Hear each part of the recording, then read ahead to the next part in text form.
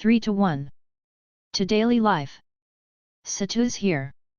Not wanting to experience the real dungeon attack again, Satu's. The armed demon who's missing with the appearance of the labyrinth is on my mind, but for now I'd like to enjoy a peaceful life for once. We've come into a vacant lot about as wide as a schoolyard when we come out of the labyrinth. Surrounding the edge of the lot are 2-meter-high fences. It looked to be hastily made. Since the outer wall can be seen from there, it seems that this is the square where the commotion was. Looking back at the labyrinth's entrance, it's a 3-meter high of sharp jet black rock with a hole. I wonder if it's made of obsidian? There are 3 turrets 50 meters away surrounding the entrance. Wooden barricades with sharp pointed tips lined up on the places where they don't obstruct the turret's line of fire. Satu-san, come here please. Xena-san is calling from a tent across the fences. When we reunited, Xena-san hugged me without letting go, but her co-worker, Lilio, who was late, teased her so she jumped out in panic. She was definitely very worried. Did she favor me that much? While Pokey and Tama hanging on both of my hand, we go toward the tent. Liza follows 3 steps back from me. Are we a master and his pupil? I give our luggages to the woman official on the entrance and go inside the tent. Liza didn't want to leave her spear, but once I urged her, she reluctantly let it go. The inside of the tent is unexpectedly wide. It's about as wide as a school classroom. The handsome middle-aged priest who got out earlier is inside, being questioned by officials while getting medical treatment. The Viscount and his daughter aren't here. Are they on another tent? Since Xena-san beckons me, I head to her. The handsome middle-aged Garlean priest, Nabinanshi and the slave trader, Nidoran are also over there. The last person is a grey-haired knight with bulging muscles and metal armor. The knight looks over here, and laughs. His expression looks like a mischievous boy even though he's already middle-aged. Who, so you're magician Xena's dearest? No. Xena-san attempts to cover and deny the knight's word, but the knight ignores it and continues. She was haggard until your safety was confirmed, you know. If her squad didn't watch over her, she was sure to jump into the labyrinth alone, it was that dangerous. That, for all the trouble I've caused, I'm very sorry. I think it's a bit strange for me to apologize, but it's better than being awkwardly silent. Ha ha ha. You don't need to apologize. I just want to look at the person who got the straight-laced having no interest beside magic training to fall. Like I said I don't. Xena-san tries to intercept again, but in the middle of the way, she begins to murmur her words and hangs her head while looking really embarrassed. Experiencing rom-com in this age is painful. No wait, my body is that of 15 years old. The knight looks at Xena-san amusingly, places his hand on his chin, and turns his head to me with a praising gaze. However, even though he does look nimble, to be able to break through a labyrinth with such small number of people, even a great man can't do that. If the girls weren't there, far from escaping, I'd have been in the belly of a monster by now. And so I said that to make a good impression of Liza and Seo. Pokey and Tama, who are quietly crouching beside my feet, look up curiously. I pat their heads to deceive them. Liza quietly bows but wisely chooses not to say anything. They sure looks strong. I would like to make them my subordinates if they weren't demi-human.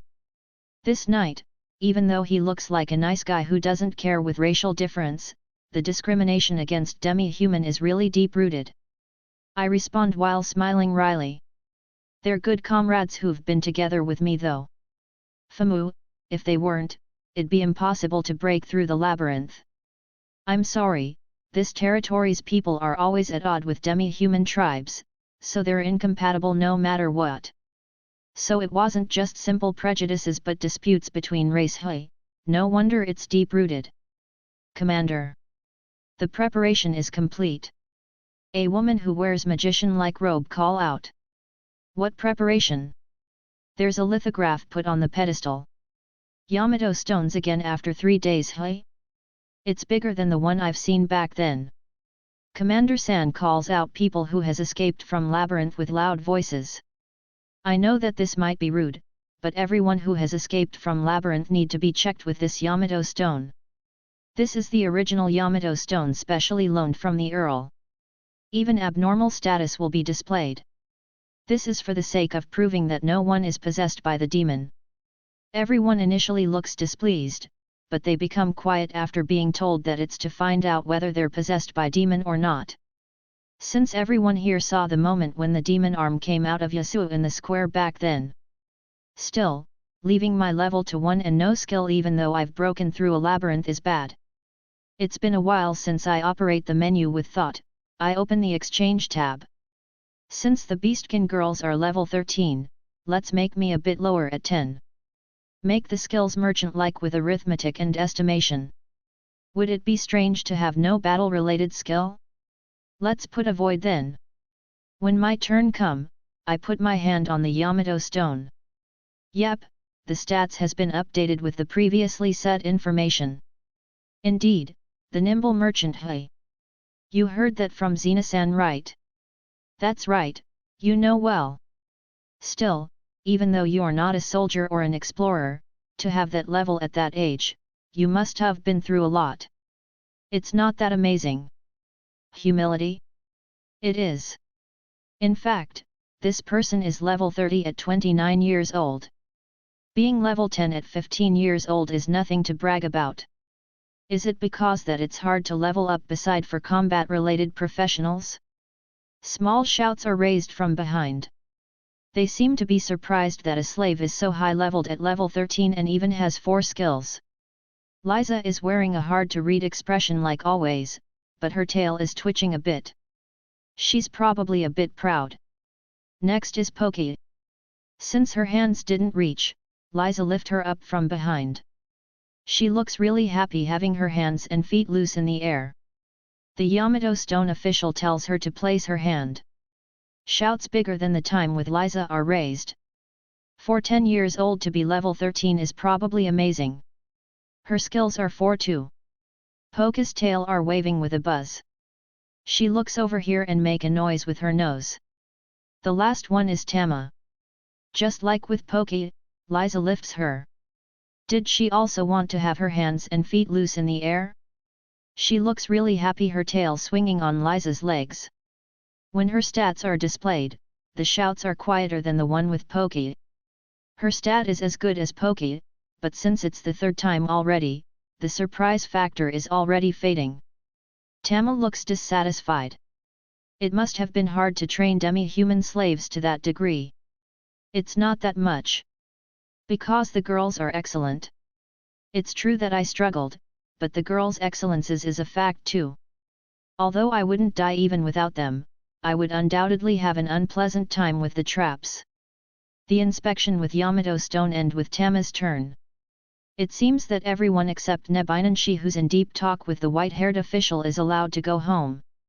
Now then, since the inspection is done, is it fine for us to go home? I'm sorry, I'd like to hear the time when the demon appear from you for a bit more. Me, Xena-san, and Nebinanshi, the 3 of us tell the event which unfolded until we were swallowed up by the labyrinth in detail to the commander and white-haired official. I was embarrassed when Xena-san excessively praised me for the handling of Yasuo. Even Nebinanshi concluded that I've subsided the possibility of rebellion and dealt with the agitator inside the crowd. Well, it's the truth though. Since I remember the words of the demon when we got into labyrinth better, Nebinanshi passed it to me to convey.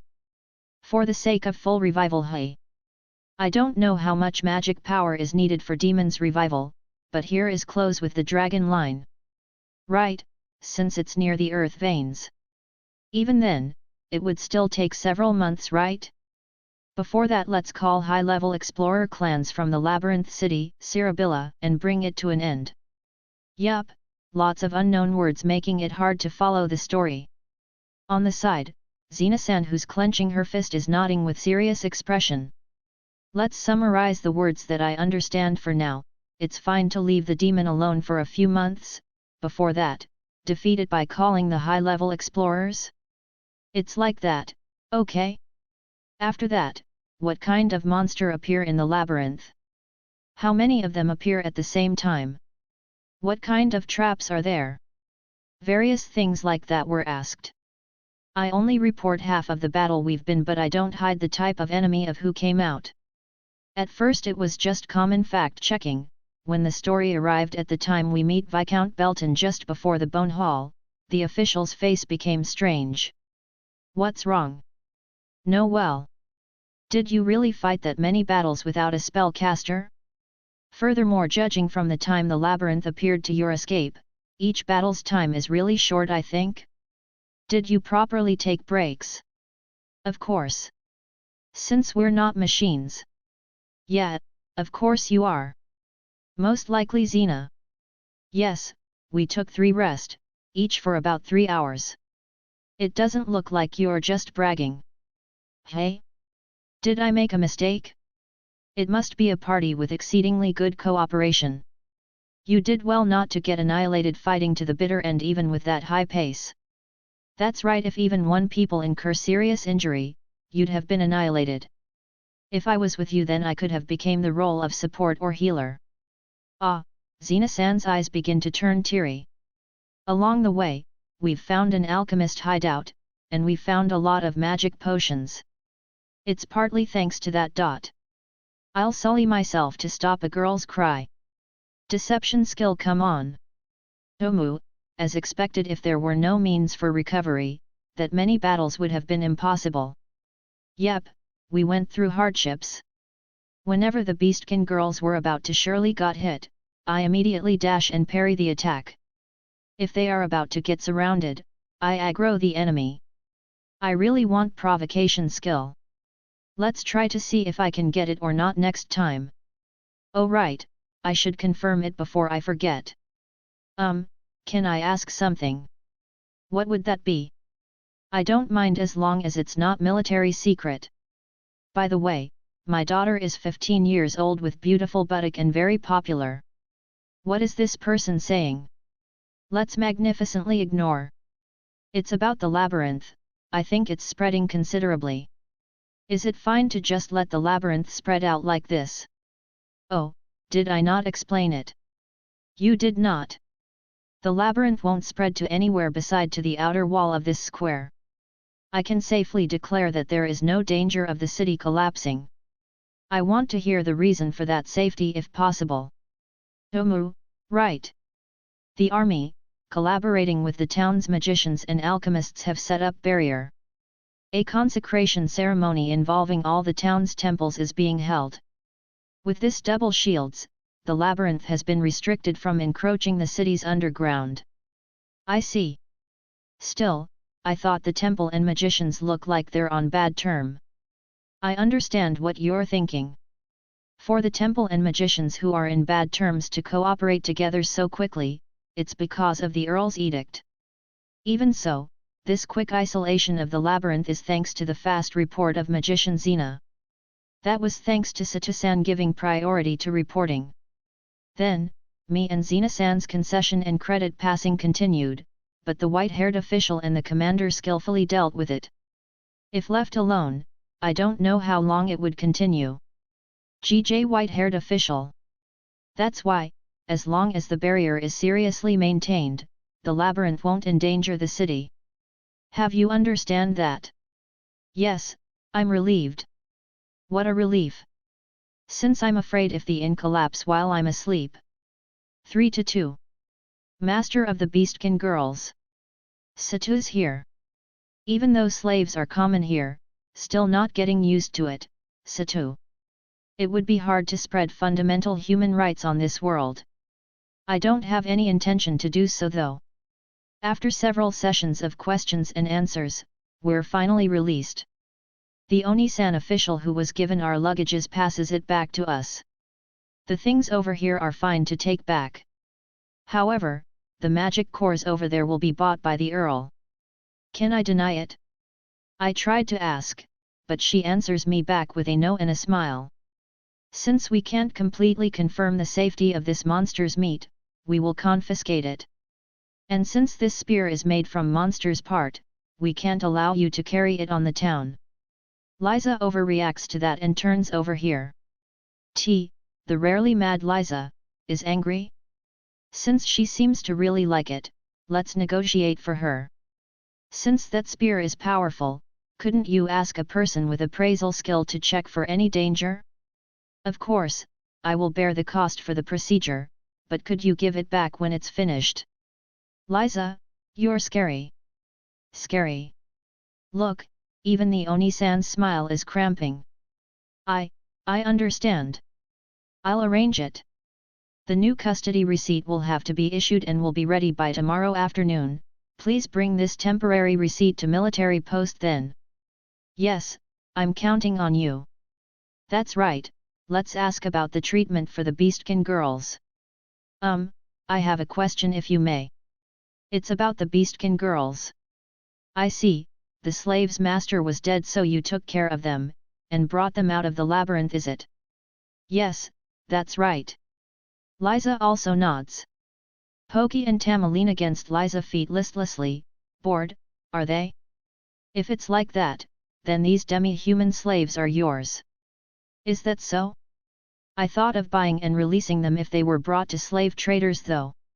If slave's master is dead in a labyrinth, except for the murderer, anyone who found the slaves will take their ownership, just like lost item.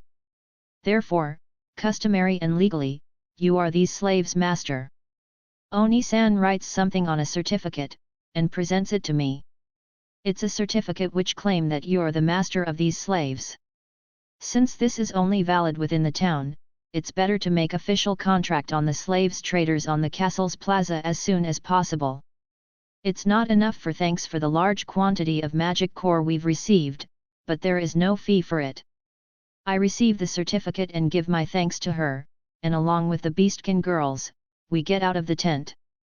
Oh yes, since the magic cores are used as materials for the labyrinth isolation barrier, we're obliged to sell them. Outside, Xena-san and the three noisy girls from back then are discussing something.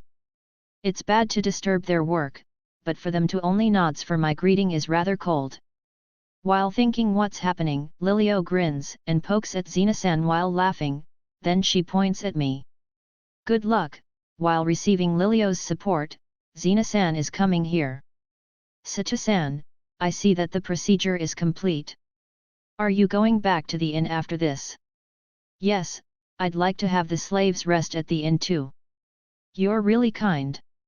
Though, I guess even the stable's barn is more comfortable than the labyrinth's floor. Hey? There were some strange words mixed in.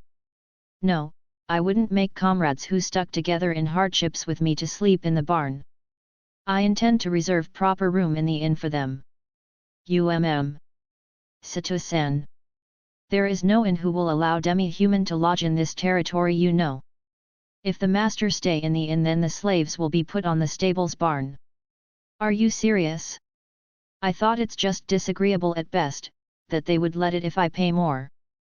Since Xena-san looks so sorry, it doesn't seem to be a joke. Xena-san, you don't have to put that face. Thanks to you, I won't dispute it on the inn. She still looks sorry, but I keep saying to don't worry about it. Since Xena-san and her group are going to be on watch here until midnight, I thank them for teaching me and get out of here. Even so, if I didn't get the information from Xena-san beforehand, and is told to put the Beastkin girls on the stable, I would probably get out of Gate Inn. Should I buy a house? Or do I get out of the Earl's territory? It's different from when I first got here. I met Xena-san and many acquaintances in this city so I'm starting to get attached to it. Although I don't intend to stay permanently. On the way back, let's go to the Workers' Guild and ask Nadi-san if she's able to arrange for buying a house. Master, it's presumptuous of me to say this, but we're satisfied just sleeping on stable's barn. Since we slept on the outside ground under the roof before. That, even for slaves, that's some excessive abuse. I'm sorry. Why is Liza apologizing? I want to hear the reason. Know that, I didn't want for Master to make that face. I want Master to not worry even if we sleep in the barn, but my vocabulary is not enough. So that's it, you were taking me into consideration. Thank you. Poki and Tama, who are dangling on my hands, are pulling my sleeves. I look at where their finger point. A girl wearing one-piece clothes seems to want to talk. A short stick is held in her hand. A spell user, hey? Can I help you with something? Yes, how about some junction magic? Is it like the junction healer in MMO?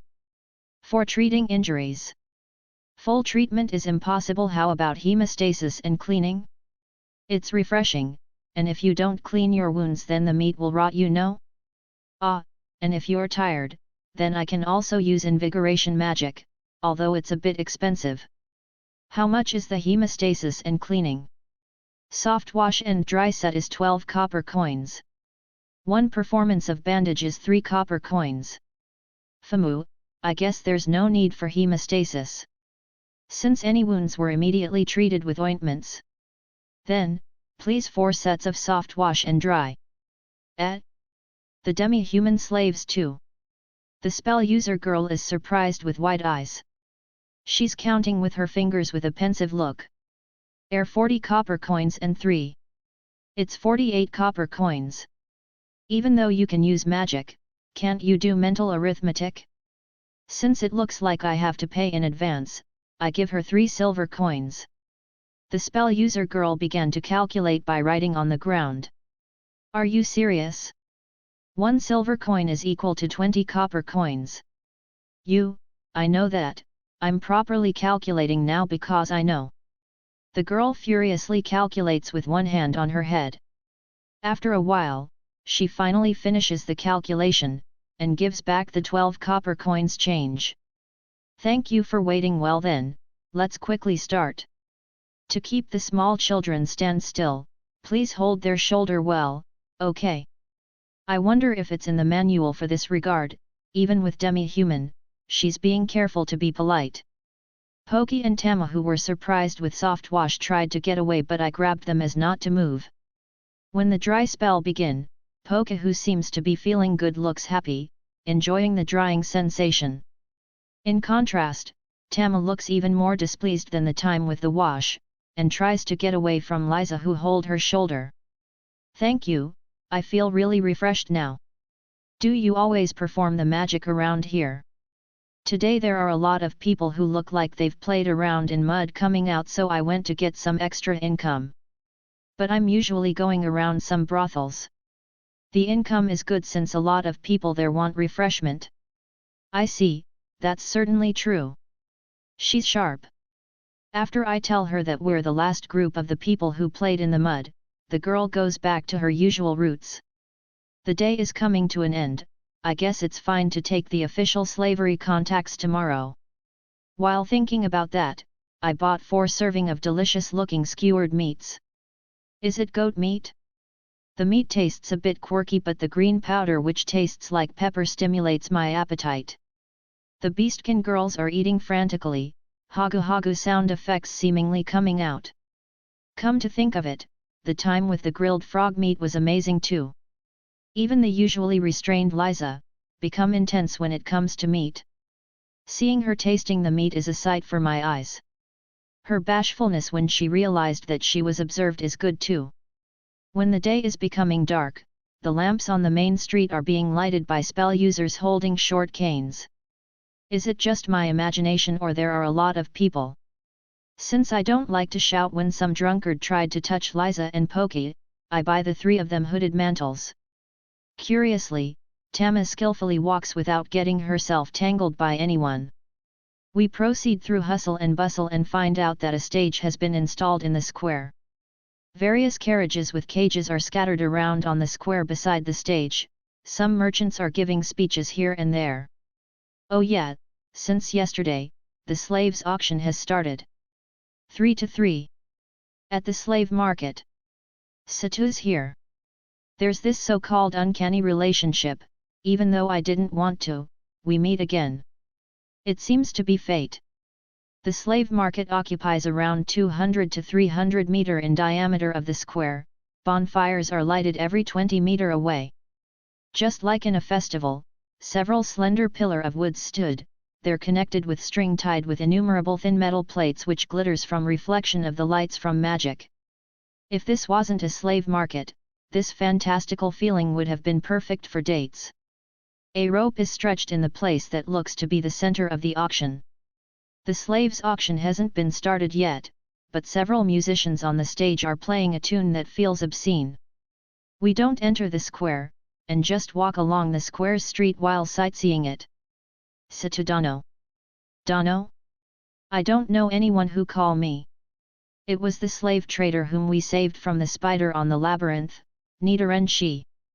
Coming out from a small tent across the slave's carriage, he's coming here.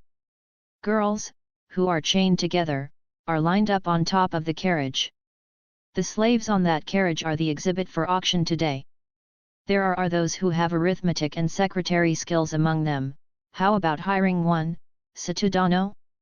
Since they are all properly educated, they're all virgins, but I can guarantee that no one will refuse for the night time. Educated, hey. Oops, rather than thinking the irony, I have other business. I'm sorry, but I must make our slaves here go through formal procedure first before thinking of new one. Oya? Do you want to sell them? If so, please do use our firm. If it's now, you can exchange for beautiful virgin slaves. How about it? He sure pushes hard. I don't have the slightest intention though. Not one bit, so please don't hold my sleeves while looking up so anxious. I brush Polka's and Tama's head briskly. I can't see behind, but I can feel Liza being nervous. I've said this before, but I don't have any intention to sell them. Yes, I do want to release them though. Poki and Tama relaxes their grip on the robe. Is that so? That's regrettable. Then what kind of procedures do you want? It's not about releasing the slaves, isn't it? Since we're still on temporary contract, I thought of doing official one. Do you know the place where the procedure can be done? If it's that, then I can do it. Since I have a subordinate who have the contract skill. Then, could you do it? Certainly. We're invited inside Nidarenshi's tent and offered chairs.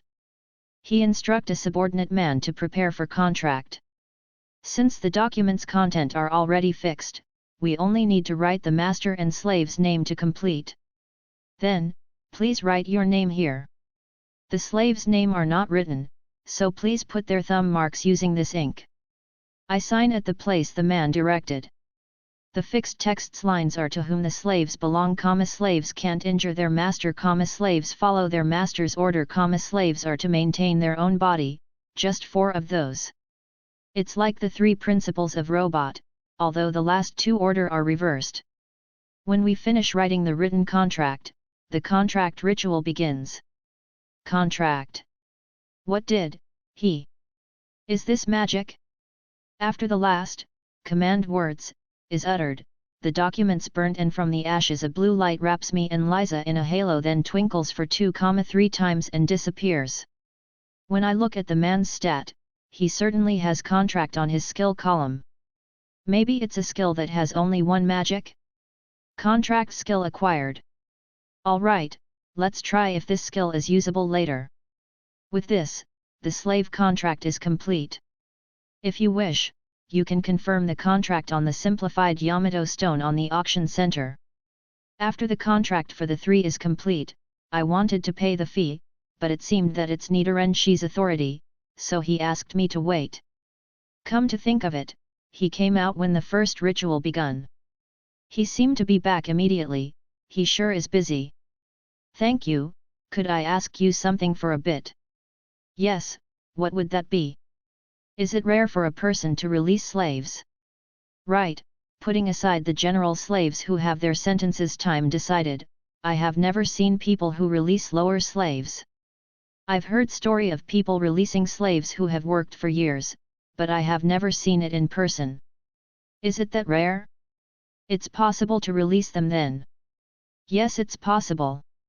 Except for criminal or war criminal slaves. For those kinds, only state official or senior noble who are allowed to. For releasing, is it the same as the contract earlier? That's right. I've done releasing general slaves several times before. With the contract skill earlier, it's possible to annul the contract too. Since we're here already, should I release the beastkin girls too now? I can just employ them if they hope for it after the release. Master, it's presumptuous of me, but allow me to intrude on the conversation. Liza, who was lowering her head in silence while listening to us, begins to talk. I wonder if Poki and Tama were nervous with the ritual. They're sleeping while hugging Liza's legs. It's okay, what is it? If it's no trouble for Master, then please don't release us if possible. She's saying slowly and clearly. Are you an Esper? Or rather, why doesn't she want to be released? Isn't it better to be free? Certainly, in this Earl's territory, beastkin and lizardkin can't exist unless they are slaves. If they're seen by the army, then they would be exiled. There's also a high possibility of getting lynched to death. Yes, furthermore, my tribe is no more, and just like you've heard back then, Poki and Tama are in similar circumstance. They can try to rely on their tribes, but for people who have no relatives, they will be treated lower than slaves. I'm glad that Poki and Tama are sleeping. Seemingly to break the heavy atmosphere, Nidorenshi brings 5 girls in. The 5 of them are quite the foreign beauty. They are all wearing thin clothes stopping at the knee. Since it's quite thin, the breast area is transparent. Have you finished your contract? Please take a look at them for now. Before that, I'd like to pay the fee for the contracts if possible. Let's just quickly pay the fee and go home. No, since I was kindly rescued from the labyrinth by you, there is no such thing as service fee. Of course, since that wouldn't be enough, I'll give you 30% discount for the slaves. He made the first move. Giving small benefit first to make you easier to talk into next time, it's the same solicitation technique from some shady new religion. Since it wasn't possible to refuse, it has been decided for Nidorenshi to introduce slaves in rotation. Since I'd doze off if I'm just listening to him, I decided to practice appraisal skill on this occasion. Appraisal is an always active skill, but I need to think I want to know or I want to appraise while looking at an object, then the result of appraisal will come into my mind. Since the detail would be displayed on the AR no matter what I do, I turn off other indicators beside radar. During the rotation of 2 set of 10 people, I was just half-heartedly replying to give proper responses. Still, their appeal point were nothing but virgin or their skills. Why is that? Do the people of this country love virgin that much? Are you tired? Please bear it for a little more, the next one is the last. So he says while bringing the next set, a black-haired oriental-looking beautiful girl from several days before is mixed among the 6 girls. I see, so he brings the best for the last, truly a skilled merchant. The others are, there. The violet-haired little girl with dangerous-sounding title is there too. Furthermore, she looks here. She's really giving a hard look here. Not matching her gaze, I look at the other girls. A blonde freckled 15-years-old girl with disgruntled look, a tall brown-haired woman who looks to be in her 20s with oval-shaped face, and a dull blonde less than 10 years old little girl that looks too thin. A braided red-haired 15-years-old who looks like a plain literature girl. A lot of them looks inferior to the 10 before them. Do they have some kind of special skills? When I try to look with appraisal, the freckles girl has negotiation, the oval-faced woman has sex technique, the thin little girl has no skill, and the braid girl has collecting. While I'm at it, the violet-haired little girl has no skill, and the black-haired girl has etiquette. What kind of lineup is this? They are all may have inferior looks, but they will work hard for their master. While saying that, Nidorenshi explain about them one by one. Subjectively, does he think the black-haired san to be plain too? How about it? I could give you 6 set for the price of 3 gold coins if it's now. Nidorenshi is hard at work promoting them. No matter how you look at it, that's too cheap. That mean each is worth 2.5 silver coins. It's been decided that those who doesn't sell well for today and tomorrow will be brought to the caravan heading to Mining City, Hearing the words of Nidorenshi, the unmotivated slave girls rustle behind me. The panic begin when I look behind. Shifting the clothes on the shoulder to expose the breast, rolling the skirt, taking strange pose, everyone tries to appeal with various method. The only two who didn't change are the violet-haired and the black-haired girls. The violet-haired little girl is staring intently like always, while the black-haired girl is downcast. When the slave girls understand that their appeal isn't working on me, they give up one by one. Just as Nidorenshi instruct them to withdraw, the violet-haired little girl regain herself. Master. Master thinks that since you have those excellent demi-human slaves you don't need other slave, aren't you? That's right, I don't need other slave. Particularly, I don't want to buy you who have such trouble-sounding title. Absolutely. However, those girls are demi-human. That's exactly right, but I'm not dissatisfied with that, you know. Yes, just by looking at them, I understand that they're cherished. That's why. Please purchase me. I don't understand the reasoning. Demi-human are shirked in this city. If you only have those girls as slaves then you wouldn't even receive a bread if you make them go shopping. I see, I didn't think about that before. However, I don't have to buy slaves just for chores, I'd just ask the maid at the inn. Yep, don't need it after all. If I was there, I'd do chores in place of those girls. The price is reasonable too, so please by all means, purchase me. The violet-haired little girl look up for appeal. Hair that has been cut to shoulder length, moist violet-colored iris, thin small lips, trembling small shoulders. If I'm into little girl, then I probably wouldn't hold up. I guess I'll buy? Even though I'm not into little girl, I thought that she's charming. No wait, I don't need it, do I? But, I feel like I absolutely have to buy her.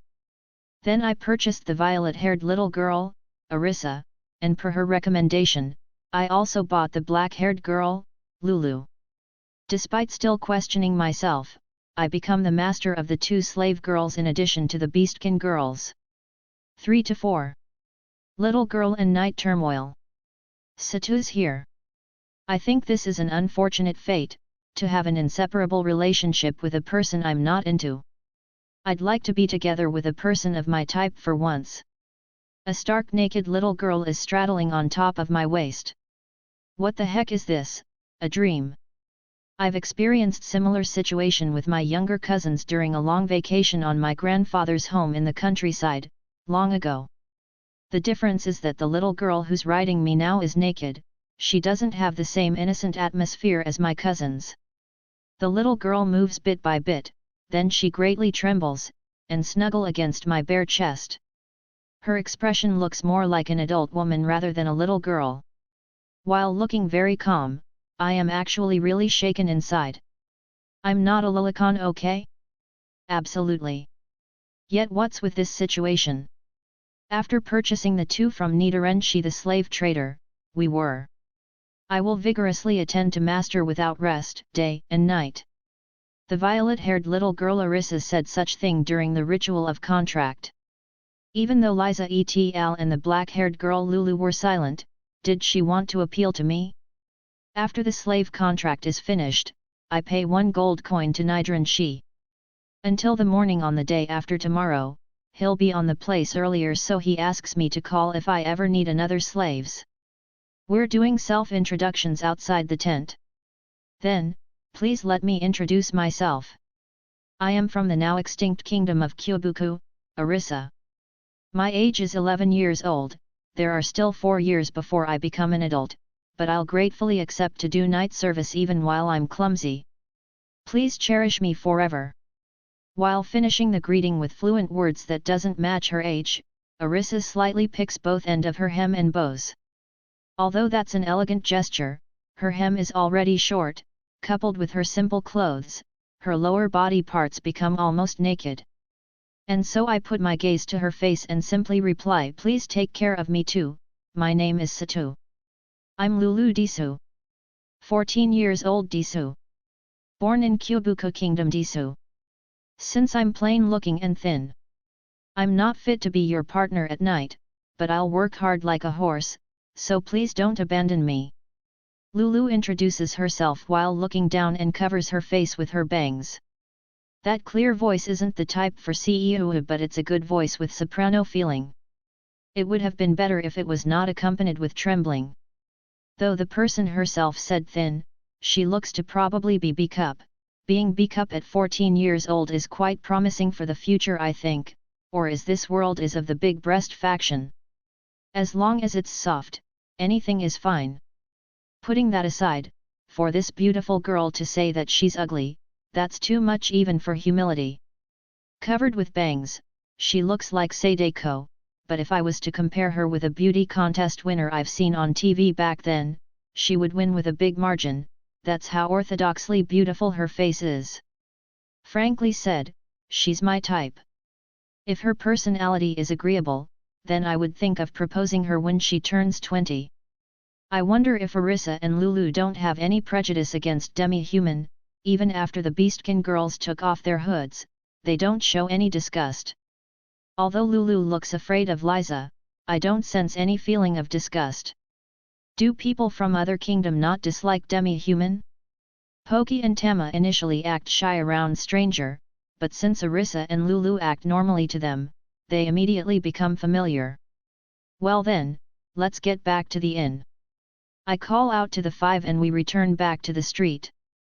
Arisa smoothly and naturally clings to my left arm. The remaining other is being contested by Poki and Tama.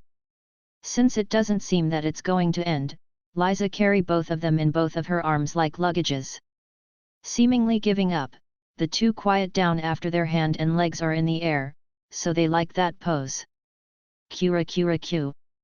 A cute sound resounded. When I look back, Lulu blushes. Figure of bashful beautiful girl is lovely. I don't think of her as a romantic interest now, but I'm looking forward to the future. A lot of stalls exude good smells, but there aren't many customers. It seems that the auction has started, so the riches and the curious onlookers who want to look at beautiful slaves have flowed there. Since it's convenient, we go to a stall with tables. I bought chicken soups and flat breads, assorted intestines and vegetables, and enough meat skewers for this number of people. I ended up buying a lot of meat skewers. Itadakimasu.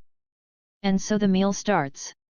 After the Beastkin girls started eating, the two newcomers follow. Arisa stuffs herself with meat skewers, saying, "Ah, proteins," after a long time while holding her check. So this world has the concept for nutritions too. I ignore that while enjoying the scenery of the meal with everyone. Lulu eats with all her might while still being reserved. But, the two's eating pace is slow compared to the other four, so they didn't eat much from the big combined platter. Next time, let's divide some small portions for them first. Since I'm not really hungry, I finished my meal in the middle, but since Arisa and the Beastkin girls doesn't look like they've had enough, I order for more intestines and vegetables platters. Continue your meal as it is, I'm going to buy cloaks and shoes at the stall for a bit.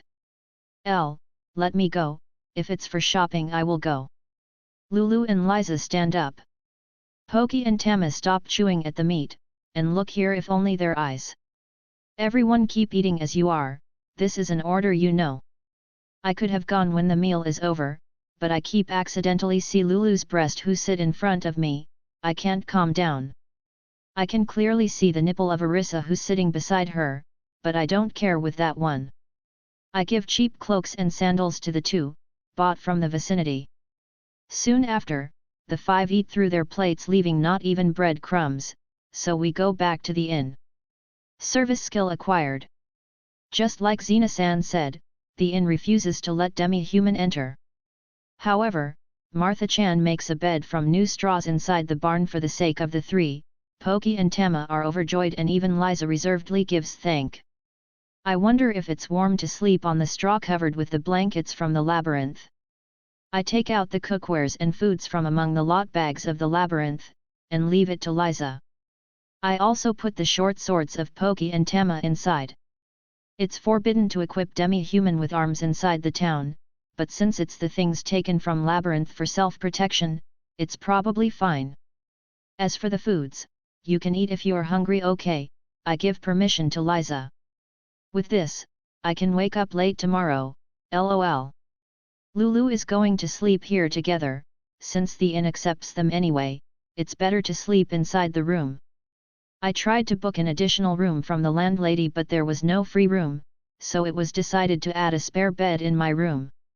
Since the room is wide, being originally a twin room, even after 2 beds occupy it, it doesn't feel cramped.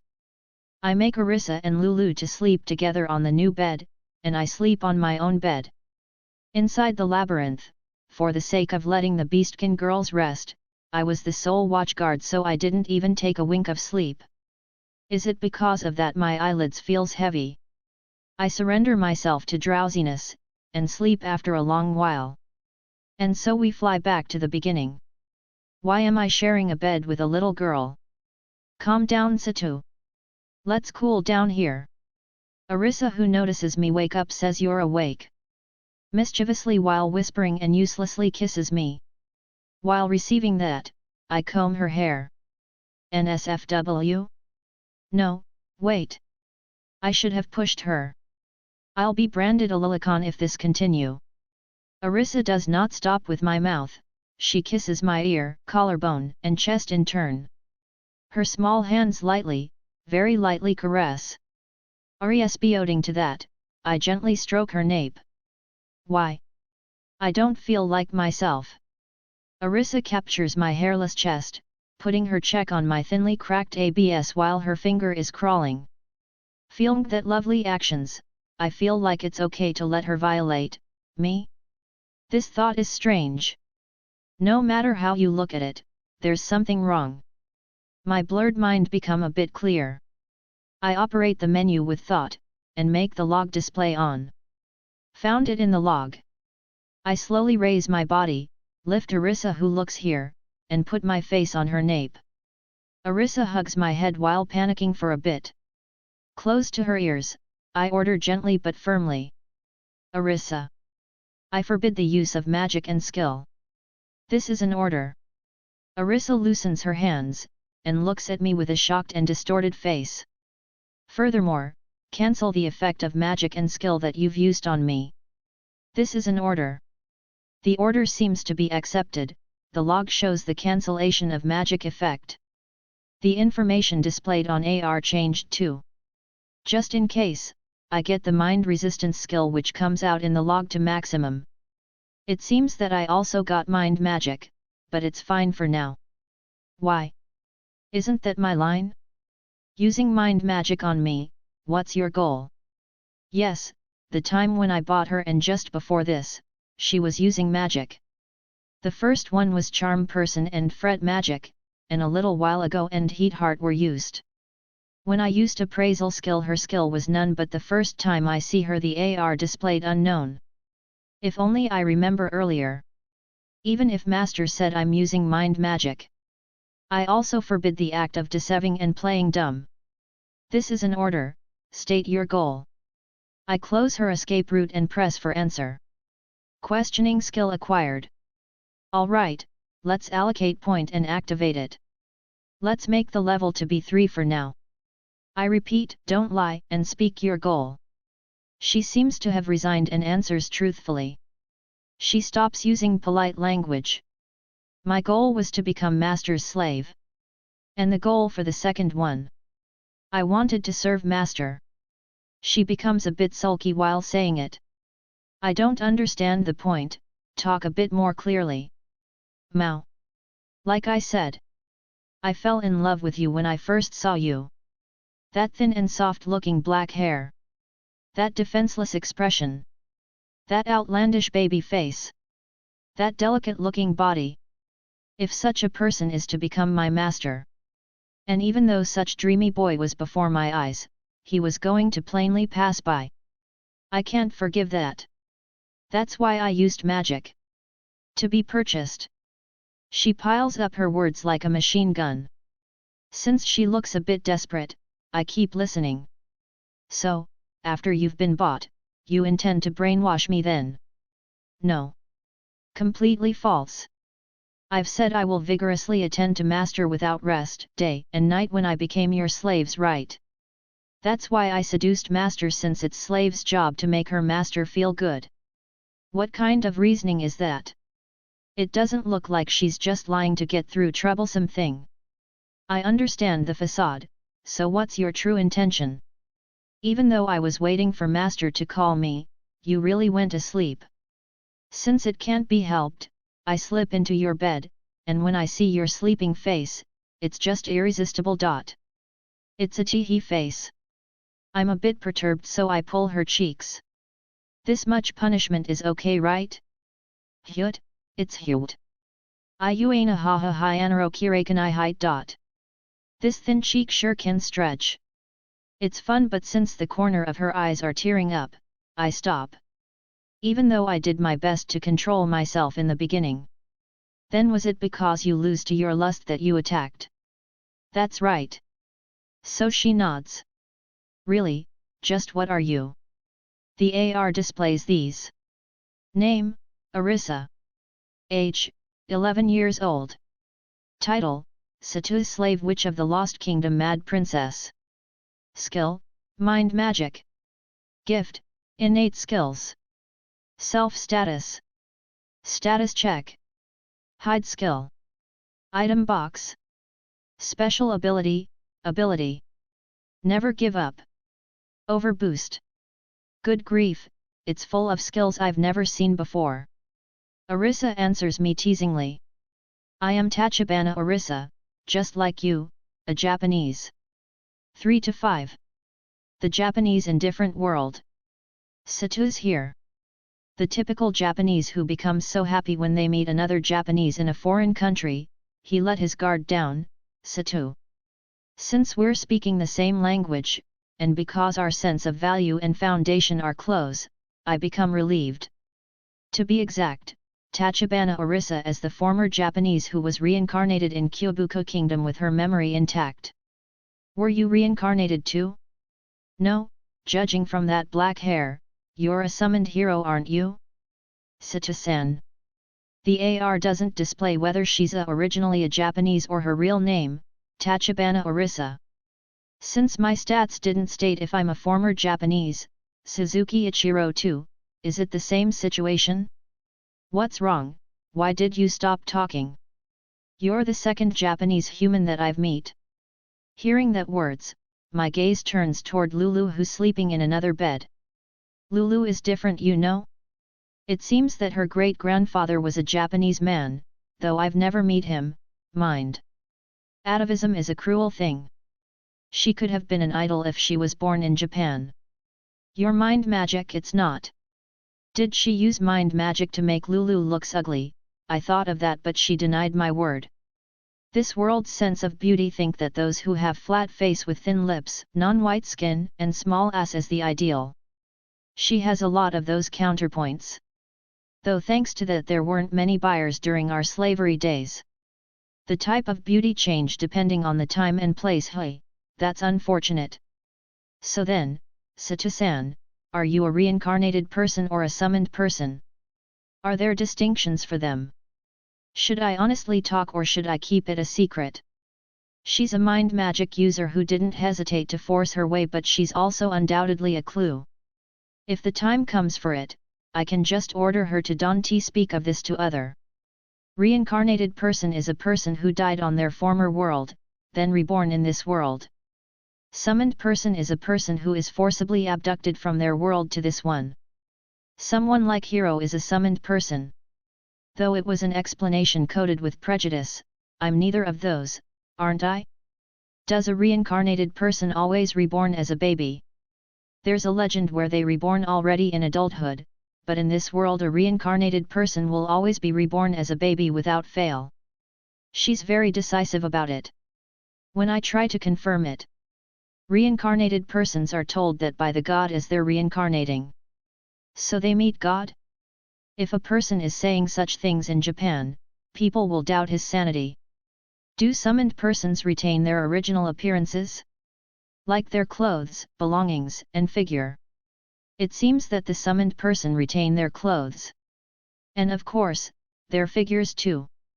So even their figures are kept, but I became younger. Why is that? Did you hear it from others? The Hiro-sama from Saga Empire said so. I don't think it's wrong. Since the only one who could summon heroes from another world is Saga Empire. Then if I go to Saga Empire, I could find out the way to go home? Let's not forget to check it later. I see, but I'm neither of those. I took a nap after works. When I woke up, I was already in a wasteland. You didn't see the god? Nope. Arisa crosses her arms and groans. Put some clothes on already. Then, did you get to the summoner's place when you came to this world? No, I was the only one on that wasteland. Then were you high level from the start? Or had infinite magic power? Or got a lot of interesting skills?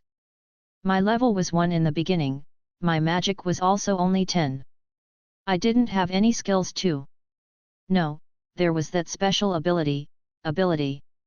Like the Meteor Shower. What's with that? Impossible game.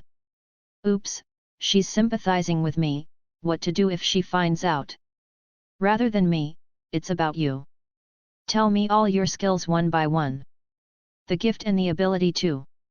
Just this is an order. I will tell you even without an order. First, mind magic is at level 5. Aren't me quite good? I've dedicated the skill points I acquired post-birth for this one. Since it sounds strange, when I check it, the required points to level for each skills are 2 to 12 point with an average of 7, represented with 2d6 in her case. The required point to level up a skill isn't one but different values for each of those skills. It seems that the required point also increases as the skill level increases. Am I a special case, or is there any specific condition? Self-status is a skill to check my own status. It's more detailed than Yamato Stone. The most important function of this skill is that I can decide which skill I allocate the point I got from level ups. From what she's saying, she can choose which skill she allocates the point to. It seems that this is a skill that every reincarnated and summoned person always have. I thought that it's the same special ability that allows me to learn skills easily, but it's actually an inferior version of it instead. As for the general populace, seems that they have probability to remember skill depending on their training as they level up. Status check is a skill to see other people's stats. It's convenient. It'd have been better if it was analyze, but my privileged reincarnation point wasn't enough. It seems to be a skill which have the same effect as Yamato Stone. Similar skills are like weapon check, armor check, gem check, coin check, plant check, etc., and the skill that comprise them all is analyze. Privileged reincarnation is the point that the god gave her when she reincarnated, she says. Hide skill is a skill used to hide your own skill. Once used, even if you were looked by analyze or Yamato Stone, it'll show skill none, until it's cancelled. My AR shows skill unknown, which mean that it's from different branch than anal Z, is it? Item box, it's just as the name imply. It's the same kind of storage that usually exist in a game. Though it's not the same as the one heroes get with their infinite storages, inventory, the storable number is limited but it doesn't add to the bulk and there's no weight, it's really convenient. From what I heard, the item number limit is 100, and it can stack up to 100 piece of the same item. For things that has indeterminate shape, like water, it's counted per liter. My storage is more similar to the infinite storage, inventory, 1, if I have to compare. After saying that much, Arisa says my throat is a bit thirsty, then she theatrically swing her hand horizontally and recites item box, open. In front of her, a black hole open on level surface, then she puts her hand inside and took out a water jug which she drinks directly. Her face seen from the side looks so triumphant. The water she drink is spilling from her mouth and draw lines on her naked chest, looking inappropriately erotic. How old is this girl inside? At least use a cup, I asked, but it seems putting things in and out each requires magic power to do, so she's minimizing doing those to the lowest. It also works slightly different to my storage. When she finished drinking water, she wanted to put the jug back, so I let her. How do I say this? If a clueless person saw it, it'll look like someone is putting things inside a black box. Item box skill acquired. I don't need such inferior version of storage. Rather than that, the remaining are never give up and overboost, which one of those that let her mind magic to pass over the 300 level differences, I want to know. Phew fun, how about it, am I not amazing? There's rarely a slave that has this much skills. Aren't there others too? Ugh, she faltered, Mao, you're really greedy, while she pompously hold both her hands up like a gaijin. I give a chop to her head. I'm against violence. The others are, unique skills, 2 of them even. Amazing, isn't it? And since she once again start posing, I'm stroking her head roughly. My hair falls into disorder, even though she's saying that she looks a bit happy. Even Lulu doesn't know these abilities. One is called Overboost. By using all of my magic power and stamina, the effect of one attack will be raised by many folds. It's exactly the ability fit for a heroine. A disposable cannon it is. The other one is Never Give Up. It's a power to absolutely never give up, no matter how powerful the enemy is. More concretely, no matter how much the level differences or the defense power of the enemy is, an attack or magic will hit with 10% probability. Isn't it great? However, it can only be used 3 times. Once I used them all, it'll recover 1 for every month. Since my magic did not really work against Master, I've spent all 3 them. It was probably this skill that had put me under her magic. There are a lot of magic-resisted entries in the log, so it's doubtless. What a troublesome skill. I should be glad that she's not an enemy, is it? This is something that I heard later, but it seems that even if this skill is in effect, it's useless against an opponent who has complete resistance. For example, the elementary water shoot is ineffective against a great water spirit who's immune against water magic. There are several things I want to confirm. Go ahead. How did you use mind magic without chanting?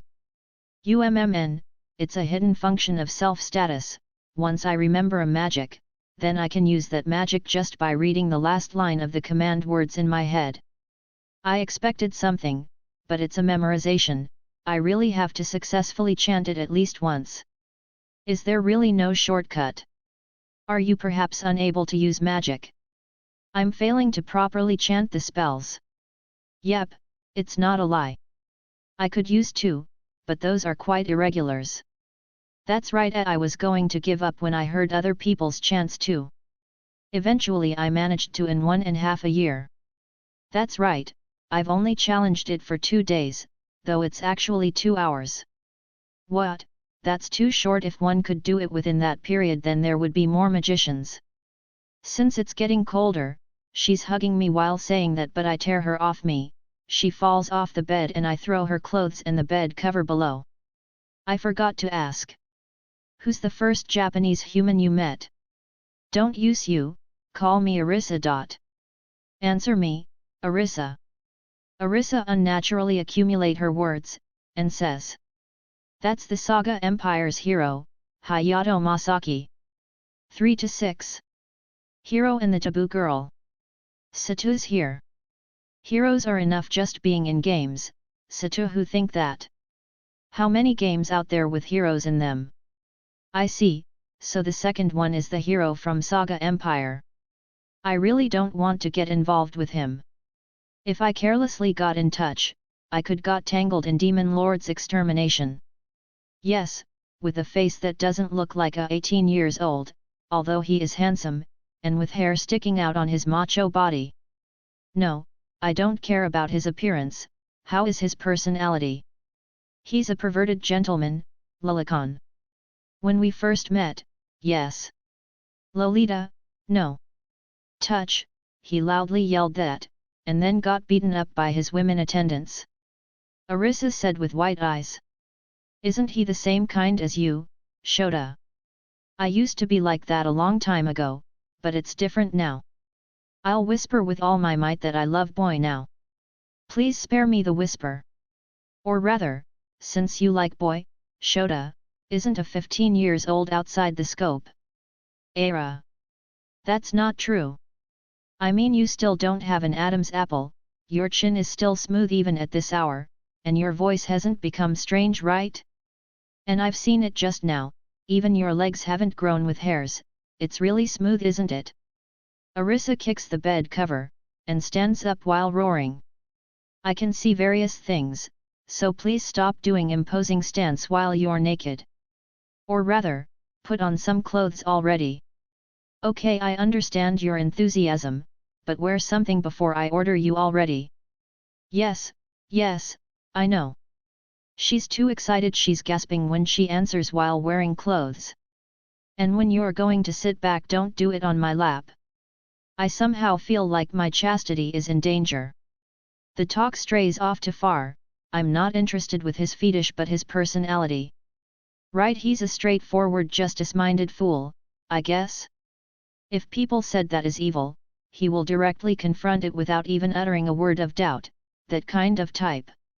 Originally there was a staff officer type glasses wearing girl around him, but since she was needed in the noble bureaucracy, I don't think she'd participate in the war. It's a type I'm not good against. I have a friend who's like that too, those kind of types will drag you into their problem without even hearing your circumstances. I think I always got involved. Since he's a hero, he's surely strong, isn't he? Seems like it. I didn't see him fighting, but it seems that he was already level 50 when he got summoned. Did you not check his skill when you met him? Of course I did. His level was 61, with point mostly on basic sword and spear skill and a lot of various other skills. If you're interested, I could write down the ones I remember for you. Ah, I'm counting on you. I'll buy paper and pen when the dawn comes. However, I don't know about his unique skills, okay? You couldn't see it even with status check. Yep, I couldn't. It seems to be an ability of the holy armor he got from Saga Empire. I don't understand why he didn't hide his skills too then. Indeed. Is it a problem of cost, or is it deliberate to make his opponents let their guard down? I guess the reason doesn't matter for now.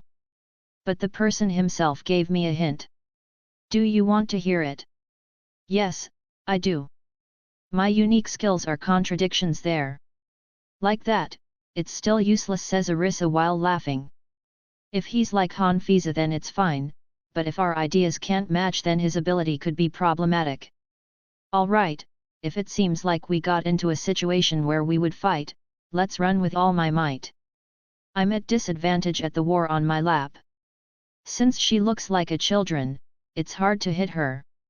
Though if she jump on me, I intend to grip and throw her off. Arisa pretends to be sleepy and leans on me with her back. Boy, the things you wanted to hear, is it over? You're breaking your character, you know. Arisa strokes my chin with her fingers. Unai-chan, I'm sleepy. Won't you hold me tight until morning? How sly. I scoop her up my lap and roll her over next to Lulu. I forgot, since when did you notice my identity? If I have to say, from the beginning. I'm shocked. I thought I had conducted myself well. Since you have that Japanese face, I had an incline from the beginning. Isn't that too weak for affirmation? The second one was a tadakamesu. There's no such speech in this world. Arisa put up 2 fingers while talking. The third was protein. Nutrition's only come out in a few books since the era of Yamato-san, most people don't know about it. Furthermore, I said protein fully in Japanese, but you ignored, didn't you? I was careless. And the fourth? There's still more. The next one is the last. When the thing about me being a Japanese came out, weren't you upset? You should have set a poker face and asked back, what's a Japanese? Instead. So I was completely caught in her bluff. I'm sorry, actually there's one more. She points at my trunks, trunks made from synthetic material with a washing tag attached. There is absolutely no such thing in this world, and she laughs. Next, Tell me the contents of your item box. It'd be bad if I was killed when I'm asleep if you take out knife or poison from it. I'm not forgetting to check for potentially dangerous situation. Mind magic related, 5 magic books. She piles it up on top of the bed. If you've sold this books, wouldn't it be enough to buy yourself back? Slaves' belongings, if taken, it's the end. Besides, if they knew that the writing is about the detested mind magic, I don't know what they'd do. Isn't it better to learn other magic? Only this was available. If there were magic I wanted to know, I had to learn it by myself. I know that feeling well. The remaining ones are just the water jug from a while ago, and various clothes. Do I have to take them out too? Ah, take them out. You don't have to for the water jug. I got a headache after seeing the clothes Arisa took out. Yukata, sailor uniform, and unfinished maid clothes. It seems that they're all handmade. She doesn't have tailoring skill, but it was her specialty before reincarnating. I take memos for only the titles of the magic books, and allowed all the things back to the item box. You won't take it. I want to read the magic books next time, but I don't have any intention to take them. I tell the slightly dubious Arisa clearly.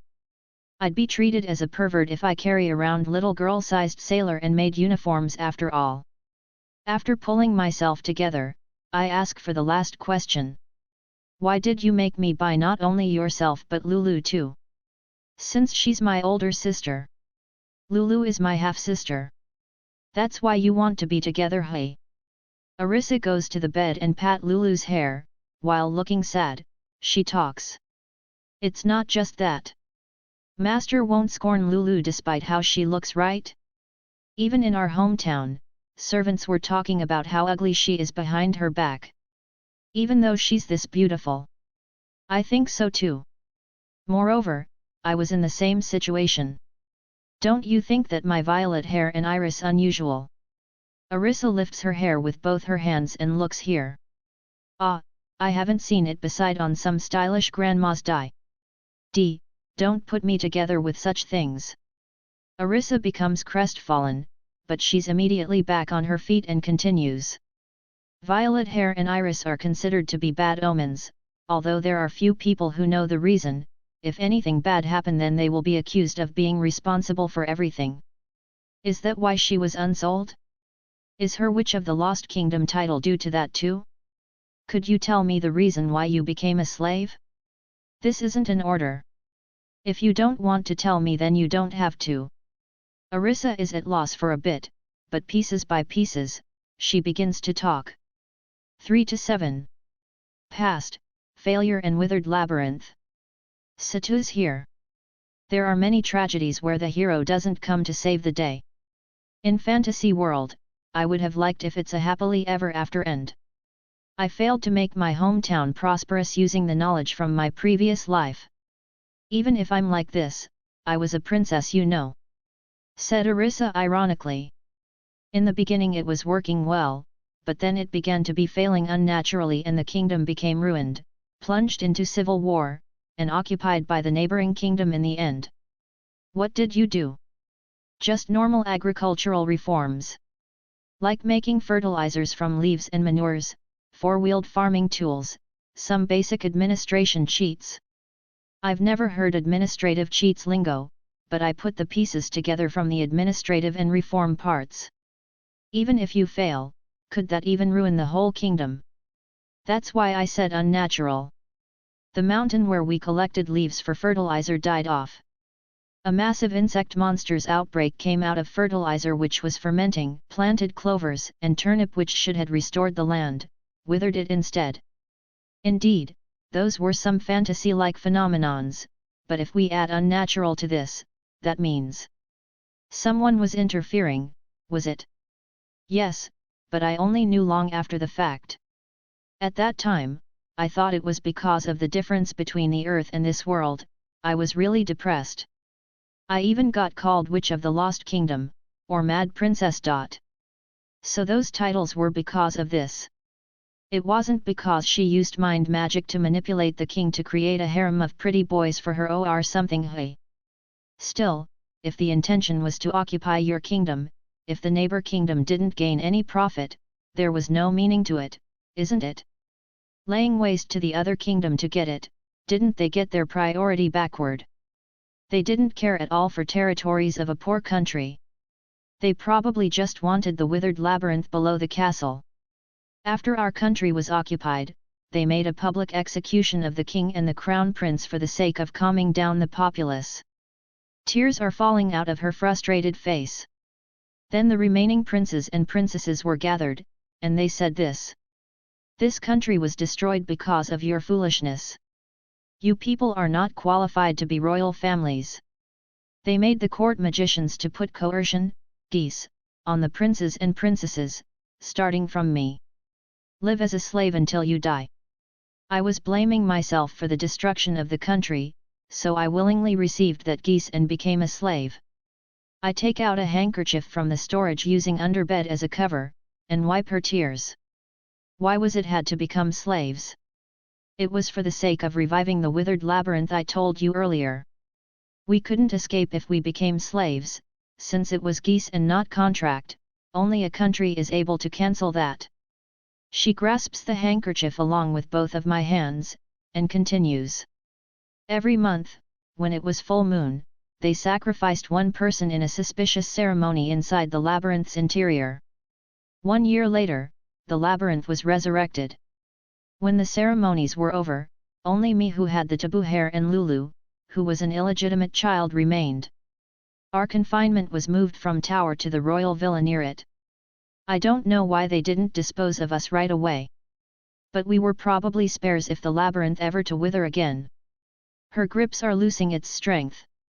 And then, another tragedy struck when the next full moon happened. A demon appeared, the castle and the town surrounding it were destroyed.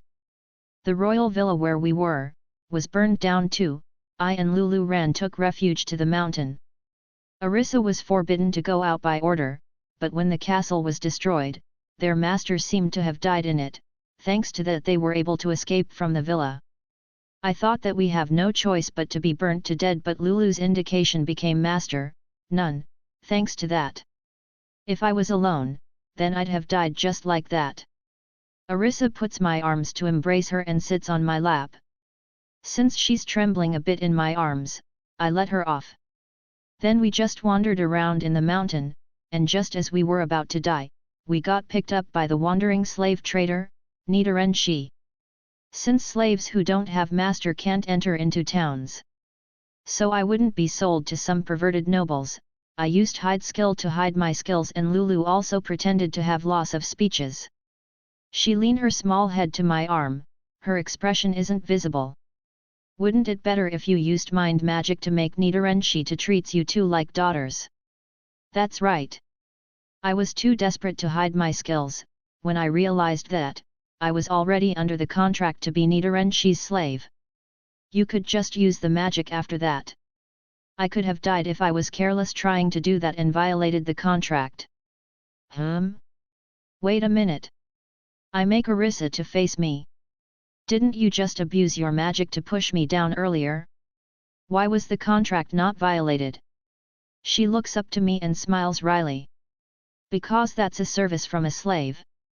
I properly made the oath during the contract, right? I will vigorously attend to master without rest, day and night. That's why I use every ounce of myself, including magic, to service you. She puts her hands on my side while looking like expecting something, so embrace me, indulge yourself on my unripe body. While trying to hug me, I shoot her down with a chop. By the way, who was that demon? I don't know. I didn't directly see the demon. Only heard it from Nidorenshi's talk with other merchants.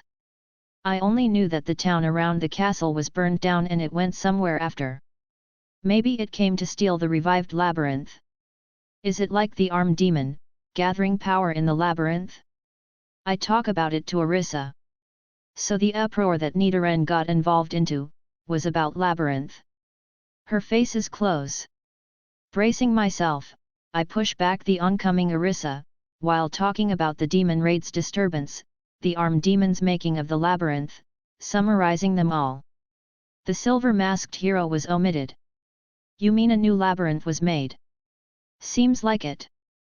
Is it a point to be surprised about? There are only 6 living labyrinths in this continent. The last labyrinth which appeared, did so 100 years ago. A labyrinth will appear in the place where the corpse of Demon Lord is, that's what written in books. That armed demon said that it was created for the sake of the complete resurrection, so I thought that it was just a recovery type shelter item. It's not such a cheap thing. That's a legend class artifact item. I wonder what's the objective? To produce demons to fight the hero maybe. Ignoring my nonchalant answer, Arisa ponders with serious face. I'm alright with you hanging your hands on my shoulders, but please stop circling my waist tightly with your legs. Are there earth veins around this area? It seems there's one called Dragon's Valley. She says that with serious face while looking up. Fine, but why are you pressing your thin breast? If the armed demon's goal was to recover one arm, then probably it should have been over. I think full recovery would take many months. It could probably move around in its former form in short period. And that thing is underneath our feet, chilling, she's shaking. I don't know how long is short period, but Xena-san et.al. Who are on the labyrinth's entrance are in danger. You're awfully knowledgeable. Almost like Nadi-san. I've read most of the books in the castle's library. The letter printing in this world is really small, you know, Arisa outraging. Do you know? When you read books and gain new knowledges, you accumulate experience points. Thanks to that, my level went up even while secluding myself in castle. I see, this isn't a game after all, you can gain level even without going in battles. Tell me if you know this. Of course, Master. While rubbing your face against my chest, don't grope it with your fingers. In this world, to fight against a level 62 demon, how much force would you need? What are the level of the best pieces you can prepare? Around 48. Then if you equip them with 6 holy attribute weapons and the party balance is good, you can win. There aren't 6 of them. Level 48 magician is 1 person, upper 40 are 3 people, and lower 40 are 2. It will be harsh, but if there are 10 level 30 people as backups in turns, then I think, they could somehow do it. Although there probably would be many sacrifices. She stops playing with her fingers and looks over here. Master, you sure know a lot about this town's forces. Aren't you a merchant? I know an acquaintance in military. Also, although I call myself a merchant, I've never done any commercial business. Master can afford 5 slaves regardless. Well, yeah, I got a lot of magic cores from the labyrinth after all, I won't have money trouble for a while. The monies are actually things I pillaged from the dragons, but it seems it'd be troublesome, so I just mislead her here. I grab her hands which were playing around on my chest above, seemingly misunderstanding something. She closes her lips shut and attempts to kiss me. I push her back, peel her body off me, and lay her beside Lulu. I put on cheap robe and cloak, and going out of the room. Where are you going? Hearing that, sleep until morning, I ordered Arisa that and got out of the room. 3 to 8. Masked Hero. Satu's here. I've played around imitating a transforming hero when I was a child, but I didn't think that I would really stuck to be one. I come back to the labyrinth. Covered in blonde-haired silver-masked hero style, lol. I left the Beastkin girls to rest in the inn, so I'm alone. Since Poki and Tama aren't here, I activate the trap release skill. Opening the map, I mark the course to where the armed demon should be located. Alright, with this I won't have to check the map every time I reach a junction. I proceed for a bit while having the trap discovery skill finds the trap locations. I somehow know where the trap is before the AR indicate it. I put force to my jump, flying over the trap. It seems that there are 5 skeleton soldiers in the room ahead. Since pulling out sword is tedious, I just kick them. The skeleton soldiers are blown away to near the wall in tatters, but they immediately get back up. Oh dang, that skill was still disabled.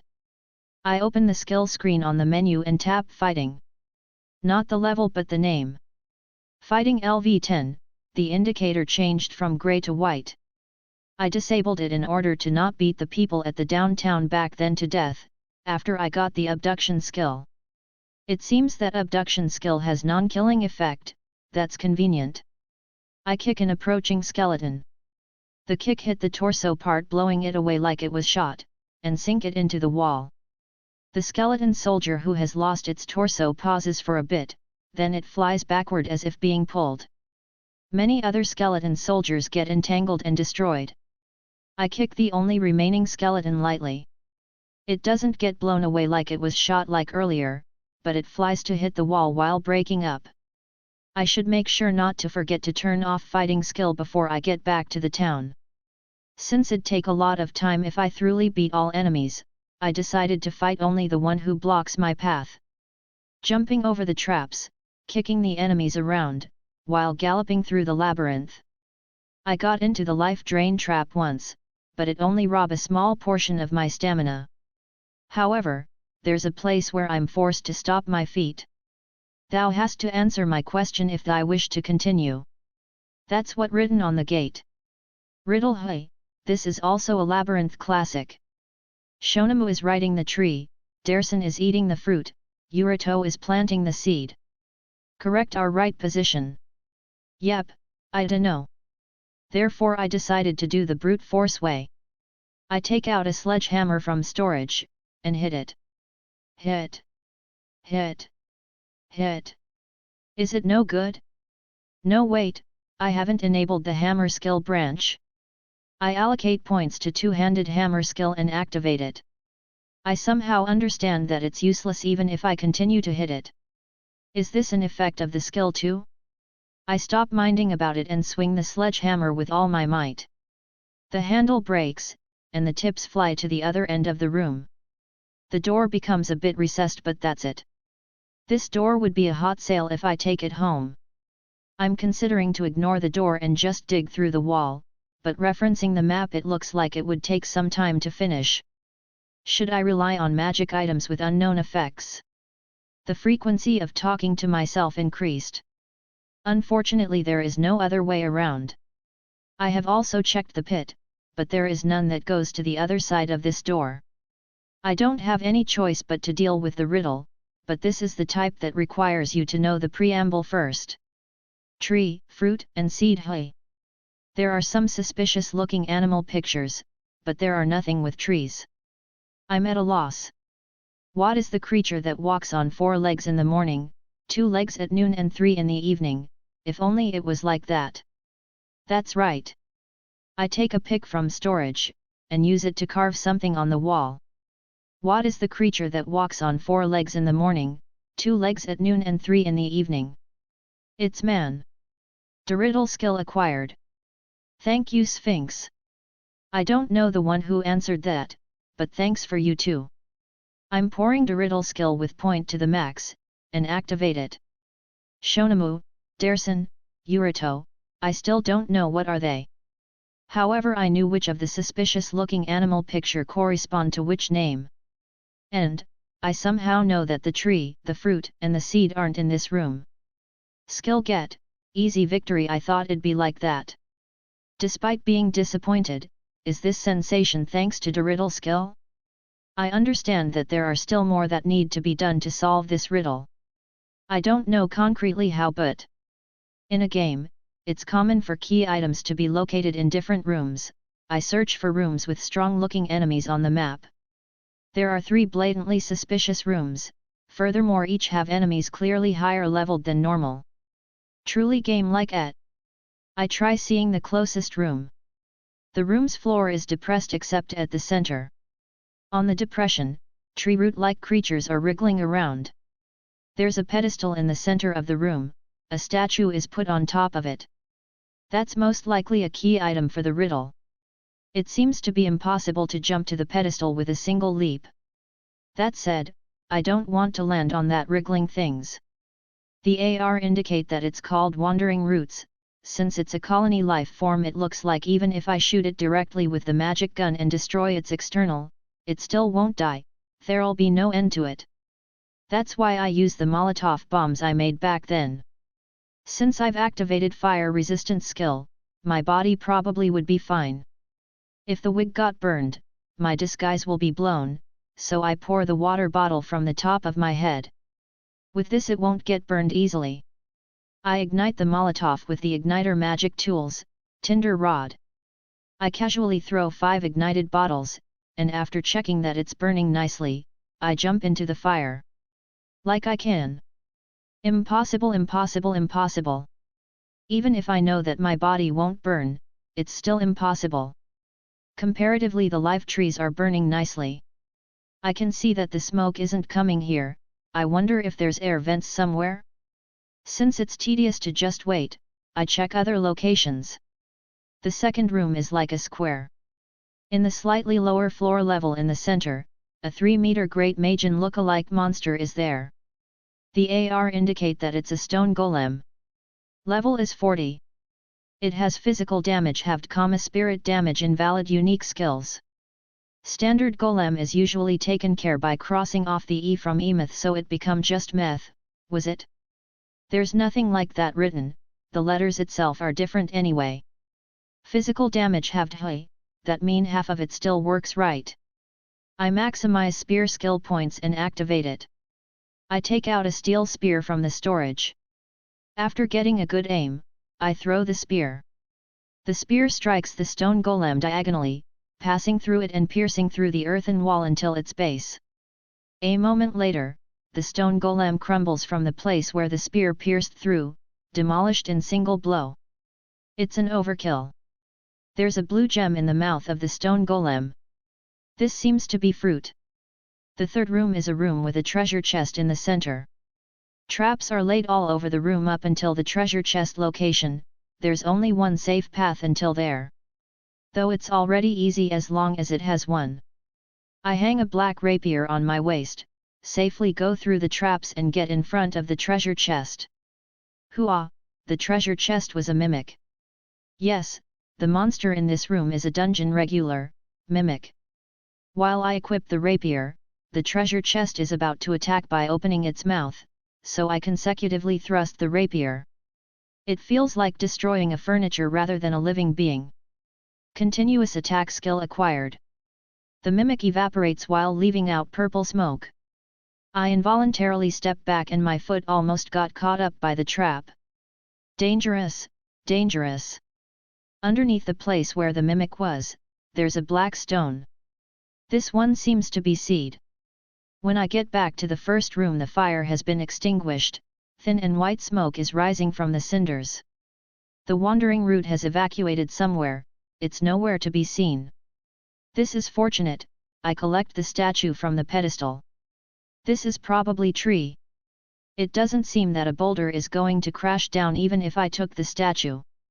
I leave Digital skill to place the collected item on the right position, then the door silently opens. So that the door won't close when I'm going back, I stab a suitable greatsword on the floor. From there was nothing worth to talk about until the target room. I ran through. This is the place where the armed demon should be. If he's not revived, then I'm going back to indulge on lazing around. An altar-looking thing is situated on the depth of the room. I'm closing on it. The candlesticks around the altar are suddenly lit with blue fire.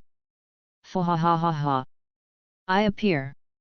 A magic circle with purple light emerges from the altar along with the armed demon's voice. On the center of the magic circle, the armed demon relaxedly rises. No, its whole body has been revived. Maha! In perfection, I am revived. As usual, what an idiotic way of talking. Moo moo moo moo. You bastard! Silver mask! I struggle. The demon roars, and black aura is rising from its body. It seems to be some kind of support magic. The AR indicates that its physical damage 90% cut. Unpreparedness is one's greatest enemy. I do my best. The demon roars again. Purple lights are emitting from its nails, horn, and tail. The AR indicates that physical attack power 300% up. Is it fine now? I put the sheath of holy sword on my waist while listening the demon. I wonder if it's also called sheath for Western swords? Returning my consciousness which went astray to the demon. For showing that allowance, it's my turn now. I dash forward. The demon attacks while dashing.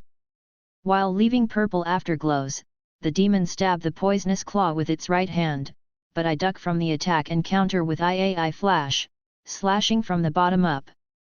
The blue light track is beautiful like always. The holy sword tears through the meat smoothly without any resistance, severing the bones. Gunananu. I, unyielding. The demon who has its arm cut, used the rotating tail to strike instead. Come to think of it, I was blown away by this tail the first time. If I don't let my guard down, this isn't a problem. I cut the tail with a single stroke of sword. No way. You bastard. You must be a hero. I astonished. The demon shows its back after using its tail to attack. I cut it into 3 pieces from behind. Yep, I'm all right. After defeating so many insects, I got accustomed to it. This can't be. Mao-sama. I regret. After making sure that the demon's HP is 0, I collect the cut tail and arm and put them on the main body. It's troublesome if it resurrects again like before. Let's cremate it. I set fire by throwing the rest of the Molotov bomb to its body from a bit far. I monitor the corpse until it's burned down from a place away. Probably because its existence is already thin, it has been burned out leaving only ashes in only 5 minutes. Having finished my business in the labyrinth, I leave it behind. Title: Labyrinth Traveler acquired. Intermission: Xena. The invoked magic wraps my body. Even though it's a sensation that I'm familiar with, right now it's irritating. To confirm the effect, I take a step forward. Okay, it is working properly. Together with the wind. I am running. I met that person yesterday. Even though it has not been even a full day yet since then, I feel like it has been longer than that. I thought that I could defend the demon's attack with my magic, but my body became battered instead. My feet and arms were throbbing in pain, I was like a doll, unable to move. I slightly turned my neck. Fortunately, before I slammed into the ground, I was caught in roadside trees' branches somewhere. Fortunately? Is it really so? My life force is going to disappear first before that overly strong demon could be defeated and for someone from the army to find me. Even now, my blood is dripping out little by little. My consciousness is fading, but I come back to myself when I hear someone's footsteps. I muster all of the little energy I have left, and turn my sight. That someone is wearing a robe so gaudy it's hurting your eyes. I, who was on the brink of death, still think how out of place it looks in daily life. I want to go back to that daily life too. Even though I feel exhausted looking at that gaudy robe, I call out for him before he's gone. He has a voice that feels like he's going to be carefree wherever he is. Running. Avoiding people, avoiding wagon, I am running. Ahead, even a step. Faster, even a moment. I am running. I wonder if I blacked out. After calling him out, he immediately stands beside me. It's a very calm-looking boy which you wouldn't think would wear that gaudy robe. I wouldn't call him handsome, but he's someone who's giving you a favorable impression. After ascertaining my wounds and dealing with my fractures, he gently, yes, very gently lifts me up to his arms. His robe, which looks really new, is dirted by my blood and dust. But he doesn't seem to mind those kind of things at all. Despite his delicate appearance, he has enough power to carry me without looking strained. I wonder how will he bring me down from the tree? With magic? Contrary to my expectation, he flies from the branches without even using magic. I run through the alley. Without killing my momentum, I kick the wall to turn at the corner. I avoid people who are surprised like I'm dancing. I don't even mind my skirt fluttering around. I run using every ounce of my strength. I close my eyes in order to endure the soon-to-come impact. I hear someone screams annoyingly close to my ears, but it was my own voice. However, the shock never came no matter how long I wait. When I timidly open my eyes, with worried visage, he tenderly greets me. He doesn't seem to directly go down below but jumps over a series of branches and go up the roof. What a nimble person! Let's call him Nimble-san from now on. While carrying me, he's ferrying across several roofs, looking for a place to go down. He was jumping up and down several times, but he was doing it like a weightless feather. As if he has wings. I wonder if this is what it feels like to be flying in the sky? I am losing breath. But I can't stop now. I was entrusted to call for reinforcement, for the sake of not letting him die. I am ignoring the scream of my body. I will let it rest however much later. Right now I must be faster, even one step. When we're going through a cramped house, he's being very careful as to not make my fractured limbs touch the furnitures. I feel like a princess after receiving this much of careful attentions. A luxurious thing, considering I had readied myself to die just before. Whenever he avoids the furnitures, our bodies are getting in close contacts. I've done training with male co-workers before, but he has no beast-like body odors unlike those men. On the contrary, I can faintly smell elegant-like fragrance. His hair is smooth too. I want to touch that for a bit. The fight has ended in the plaza. Apparently they won. I am led by him to receive the medical treatment. He hands me over to the relief station after the treatment is finished, and goes to rescue other people. During our parting, he turns around and waves at me once. I don't know if that was for me, but I feel a bit happy. It's almost the central main street. A child suddenly jumps out from the sideway. I cannot avoid him as it is. I jump over the child, performing a somersault in the air. I know it's shameless since I'm wearing a skirt, but now it's not the time to be concerned about it. I leave the child's safety to the adults nearby. Imposing my feet with unreasonableness for the last time. On the evening of that day, Lilio and my friends made fun of me when they saw me talking with Nimble-san. Spring finally comes to Xenohei, they said. I don't understand love even if you tell me. Whenever I'm thinking about him, I somehow feel like running in a lap. If this is really love, then I can understand why Lilio, who's a love maniac, is fast to react. The next day, I somehow go out with a skirt. There is no particular reason. Before I go to the temple for treatment, I wonder if I can meet him. I go to the bookstore he helped yesterday. I consider that for a bit.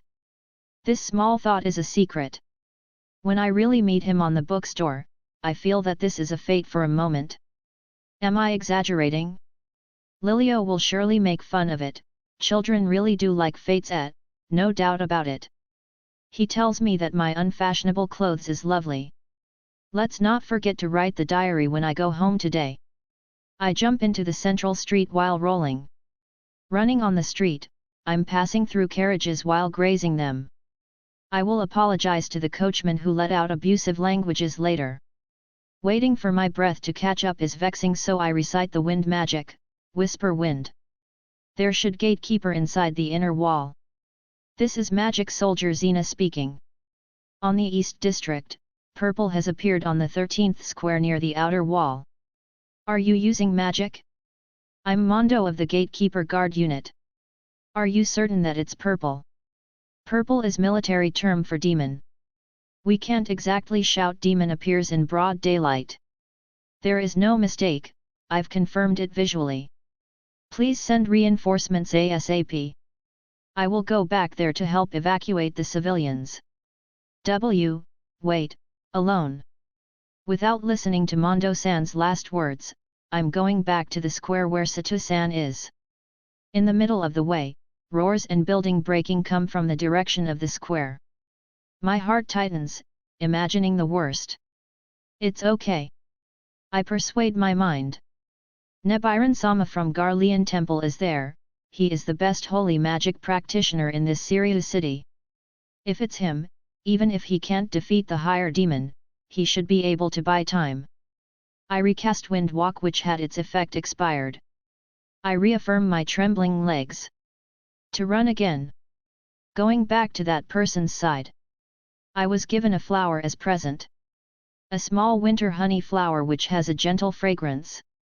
I wonder if he knows the meaning in flower language? We went around the shops Lilio taught me.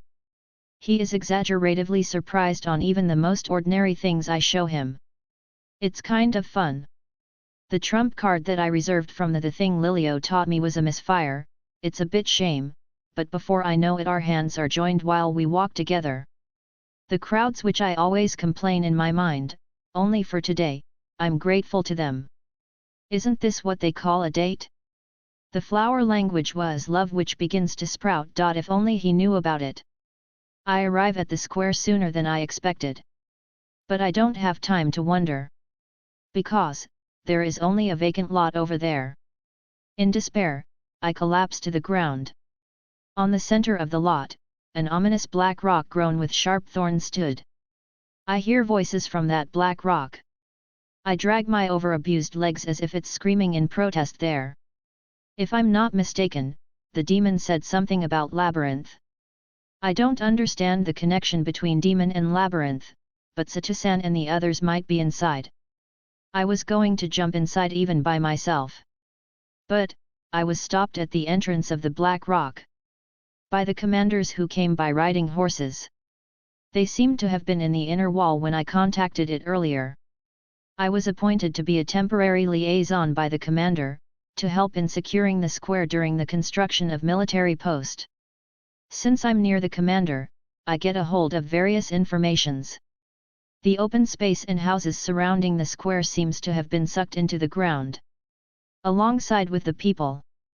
I'm sure the nimble Sato-san should be able to take refuge in a safe place somewhere. Let's believe that now. The consul-sama who came after the military post is complete, looks unusually excited while saying something about the labyrinth nucleus, dungeon core, but I don't really understand. We got permission to rush into the labyrinth after more than a full day had passed. Of course I applied for the first group. I want to run into the labyrinth immediately, but Lilio does not let go of my arms. Though it doesn't mean that I will secede the vanguard position. First, we secure the first hall that we have entered. From here, the plan is to advance the main force whenever we finish securing a room. Although it seems too careful, it's an ironclad rule when you're marching into a labyrinth. We're advancing slowly through the passage even while I'm feeling frustrated. Footsteps sounds are coming from ahead. I carefully confirm the other side of the corner using mirror. You're lying. It's Sato-san. Not registering this unbelievable good luck, I hesitate for a bit. I shouldn't have been hesitating. From the corner of the passage, I see the figure of Sato-san getting attacked by a beast monster that appears from the wall. I shake off Lilio who was gripping my arms. As if under the effect of magic, I jump forward like flying. I make a landing on the wall of the passage's corner. The beast monster bites Sato-san. It's okay. Sato-san avoided it. My head becomes pure white, but it's not the time for this. I cast air hammer and blast the beast monster away. It doesn't have enough power to defeat it, but let's pull it away from Sato-san first. Sato-san got caught in the blast, but the beast monster is successfully separated from him. Before the beast monster starts its counter-attack, Nobinen-sama has managed to defeat it. As expected. I, who is relieved after seeing Sato-san's face, begin to cry and embrace him without wanting to let go. Lilio-san makes fun of me like it's other people's problem later. Even though he has just escaped from such dangerous place like a labyrinth, Sato-san is like the usual Sato-san. But it may be so that I don't worry too much. Since I will be off duty tomorrow, I should make something delicious for him tomorrow morning.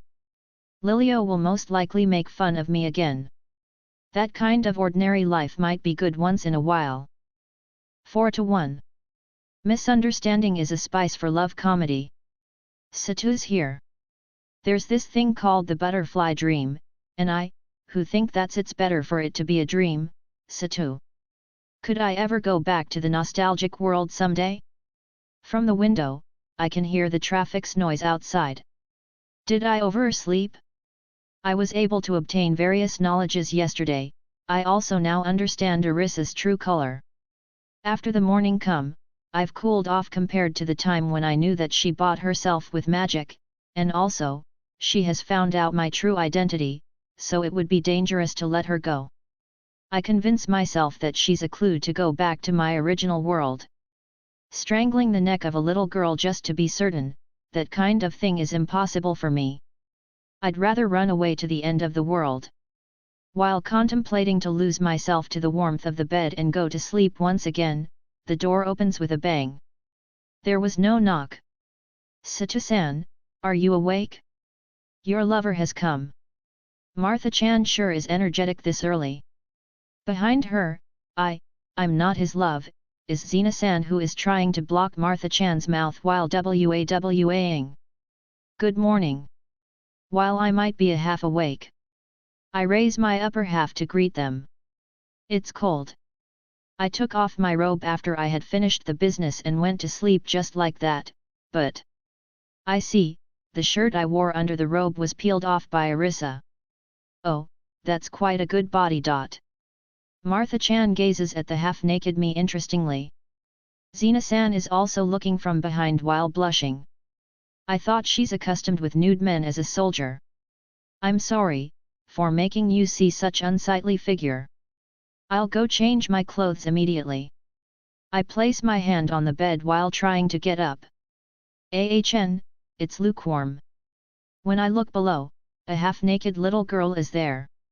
My hand is attached to her naked chest. When did she crawl in? Seeing me sleeping together with a little girl, Zina-san's face changes from red to blue. Master, if you do that much, I'll break.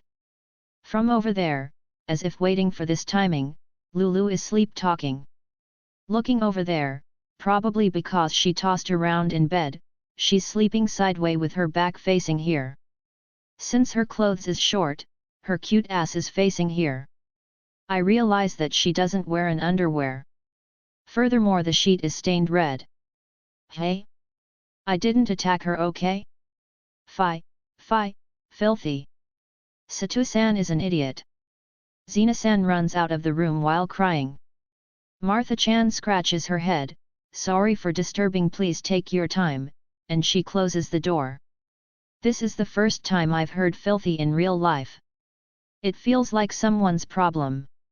Master, if you have a clean cloth, could you give it to me? Lulu seems to have a period. I take out a piece of cloth from the bag. Thank you. Leaving that aside, do you not chase her? If you don't go soon, you won't be able to fix the misunderstanding, you know. It's not like she's my girlfriend, but I'd hate it if a friend keep the unpleasant misunderstanding that I'm a lolicon. Looking at the radar, she's at the main street just outside of this inn. As expected of a soldier, she's fast. As she is, she'll pass this room after a bit. This skill is convenient, but it's scary if a stalker obtains it. While thinking stupid thing, I'm wearing the shirt on the floor, since I can't afford to jump out half naked. It goes without saying that I have had my trousers since the beginning. Measuring the timing, I jump out from the window to the street. I land to block Zina-san's route. I catch the surprised Zina-san, and disperse her momentum by rotating once. Zina-san, it's a misunderstanding. But, you're sleeping with such a cute girl. She just got on the wrong bed when she was half asleep. It's safe to sleep together since she's a child, right? I have been properly wearing trousers since yesterday. I want to strongly emphasize for my innocence. I'm not a lolicon. There's also another girl with black hair. EU. Do you mean the older sister with a bad sleeping posture? It seems to be her period. Zina-san finally weaken. But, a man who buys slaves usually makes them attend in the night too, that is according to Lilio. Damn you, co-worker Lilio. That depend on the person. Those sisters are substitutes for maids, you know? The beastkin girls are to act as guards, but they're not suitable for shopping.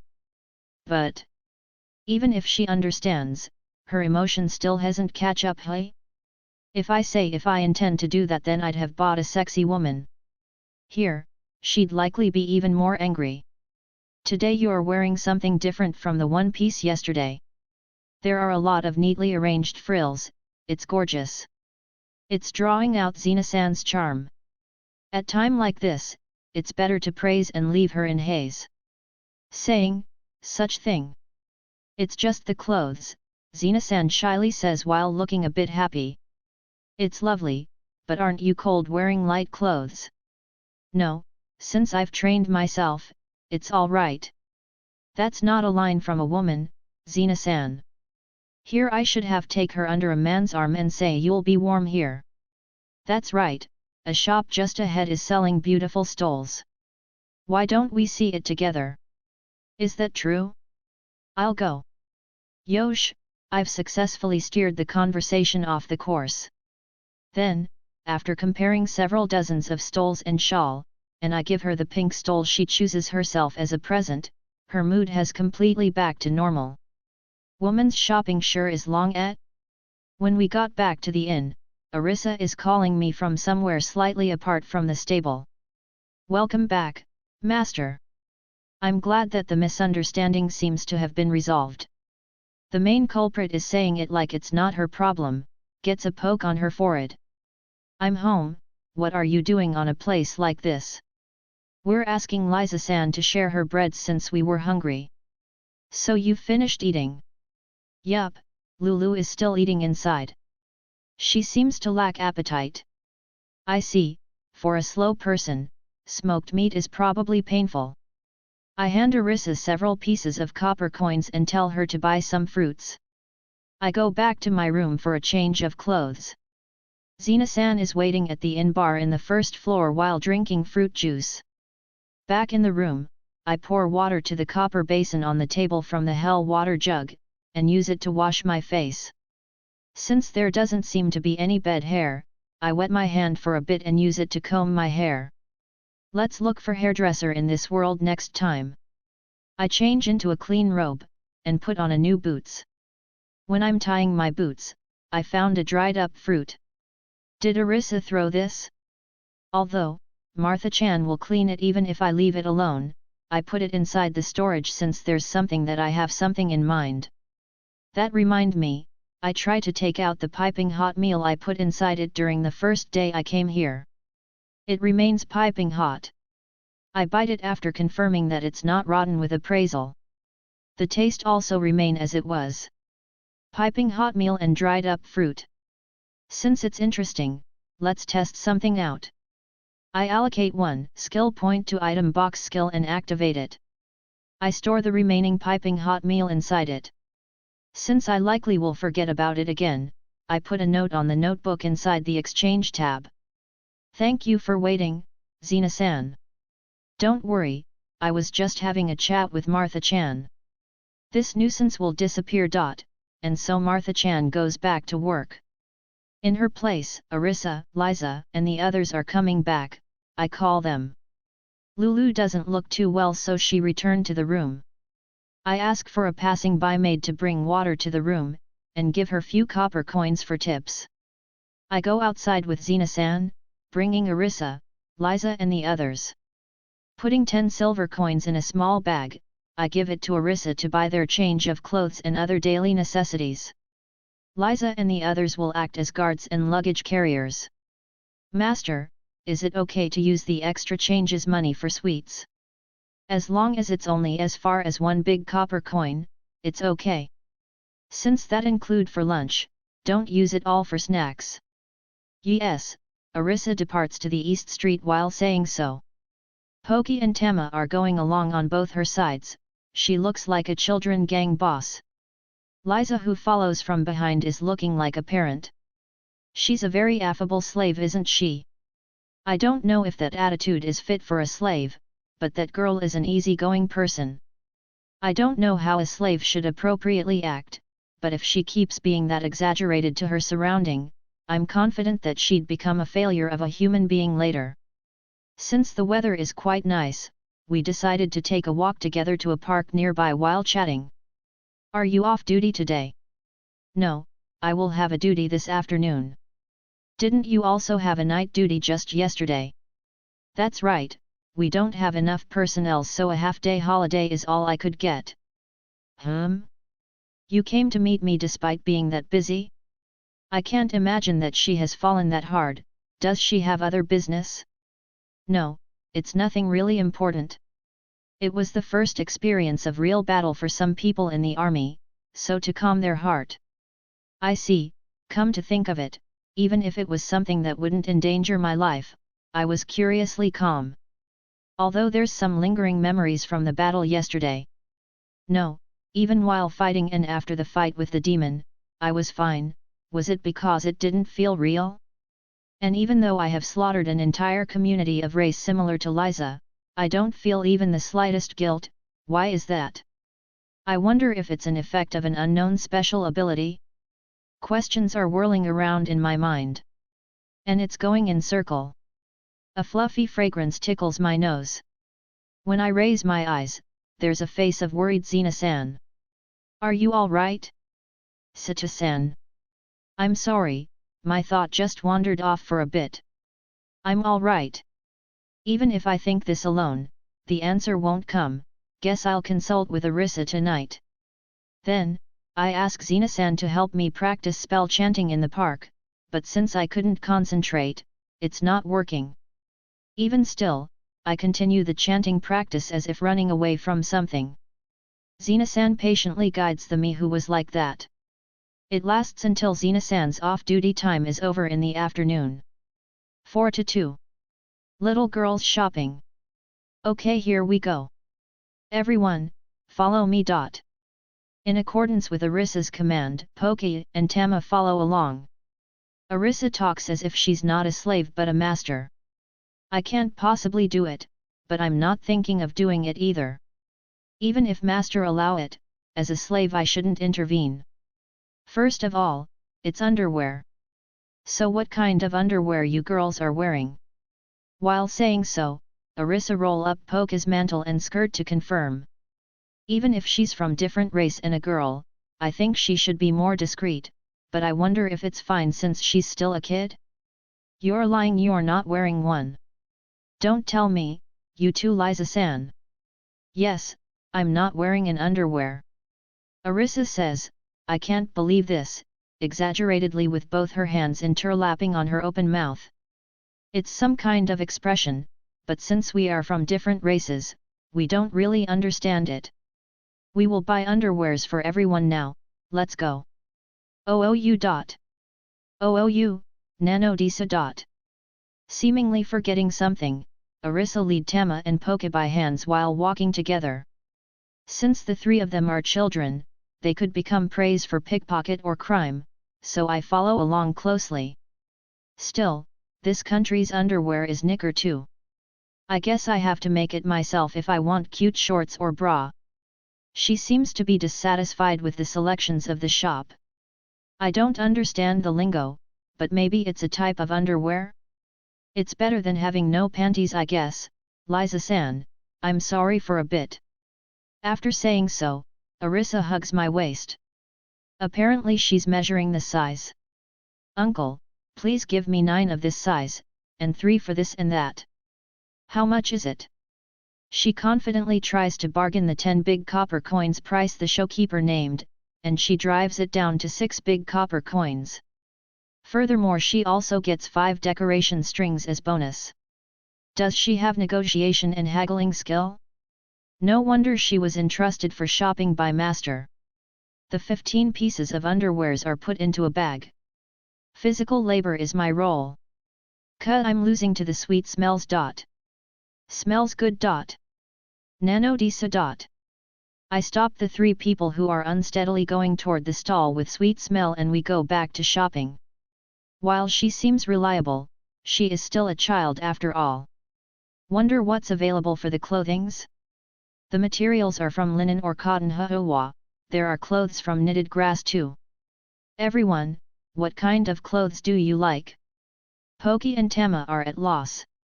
These girls have never choose their clothes before. I have custom ordered a clothes only once when I was still with my tribe, but beside that I normally got used clothes from other people. She probably comes from a wealthy family. I don't mind what kind, as long as it's wearable. Since I'm fighting with spear, a sturdy clothes would be good. I see, let's look for a clothes for warrior that looks cute. I'm burning. Burning. Nano Disu. I think it doesn't need to be cute, but not only Arisa, Poch, and Tama look happy too. They're probably swept apart by the atmosphere. How about this one piece? The chartreuse green color is quite pretty, and this cuff's decoration is cute too. Furthermore, the back is open, so when you brush your hair up, you can seduce a man with one blow. Arisa, I'm happy that you are looking clothes for me, but I'm picking this tunic and pants. It looks easy to fight with and the fabric is thick so it'll last long. She seems to dislike my choice. Arisa scratch her head which is covered with mantle. Putting us demi-human aside, why is a human like her hide her head with mantle? It's mysterious. In the end, besides Arisa, everyone bought 2 sets of tunics and trousers, and a one-piece recommended by Arisa. Arisa, we're satisfied with just 1 set of clothes. I don't want to waste master's money. It's not a waste. If we dress too poorly, we're disgracing master. There's no need for flashy clothes, but we do need the change of clothes. Arisa firmly declares. A girl from the same race of master insisting to this far. It surely is necessary then. We bought from 4 stalls, and as one would expect, 15 pieces of clothes are bulky. Since it wasn't going to fit on the bag, we bought rucksacks for each person to hold their own shares. Of course I'm carrying the shares of Lulu, who's sleeping in the inn. We spent 4 silver coins and 2 big copper coins so far. Is it alright for slaves to spend this much money? Next, it's shoes. Shoes. We have shoes no Disu. Tama tilted her head, Poke pointed at her own sandals wearing feet. It's not limited for slaves like us, even normal poor citizens don't wear shoes. Don't you think spare shoes is a bit too luxurious? We're spending large amount money like it's normal. I'm afraid that it's too extravagance. I don't mind if I'm punished, but when I think that master would be disgusted of me, my heart freezes. If you use your body to fight, then sandals is dangerous you know?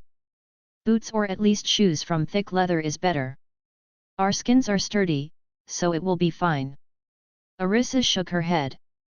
Biting insect, and among them some have poison, creatures like that exist.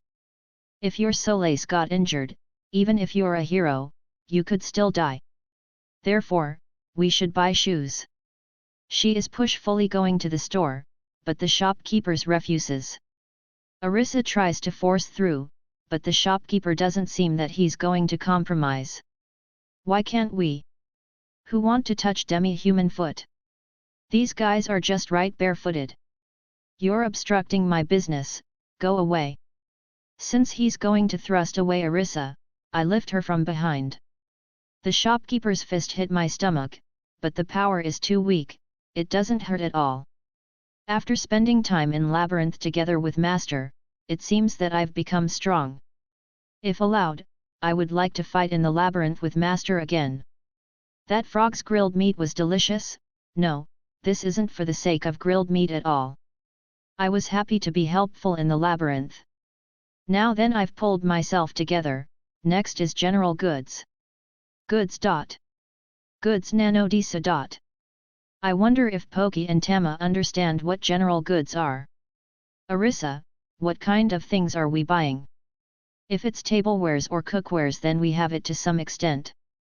Is that so then, let's omit things that I have and unlikely to be needed. Arisa is citing the goods as if singing. I wonder what's available: comb, hand mirror, cup, flask, sewing needles, threads, cloth scissor, towel, pen and ink, and paper, I guess. Arisa, isn't hand mirror too expensive? Beside, what do you want the sewing kit and writing tools for? Writing tools are a request from master. The sewing kit is going to be used by me. Since I was a self-sufficient cosplayer back then, even without skills, I could use sewing kit. I could even make cute underwear and period-related clothing. We've finished gathering general goods from various shops, but we didn't buy hand mirror in the end. Hand mirror was exactly 3 silver coins. Even after Arisa tried to haggle it, it's still over our budget. She readily gives up on buying the scissor and needle, but she only gives up on the hand mirror after terribly hesitating about it. Alright, mission complete. Next is the long-awaited snacks. Snacks meat. Meat nano disa. Even though we've just had breakfast in the morning, we're having another meal. I thought meals are only for morning and evening. Is it different for her?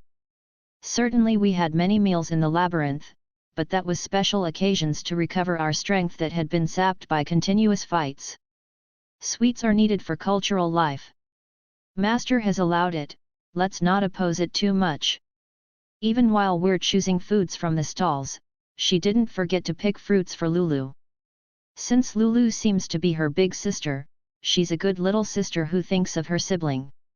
Everyone, what do you want to eat? Meat. Meat. Meat is nice. Arisa becomes to look a bit disappointed. I think there is nothing more delicious than meat. Is it different for human race? What kind of meat? The one with skewer.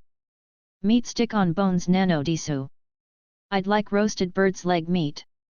After listening to our opinions, Arisa declares. Alright, since the budget is aplenty, let's go in turn. After that, it's the time of bliss. With moderate salt and oil, brimming with good smells, the grilled mountain mutton meats, I don't understand which kind is it, but it's meat attached to bone having chewing texture out of this world. It tastes a bit like grilled chicken meat. Meat is wonderful after all.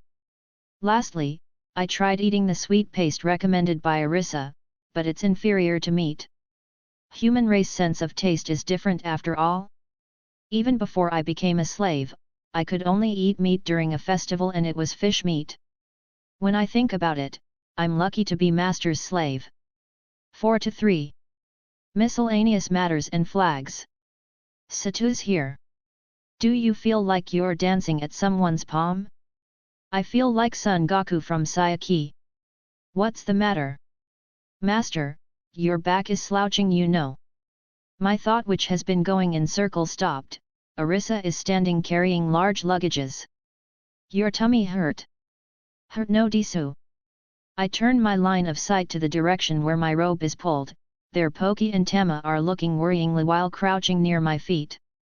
Liza calmly stands, but her worries are transmitted here. I'm okay, I was just tired after being so busy for the past 2 days. I pat Poka's and Tama's heads. I'm really disqualified as an adult for worrying these girls. Just by thinking so, the guilt and fear that had been waiting on my mind just before disappear like fallen tides. I check the log just in case any message pops up, but there's none. I really should talk with Arisa tonight. I whispered to Arisa, tonight, after Lulu is sleeping, spare some of your time, but, aren't you falling too fast? An answer's full of misunderstanding comes out. I will take that as an okay for now. When I ask for the result of the shopping, Poki and Tama happily begin to take out clothes from the bag. I stop them. It has been decided to check them after we get back to the inn. Liza apologizes for spending too much, but I tell her that it's necessary expenses, so don't think about it. Even with current pace of spending money, counting only the Shiga Kingdom's currency I have, it'll take 2 to 3 years before it's dried up, so there's nothing to worry. On the way back to the inn, I'm listening to Arisa and the girls' experience in shopping. Poki and Tama talk about their first time shopping in Glee from beginning to the end. They're telling me how fun it was. I suggested Liza to let me carry half of the luggages and Lulu's clothes, but she gently refused. Just before the inn, I'm seeing a familiar back. She's walking a bit unsteady. Martha-chan and the helper girl from the inn are carrying a bunch of firewoods. Martha-chan, are you returning from errands? Ah, Satu-san. Is the date over already? Unfortunately, Zina-san had works in the afternoon. While we're talking, I take some of the firewoods from Marth-chan and the girl. It may be their errands but our destination is the same. It's fine to take it by half. Liza tries to take it, but I refuse because both her hands are occupied. Poki and Tama are saying give here too, but there is no point taking it from little girls just to give it to another little girls, so they give up. It's not really heavy, although it's at least 2 to 3 kilos. It's unreasonable for 2 young girls to carry 2 bundles of this each. They usually have it delivered but, it seems that today the amount is not enough for training so they went to purchase it. We enter the courtyard from the back door near the stable. I put the firewood bundles on its place. Carriage skill acquired. Thank you Sato-san. Thanks to you, we're saved. Thank you very much, guest-san. Don't worry about it. Martha-chan goes to the kitchen with 1 bundle of firewood. The helper girl, her name is Uni. I decided to observe Uni who's going to take care horses of other guest. I know that there are horses from yesterday, but I've never seen how horses are taken care, so I'm interested.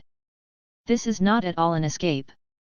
Uni is standing on top of a stool, and doing her best to make her small body reach the horses to brush them. I offered to help, but she said that she would get scolded by the inn lady if she let a guest helps her. After hiding their luggages on the space below the straws, Poki and Tama come back. Poki and Tama start helping Uni. Liza tells me that they've helped in the night and morning too. Is it okay to get the help if it's Poki and the girls? Seeing the 3 little girls doing their best to care for the horse, I feel like a parent who came to an athletic meet to cheer for his children. I'm healed. The little girls become 4 before I knew it, but Arisa doesn't look like she's motivated. Since the clothes which I've just bought will be dirty, so she says while showing town girl-like clothes under her mantle. Liza, I'm going to the temporary military post to get the spear and magic core money, do you want to come along? Yes, I will accompany master. Me too. I'm going too. Poki and Tama stop helping and run here. You going somewhere? You go Notisu, saying as they're coming, but since we would likely become an annoyance if we all go, I tell them to continue helping. Nano. Disu, and so they go back to work while carrying the horses' fodders. I wonder why they look mysteriously happy? How is Lulu's condition? She seems to be all right. I've given her change of clothes and underwear, so if you go now you could get to see Lucky Lude scenes you know. I knock on Arisa's head for saying stupid things. Are you really half-sister of that girl? Let's stop for a bit. I declared that and go to the worker guild. Hello Nadi-san. Aira, welcome Sato-san. You're together with a cute girl today. As we entered, Nadi-san greeted courteously from the other side of the counter. There's also an old man, which seems to be the shopkeeper, but he always sleep whenever I come. Does he even work? I talked to Nadi-san for a request to deliver mementos of the deceased. Rather than a suspicious guy like me, this townsperson like Nadi-san would be better to deliver them. By the way, I tried asking the officials at the temporary military post but I was flat out rejected. Because I conveyed the deceased name and rough figures, she should be able to contact the bereaved families. Do you also want me to collect the remuneration on your behalf? Come again? What remuneration? After conveying the information about the deceased to Nadi-san who willingly undertake the delivery, I hear some strange things. It seems that she wanted to know if she's also to act as an agent for receiving the rewards for delivering mementos. I'm just being a busybody so I don't really need rewards. Then how about only receive the reward if the family is rich? People like those will get suspicious you're aiming for something if you deliver the mementos without asking rewards. So it become like that. It was decided to give the worker guild the maximum limit of the fee. Nadi-san, I have another matter to ask. Since I intend to buy or rent a house, I ask for the market price. In the end, I didn't ask for the intermediation though, and it's not because I can't afford it. Nadi-san says, there are a lot of people who dislike living in neighborhood with demi-human. Of course this applies in the inner wall, but even in the West District, I don't think anyone would sell you a house. You could find it in the East Street if you look for it, but since the public order is bad, if a prosperous person like Sato-san comes to live in, then thieves would attack you on the next day without a doubt, so I was informed. Please sign this transaction document. The expense for appraising the spear has been deducted from the paid amount. The spear's safety has been verified so you can bring it to the town, but please take care as not to give demi-human the weapon. I sign the document presented by the official, and receive the spear back. I wrap the spear with cloth I brought. The price of the magic cores is 17 silver coins. The appraisal fee is 2 silver coins. I wonder if that's a proper amount? Honestly, I think you can live just being an appraiser. Just by going to the labyrinth with 4 of us in a day, we earn 6 arissa. Wait, that unit is funny. It wouldn't be able to afford skill holder or knowledgeable slaves, but if it's for labor slaves then it's plentiful. If I distribute it for 4 then with our current living expense, it's enough for half a month. A labyrinth is quite profitable.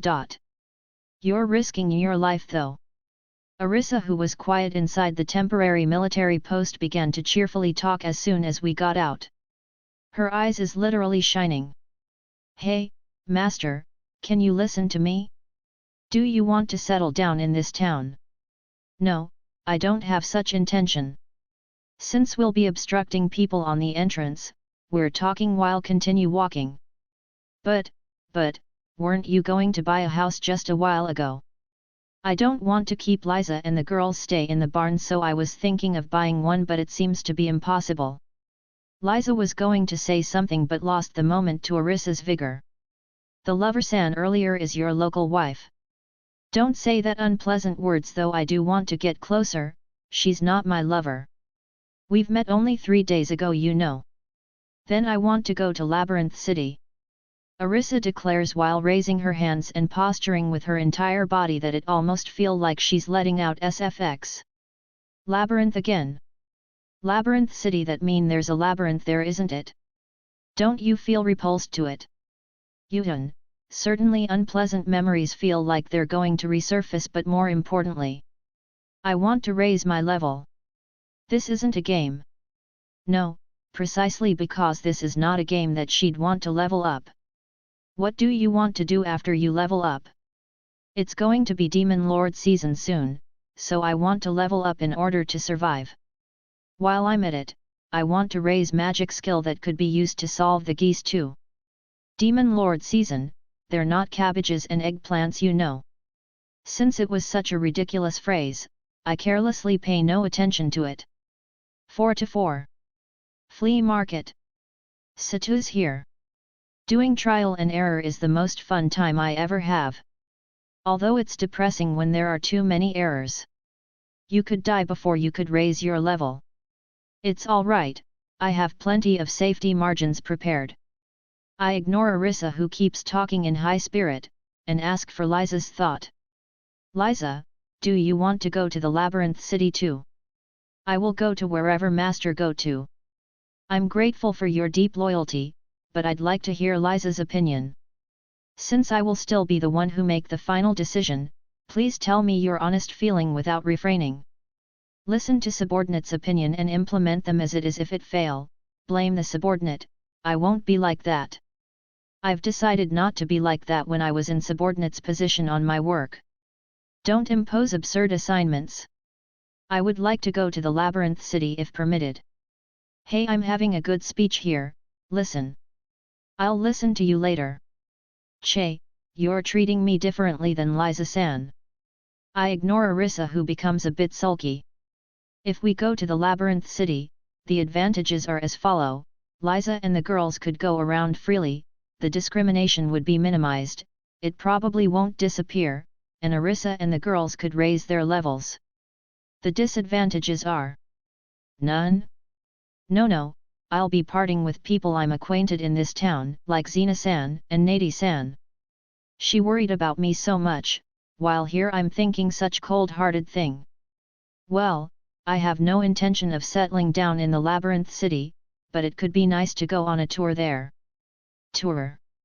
This isn't like our original world. Isn't it fine? Different world tour. Rather than that, where is this labyrinth city located? I don't know. Oi, princess. Wait, don't look at me with those eyes. I do know that it is on Shiga Kingdom, but I don't know the exact location. Should I buy some simple map from the bookstore? My map only display the wilderness from back then and Siriuhu city, so it's unusable for this case. I'm not entirely sure of this, but it probably could display the whole area only if I've been there first. Master, you don't have horses or a carriage, right? Nope. I wonder where they're selling it. Since the square near the gate has an area full of big stables, I'll ask there. Usually I would ask Nadi-san, but I've just tasked her with a request earlier, so she's probably not available now. Since you can afford a house, then you must be able to afford horse and carriage, but for the sake better journey, let's look for hidden treasures for traveling expenses. Arisa points at a flea market. This girl sure has an iron heart. Even after she was thoroughly ignored, she's not discouraged. The flea market is open on the place where the slave auction was held yesterday, on the widest square of the East District. The slave traders' carriages and tents remain as they were, but the stalls that were selling sake and foods in the midnight are gone. In their places, dozens of merchants open their business, showing various junks lined up on a space about as small as a desk. There might be more than 100 of them. Master, I have a request before we charge ahead. I'll listen for once. What is it? I want permission to use 2 magics. Their end. After she explained the effect of those magics, I give her permission. The former is a magic to somehow able to discern magic tools, and the latter is to recognize someone who is approaching with malicious intent. Since there doesn't seem to be any particular harm, I allow her. Of course I could do it myself even if I don't let her, but I'm not the kind of a person who like to prohibit anything and everything. This is surely a find. The tool that Arisa proudly proclaim is a magic tool for sure, a broken one according to appraisal. The name of tool is the invitation of the dream flies in the moonlight night, that questionable name come up, and the appraisal result is but an order to did playing namagu. As usual, description of this world's magic tools feels like harassments. The shape itself looks like a musical instrument or a music box, but the decorations are obscene, so it's probably a lewd tool. It looks like it's broken, so no. I go out of the stall while the shopkeeper promote the tool as a work of art, and we look around other stalls. It's fun to go around stalls in this kind of flea market.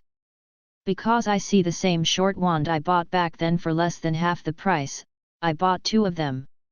After I bought it, I realized that it was a waste of money, but it could eventually be useful for something. Other things are ornamental strings to tie Pokas and Tama's short sword sheath to their belts. I also buy tassel decoration for Liza's spear. Each of them only cost several copper coins. In typical RPG, leather products are usually expensive. Strangely, from what I've heard from the Nii-chan shopkeeper, in this season they kill a lot of goats who don't hibernate, so they stock up a lot of leather products, making it cheaper. Because prices are considerably cheaper on flea market, it's harder to shop than on normal stalls. I didn't forget to buy a ribbon as a souvenir for Lulu. It's a pink-colored ribbon about 50 centimeters long. The color is lighter than the stole Zina-san bought this morning. I wonder if the dye come from this neighborhood? A lot of suspicious medicines are being displayed, but according to appraisal skill, they are just fake energy drinks with no effect. I'm interested with the energy drink part, but since the skill doesn't tell me the ingredients, I refrain. They're also selling soap and pomade among other hair products. I'm not buying the pomade because the smell is too strong, but even though the soap is an expensive item for this market and as much as 1 big copper coin, I buy it without hesitation since it has nostalgic sense of milk soaps. I only want to buy 1, but Arisa desperately please, this is good stuff. I ended up buying all 7 of the stocks. Master, this. Buy this. The The thing that Arisa offered are glasses. Since these don't have lens, it's just a frame. What do you want this for? This kind of thing. Of course it's for master to use. There aren't enough glasses boys in this fantasy world. This is the first step to bring the fetish to this world. I give a chop to Arisa, who started to scream incomprehensible things to silence her. The shopkeeper says that it's 1 silver coin, but I don't buy it, of course. The neighbor stall has cards like. Isn't that Kiruda?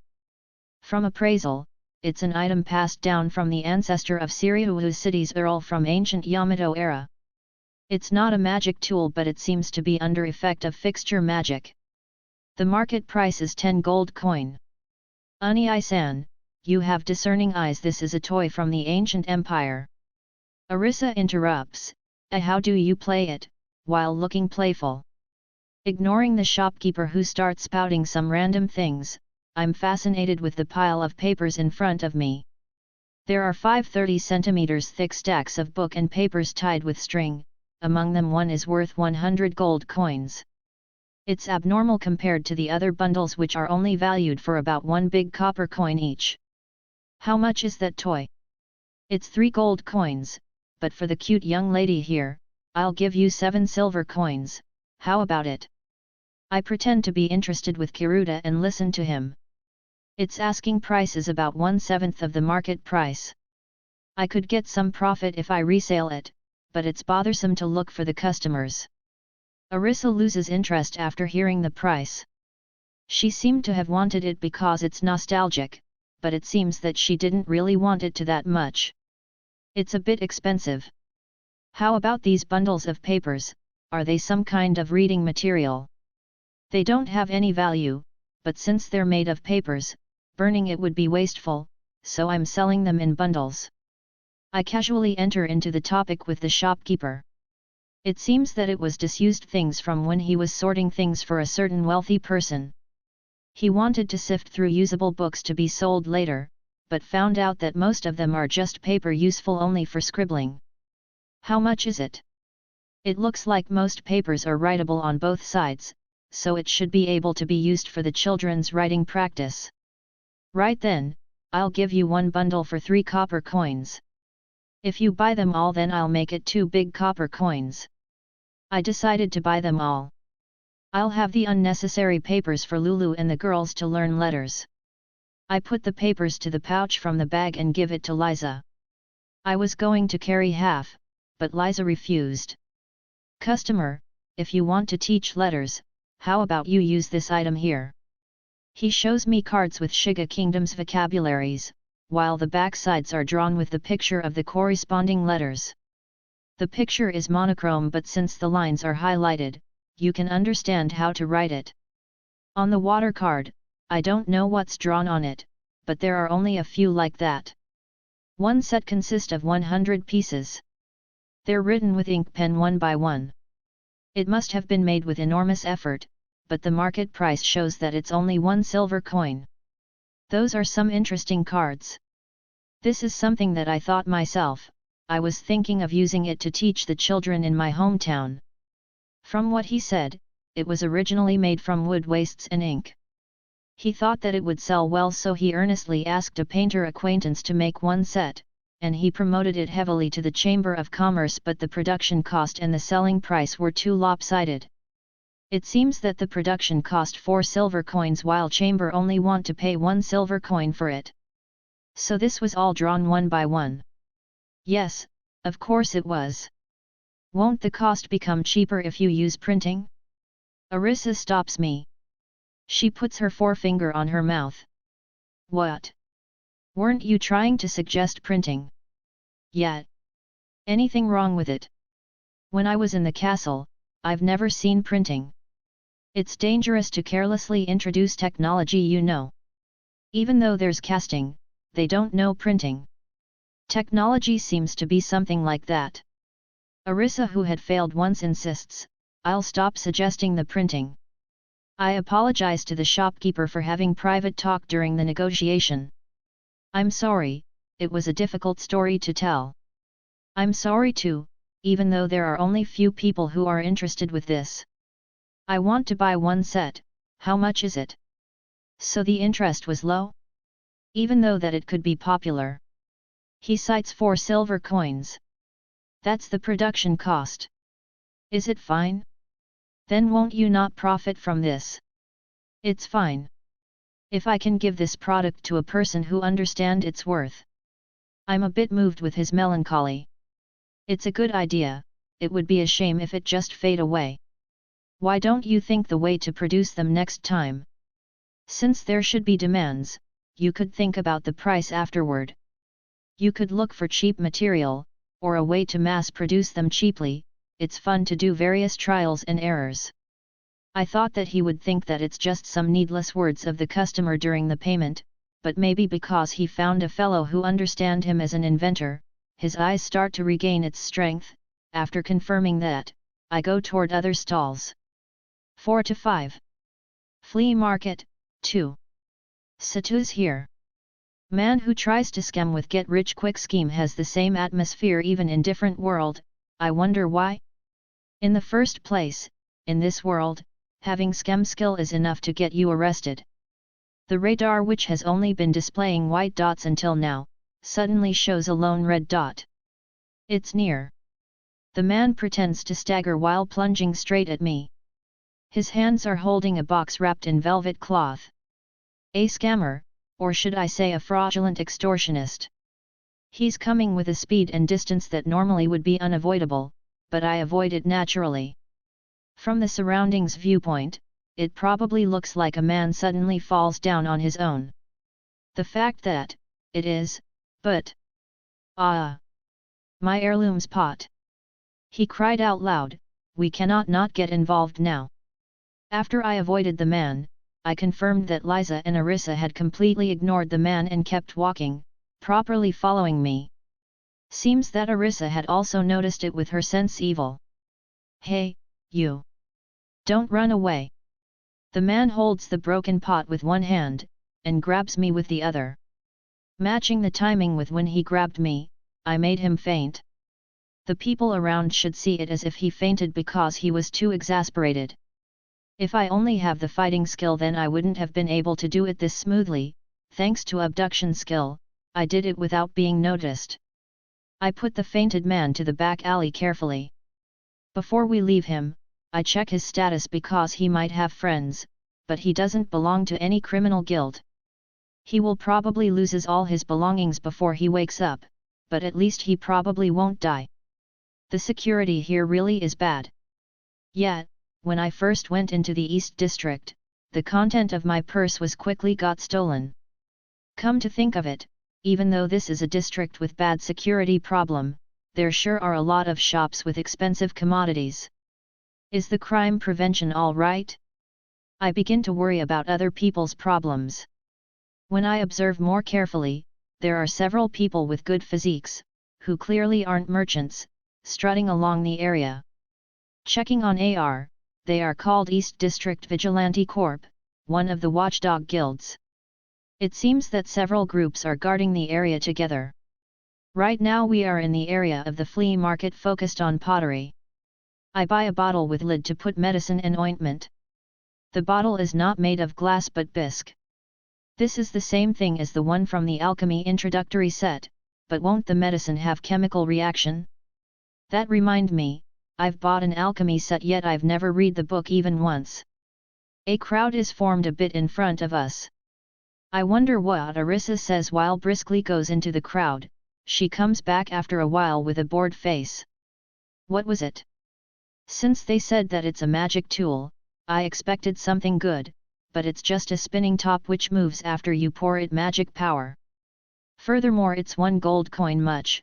Those people are also crowding just because they're curious. What did you say? How did he pour the magic power? There's a magic apparatus-like part on the disc section which he uses to directly put the magic power by hand. When he releases his hand, the tool begins move. What? Are you interested with that toy? I leave Arissa, who elatedly call me childish, and head toward the crowd. When the demonstration is finished, the crowd disperses. According to appraisal, the thing put on the stall is called rolling ring. Since the description is like usual, I don't read it. The disc diameter is about 20 centimeters, it's big for a spinning top. The market price is 2 gold coins. Some children pester the shopkeeper to spin the disc again, but he refused since he has no magic power left. Hello, if you're fine with it, I could pour the magic power for you. My bad nii-san. Hold the disc with both of your hands, then circulate magic power from your right hand to your left. Blue line light will lit on the disc after a bit. You can stop pouring magic power then and gently place the disc on the stand. It's completely filled after I pour 2 MP. Looking at timer, I release it after I found the right time. The AR displays the number of rotation when I stare at the disc. It's doing 600 rotations per 10 minute. Moreover, the spinning speed is constant until it run out of magic power. Depending on its torque, it could be useful for a lot of things.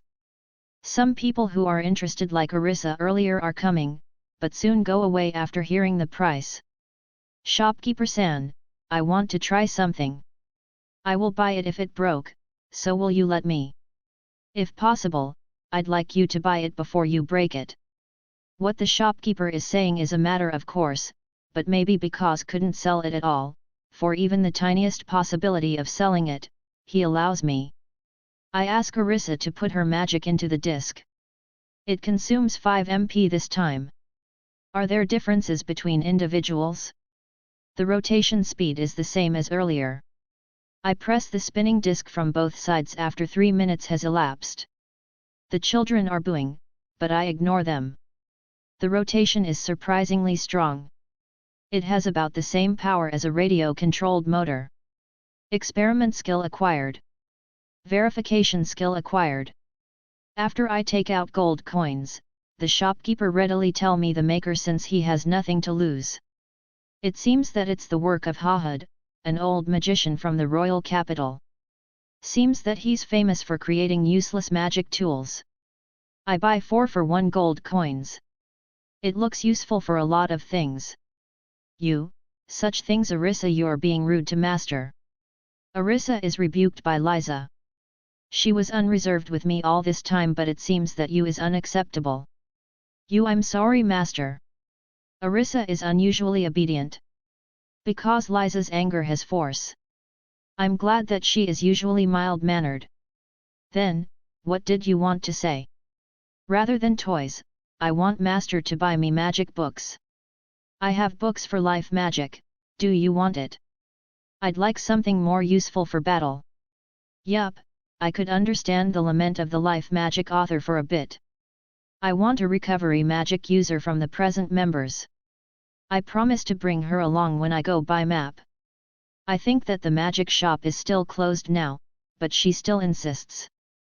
Young master, could I have your time for a bit? I didn't think that I was the one who got called, but when I ignore the caller, he looks troubled. He looks like a gentleman from the outside, but his eyes are like snake. Can I help you with something? Does young master familiar with an alchemy material called dragon white stone? No, I'm uneducated with it.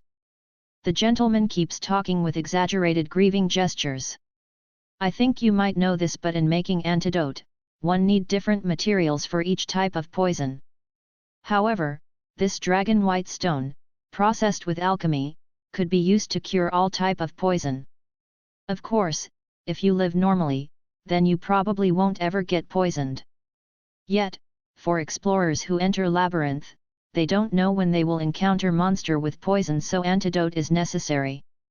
But, for the sake of bringing the loots back, explorers are compelled to bring as little supply as possible. Therefore, antidotes made from dragon white stones are traded at high price in Labyrinth City. Without letting me cut into it, he had begun a solo sales talk. I've been ignoring it, so I want him to just get to the point.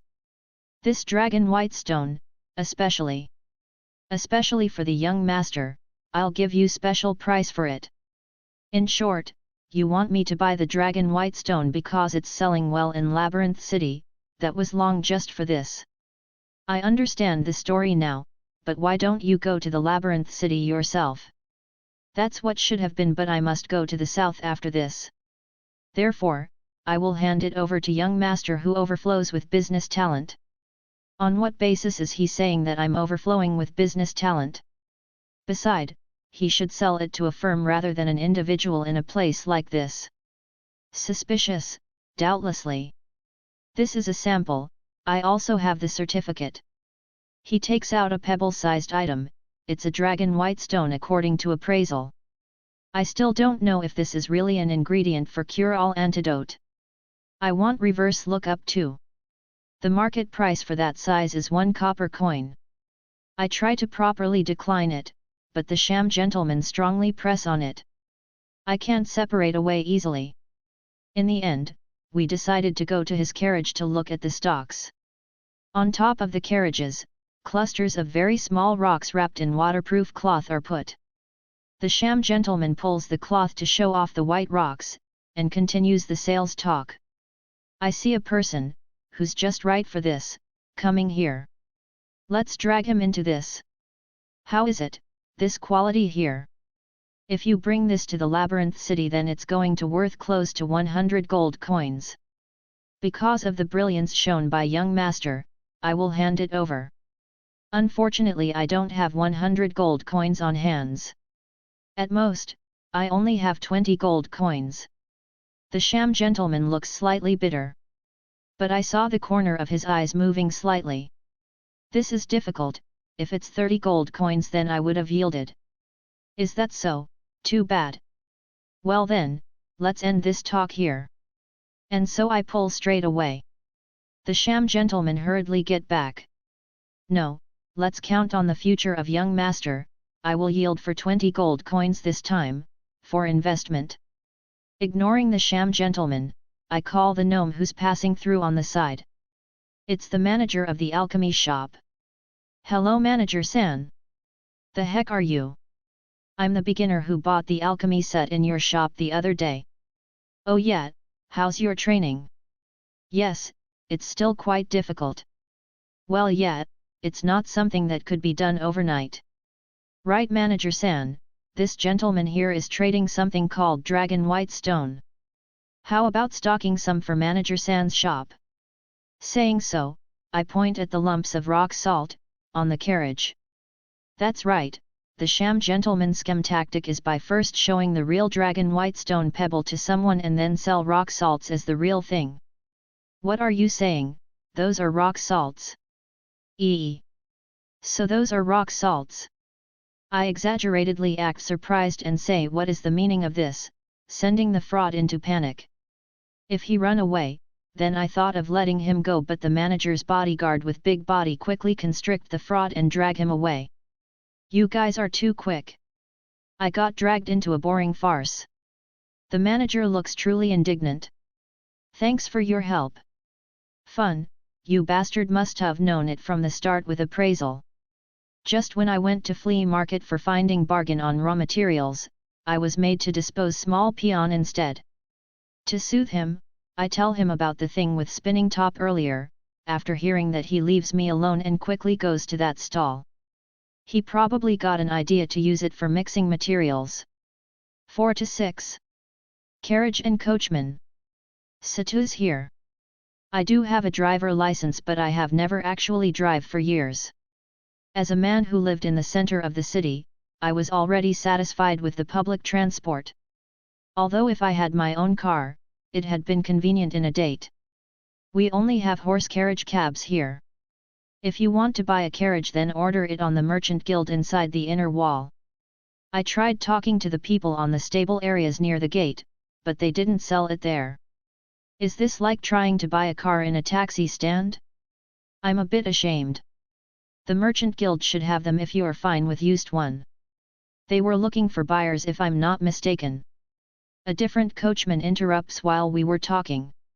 I thank him, then I ride on his carriage cab to the merchant guild. I ask Teresa and Liza to carry the luggages back to the inn. The coachman who has escorted me to the merchant guild kindly mediates with the guild for me. We don't usually sell to people outside of merchant guild member, but since you're introduced by Yusuke-san, let's make an exception. Yusugu is the coachman's name. It doesn't really matter, but the merchant here is Sunai-fun-san. He shows me 2 carriages. One of them is a covered wagon. The inside is about 4 tatami wide, I think. The other one is a box-shaped carriage. It's about 2 meter high, and with a luggage space on the ceiling. The width inside is the same. The covered wagon is 10 gold coins. The box-shaped carriage is 30 gold coins. The box-shaped carriage is more robust and safer, but you will need 4 to 6 horses to pull it. The covered wagon depends on its load. If the load is light, then you only need 1 to 2 horses. I wanted the safe one, so I was going to buy the box-shaped carriage, but I'm told that since the center of gravity is tall, the operation of the carriage is difficult, so I stopped. I have a car license, but driving a carriage? Since I don't have any experience on it, let's proceed carefully. I ask to be shown the inside before buying. The inside of the covered wagon is, how do I say it, normal. Under the seat for coachman, there's a hidden space for valuables. It seems that it was remodeled by the previous owner. I'd like to buy this covered wagon, but could you also prepare the horses together? Right, we could prepare 2 Gansu horses from the guild for you. We could provide 4 if it's donkey, but depending on the load and the destination, they may not be suitable. I tell him that the destination is Labyrinth City and the load are 6 peoples and their necessities. He recommends the Gansu horses for the task. If I carry heavy luggages, then, even if it's slower, he says that donkeys are better. If you want to be fast, then Shibarine horses are the ones you want, but it seems that they all have been brought by the territory government. The price for 2 horses and the wagon are 20 gold coins, but I've managed to get it down to 18. Sunai-fun-san is surprised to see me paying it fully and in cash. Normally people will get the bill first, and pay at the later date. I'm quite hasty. I used to get scolded by the people on my house because of it. I use excuse as if I'm a son of a noble who's ignorant with the world. Sato-sama, since 6 people are going to the Labyrinth City, it would be wasteful if you only bring an empty load. Is that so? Certainly, half of the space would be usable. Furthermore, me and Arisa also have plenty of storage capabilities. Do you have any products to recommend? Right then, I think that crossbow and bolt would have demands in Labyrinth City. Since the crossbows from Siriuhu City are made to shoot wyvern on the sky, its specs are higher than from other regions, so it would sell like hotcakes. Also, since it's currently cheap to procure goat leathers and furs due to the season, I think it would be easy to profit on it. Excuse me, do Sato-sama has commercial right?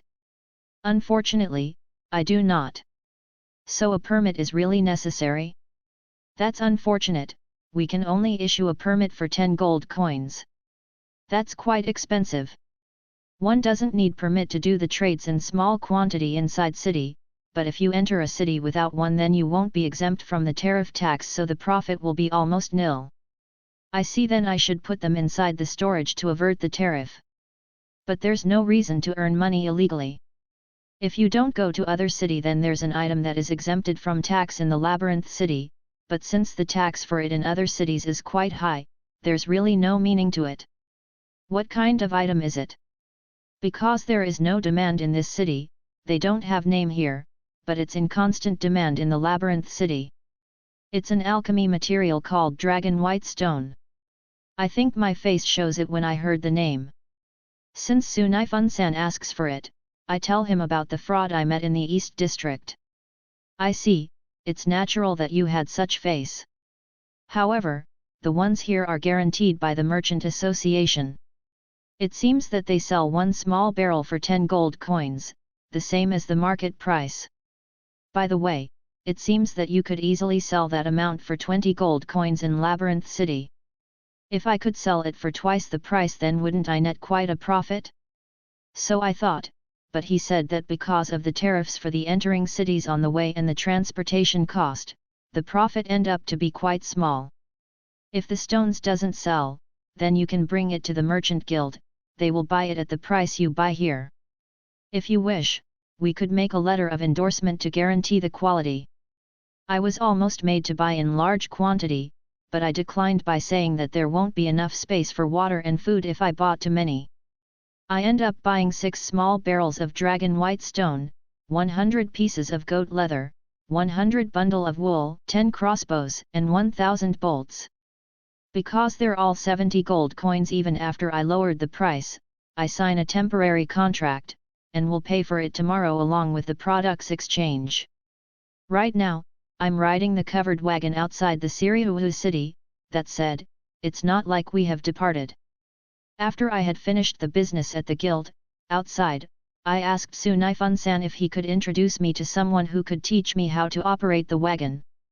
There, Yusuke-san, who were waiting for me to return, said, "Then let this old bone teach you," and that was how the flow went. As Yusuke-san starts to teach the basic of operating a wagon. Marshalling skill acquired. Like always, I allocate 1 skill point to it and activate it. So it wasn't included in operation skill. It's awkward, but I can control the wagon for once. During the practice, I raise the skill level by 1, it's not as high as Yusuke-san's skill level at 3, but since I could already control the wagon fine, I stop raising the level. Young guy do learn fast, isn't it? Thanks to Yusuke-san good teaching. Disregarding the cheat from skill, Yusuke-san's teaching really is good. I had failed once, but he firmly taught me what to be careful with. He might be suited to be an instructor. Particularly when I treated it like a car, forgetting that the horses are creatures, he was mad many times. "You're good enough like this. Thank you very much. Next I will teach you how to fix and release the yoke that connects the horse to the wagon. The horse's fatigue depends on how good you are at this. If you value your horses, then don't cut corner on this." Yusuke-san looks more serious than when he teach me to ride the wagon. He probably quite likes horses. After about 1 hour of strict training, I finally got a passing mark from Yusuke-san. I thought that it had took a long time, but Yusuke-san said that one normally only scratch the surface in half a day. He's impressed. Yusuke-san tells me that he was a coachman working for a caravan before he worked as a cab coachman in Suzuki City. He teaches me various things like crossbows and spears are good for defending the wagon, or that I should always resupply drinking water at cities since they're not always available at the indicated spot on the map, or that when we take a break, I should not forget to give rock salt to the horse along with water. We're going to the merchant guild with the wagon. Since Yusuke-san's carriage is left on the guild, we're going there to fetch it. During the way there, Yusuke-san talks about the brothels in Suzuki City. It seems that he's into big breasts. As a thanks for teaching me various things, I've decided to luxuriously treat him at the shop he recommends, tomorrow evening. Since there are a lot of loli around me recently, this will be fun. Before returning to the Monzen Inn with the covered wagon, I go to receive my clothes. I come just as the delivery, so I'm able to meet the rumored tailor. I feel like I know her face, then I realized that she's the bathtub partner, lol, I met on the first day. It's embarrassing. It's surprising that she also remembers me, but there's no real development, and I thank her for the quality of her clothes as an etiquette. I ride the wagon into the courtyard of the Monzen Inn. Martha-chan is just right at it, so I tell her that I've bought the wagon. Since there are rooms in the stable, seems that it's all right. However, I have to pay for the parking fee since it's a different charge from normal inn room. Welcome home. Nano di Sadat. When I'm talking with Martha-chan, Poki and Tama run from the shade behind the courtyard. Tama probably wanted to say welcome. 2 people also appear from the shade. The helper girl, Yuni, is also together with them. I wonder if she doesn't have prejudice against demi-human? Arisa and the girls seems to have been playing in the shade of garden plants of the courtyard. No, that words isn't right. They're trying to learn the letters from the learning cards. At first, it seems that Martha-chan is teaching, acting as the teacher. But in the middle, let's put the card face up and read the letter, then if you can guess the content in the back right, it's yours to take, Arisa proposed that game-like study session, but since the other members weren't familiar with the game, they became quite addicted to it. It has already been continuing for 2 hours. The one who win the most is Arisa, followed by Poki, Lulu, Uni, Tama, and Liza in order. I leave the horses for everyone else to take care, and bring only Arisa to the room. Lulu's expression becomes a bit cloudy, but I can just clear the misunderstanding later. 4 to 7. Satu's secret. Satu's here. I have finished doing self-analysis and self-development during the days of job hunting. I'm reluctant to look back at it. I sit on the bed while putting the bag on the side. Arisa is taking off her mantle as soon as she enters our bedroom, and when she started to take off her clothes too, I stop her with a chop to her head.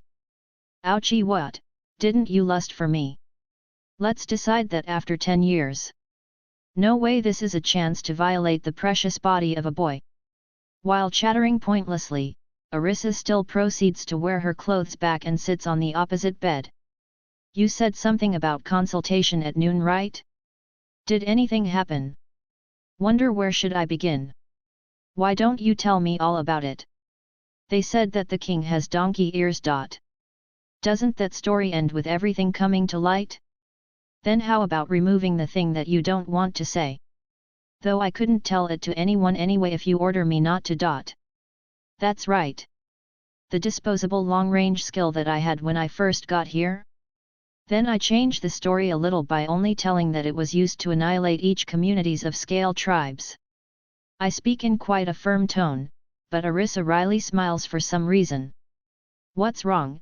I'm not bragging, you know. I understand, but unique skill is our trump card, you should hide it properly. Sorry, I'll be careful.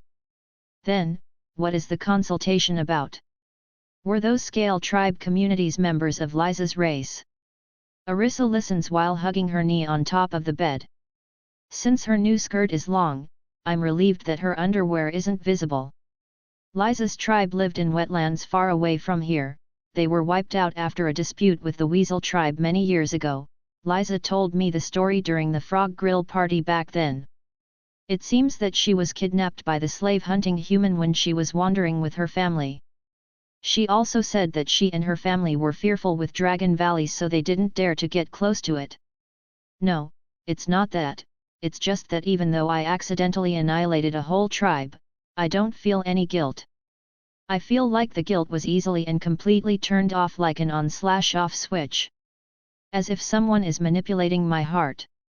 If I didn't almost got manipulated by Arisa, I probably wouldn't think of this either. They call this paranoia in my old life. But that won't satisfy you, right? It's different from paranoia, it's as if the feeling of guilt is vacuumed into closet. It's hard to explain. Fun? Weren't you originally cold-blooded? Since I was a programmer, I do like to think efficiently, but I don't think I was cold-blooded. When the game I made was made fun of, on the internet, I became depressed for days. So you were a game developer? What kind of game was it? I'll talk about it later. Rather than that, do you want to know the cause for the on/off switch feeling? Arisa, who covered my words with hers, subtly smiles mischievously. Perhaps your MND, mental strength, attribute is too high. It's certainly high, but if your VIT, durability, is high, you become able to take many hit, right? MND is the mental version of that. In the first place, you're purposely letting yourself be tormented by guilt.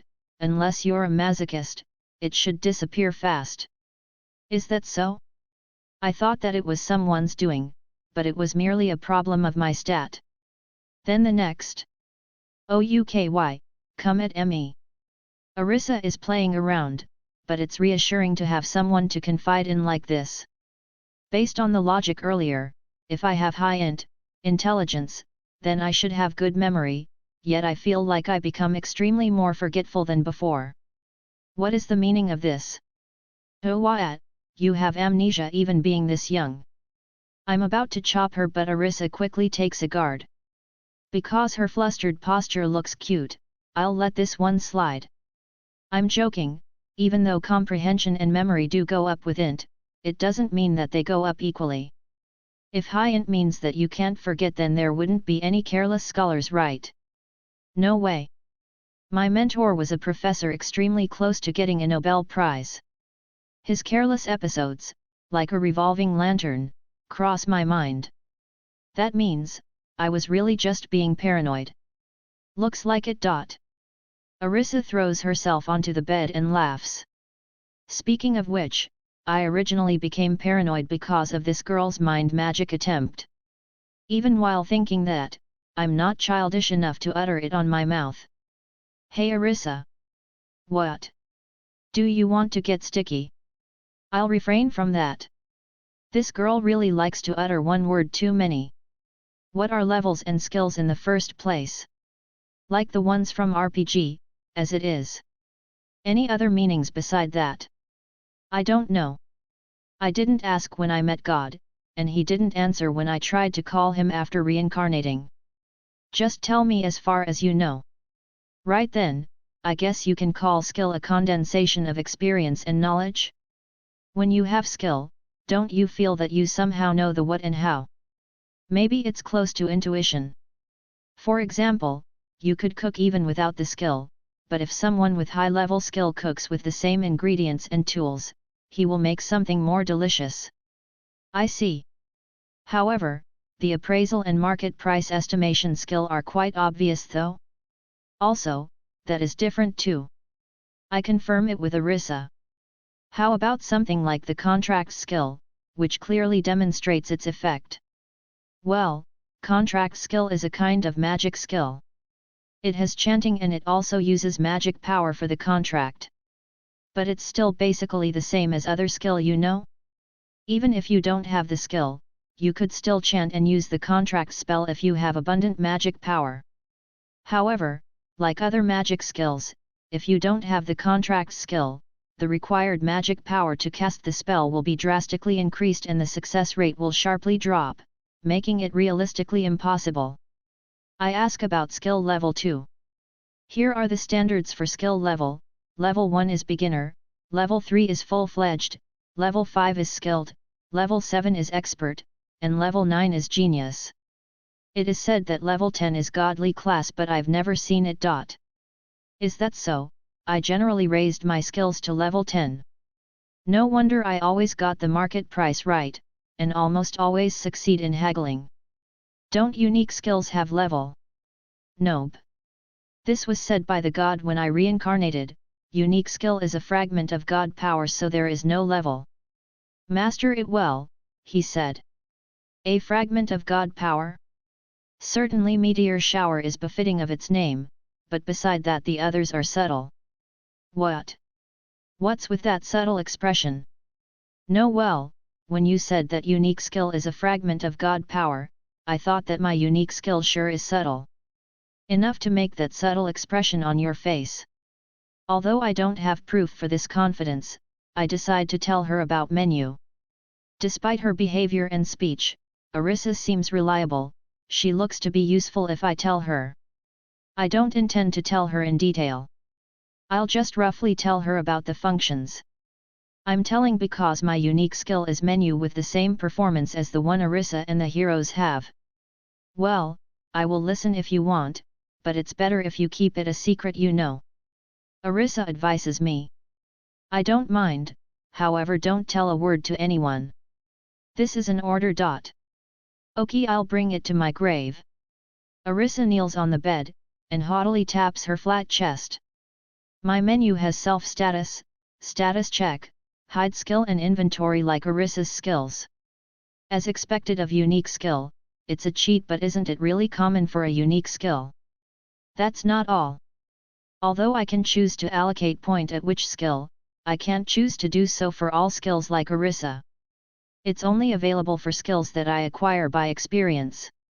Oh wah, isn't it a degraded version of unique skill? The hide skill from menu is superior. It can hide any skills. Looks like it. It seems that Arisa has guessed it. I mean, didn't you use appraisal skill in the city? Your line of sight was unnatural, and your decision was too accurate. This girl, is she an agent from somewhere? I'm good at observing people. And you also have crisis sensing skill, right? Although your movement with the accident faker was really great, it was amazing how you notice it in the first place.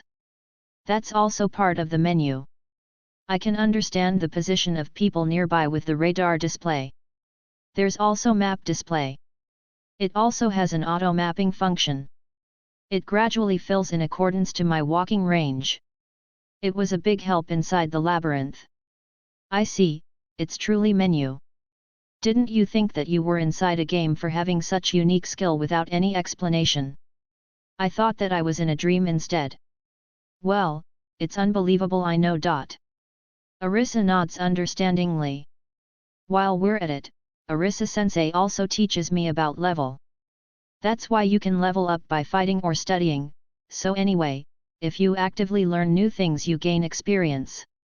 When the experience reach a fixed value, then your level will be raised. It seems that experience goes up faster if you fight certain monsters. It seems that she heard about the monsters thing from the soldier and knight on her homeland. It gave far more experiences compared to monster they normally hunted. Who? Do you know why? Not at all, I've never fought a monster. But Arisa continues. If it's master, then you should know, right? From what I've heard from Liza and the girls, they raised 10 levels in one day in the labyrinth. That's higher than the result from my 7 years of desperate studies, you know. Certainly, it was an abnormal growth when you think about it. Isn't it? That's why, in order to increase our survival chance, we should go to Labyrinth City to level up. She said the same thing back at noon. Come to think of it, she said another strange thing back then. By the way, what the heck is Demon Lord season? I wonder if they don't call it that around here?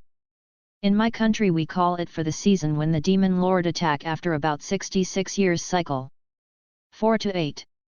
Demon Lord season. Satu's here. I love cherry blossom season. The dancing falling petals, and the cheerful people welcoming new life. I like how there are many fireworks too. Demon Lord, you say? The kind that wants to rule the world. Yes, the one who wants to destroy the world. Where is it coming from? I don't know, maybe hell. Hell, hey. Don't look at me with those eyes. From what was written in the book, it's said that they're invaders from foreign world. Is foreign world different from another world? I'm not a scholar, so I don't know. That's right, hey, let's ask a scholar next time. Is that 66 years cycle thing true? Yep, there are records where the Demon Lord appear a bit sooner or later, but they generally seem to appear in 66 years. So, it has almost been 66 years now. It was 62 years ago since the last Demon Lord, but seems that it has been stealthily gaining power while in hiding. Since the Demon Lord before the last appeared 132 years ago, it wouldn't be strange if the current Demon Lord appears any day now. Arisa frowns, forming duck mouth. The beautiful little girl look is ruined. I see, any sign for its coming. If the world is in crisis, the god will tell it to the oracle. As expected of fantasy. However, if we wait for the oracle, then there wouldn't be enough time to raise the hero, so around 3 to 5 years before the 66 years cycle, they summon the hero. With that kind of period, it's no wonder that countries will have a lot of time in their hand to prepare. Do we know the location where the Demon Lord will spawn?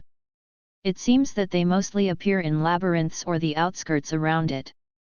Labyrinth again. According to the book I read, it may be because it's easy for the Demon Lord to raise armies there since there are earth veins deep inside labyrinth. Couldn't it just attack head-on without raising armies? Who knows? Maybe the cost to cross between worlds is great. This is based only from circumstantial evidence, but it seems that only high-level demons and the Demon Lord are able to cross worlds. So the weak can't cross between worlds? Or rather, if they could appear in the vicinity of Labyrinth, then, this Suryuwu city is in danger too. Absolutely not. Arisa nods with serious look. You're very sure? Because, this place is close to the Dragon Valley, right? If they appear in a place like this, they will be exterminated by hordes of dragons. The legend even says that there's a dragon god there. Are dragons and the demon lord in bad term? They're natural enemies. Normal dragons wouldn't be a match for the demon lord, but if it's from sub-divine class like heavenly dragon, then the dragon is stronger for sure. Dragons are amazing. The threat of demon lord should be resolved if we just put one heavenly dragon near the labyrinth, but if the dragons are that strong, then why would they even bother summoning a hero from another world? That's because the battle between dragons, and the demon lord, is too incredible.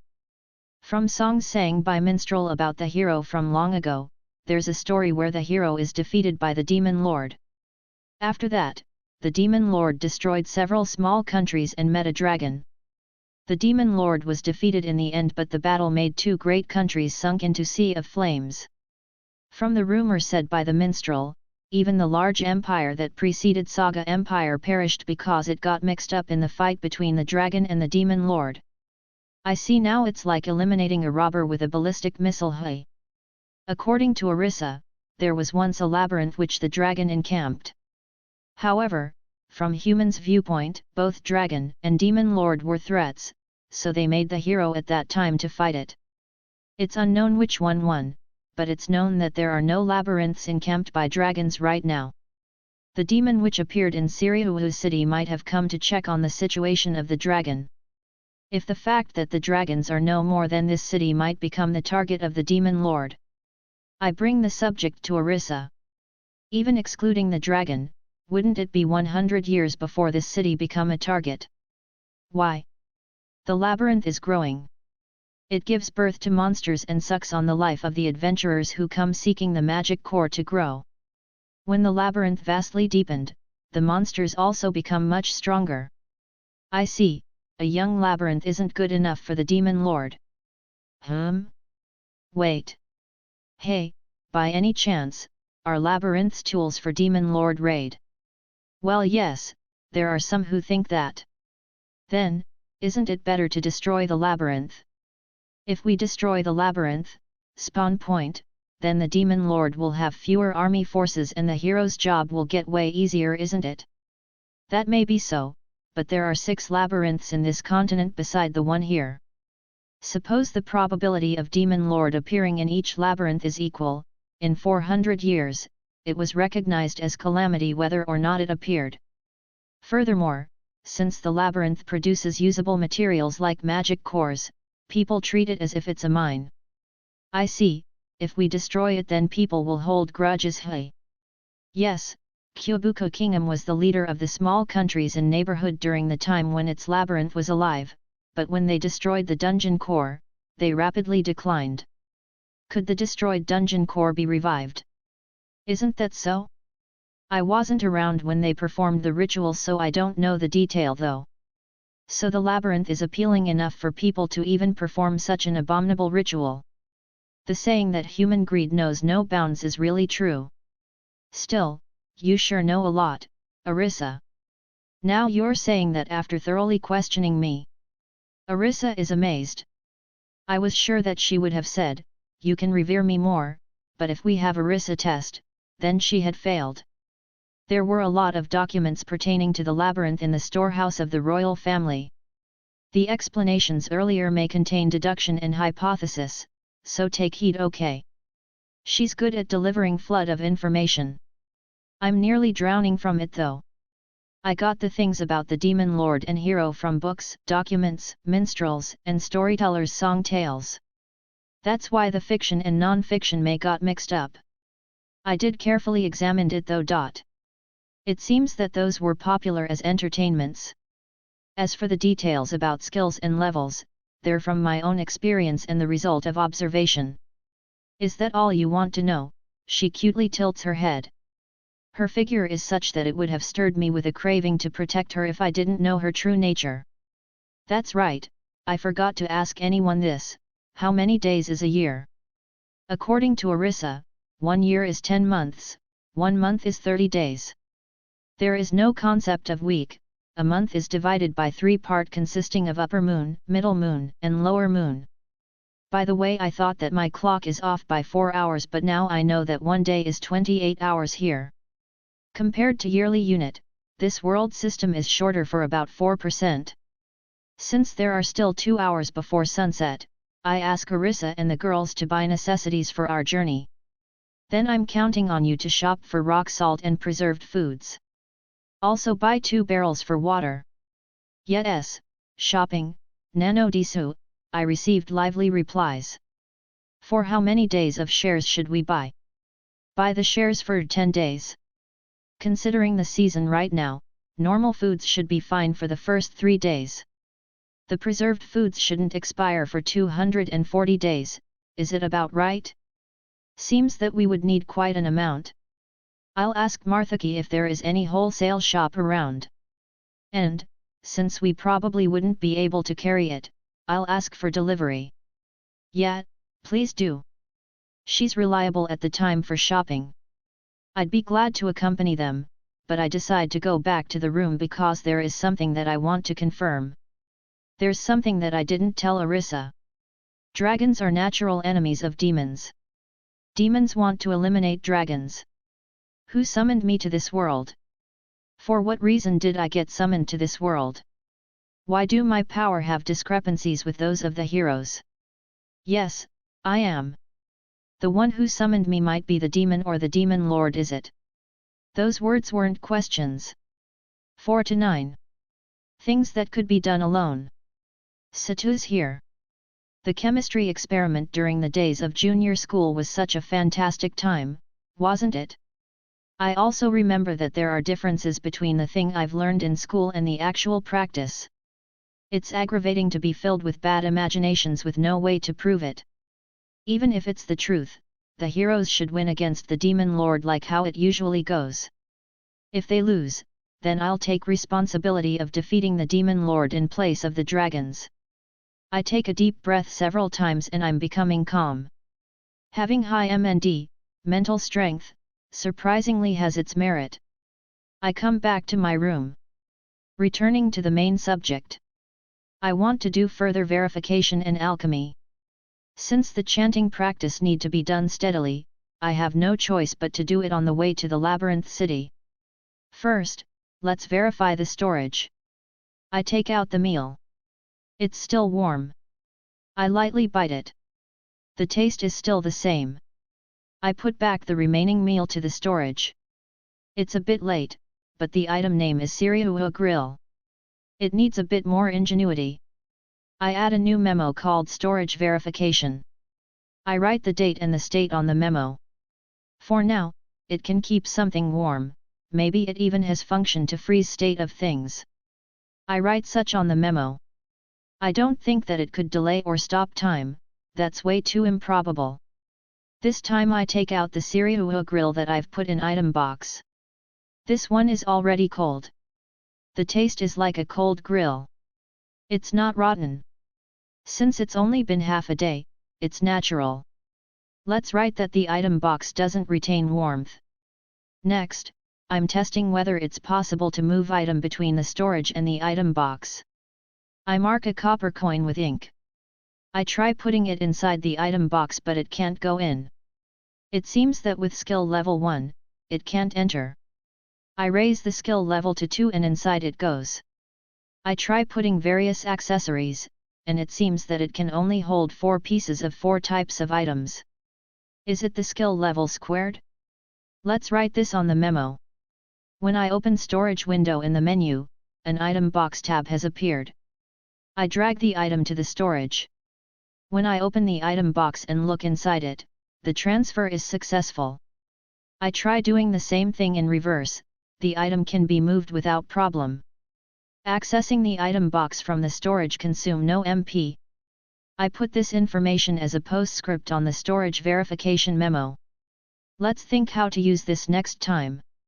Next, I'm trying if I can search the content of books inside the storage.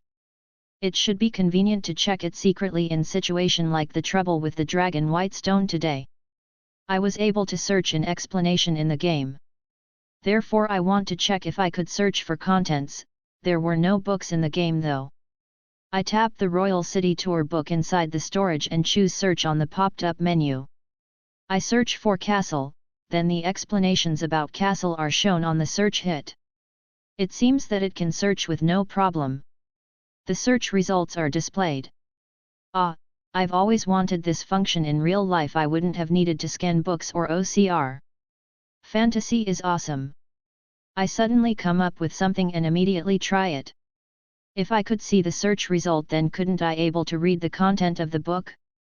Since there is no browse option on the pop-up menu, I search for blank and it goes well. I could read the entirety like it's on PC with scroll. It feels like a PDF file. Since I could search for words with this is more convenient for reading books. Next I try moving the book to the item box. Unfortunately, this one can't do searching. I wonder what's the difference? I take out the alchemy set and put it on top of the table on the corner of the room. The book remain in the storage. If it's like this, even in the dark, I could read the book like the menu. I'm reading Introductory to Alchemy. It's the book that the grandfather gnome firmly told me to read first. Rather than a book, shouldn't this be called a pamphlet? It's a think book with about 20 pages. The book starts with explanations of the tools. Moreover, it features illustrations so beginners won't get the tools wrong. It's the book that the grandfather emphasized me to read first. First, I take out the mortar and the pestle. The mortar is not the commonly known white porcelain but something pinkish in color. According to appraisal, it's made from agate. Isn't agate a jewel? Following the book, I grind a reagent with one dried medicinal plant together, and then I put the crushed medicinal plant to a small bowl filled with water with a thin metal rod. The compounding is complete 5 minutes from the start. Since it's the first thing to do for beginners, it's very easy. Compounding skill acquired. I immediately allocate skill point to the maximum and activate it. The finished aqueous solution is antipyretic medicine. Judging from appraisal, antipyretic medicine -3 is under the name, while the detail says liquid medicine for lowering fever. The effect is extremely low, it's just a mere consolation. This is my first time doing compounding, it can't be helped that it's low quality. Those who have magic power go to chapter 2, those who don't go to chapter 4 is written in the next page of the introductory book. It feels like a manual for business software, or rather, a game book from years ago. Chapter 2 is about basic refining. Seems that I have to make actual potions. According to the book, drugs made by compounding and potions made by refining have different effects even though they're similar. Production of potions need magic catalyst and MP, in exchange the effect will be displayed in real time. I continue to practice the refining according to the book. I put the potion I made earlier inside a metal beaker. Then I mix it with 2 reagents there. Seems that I have to pour magic power before the reagents are dissolved. I tuck the beaker between my hands and imagine magic flowing from my right hand to the left. It was like this with the spinning top.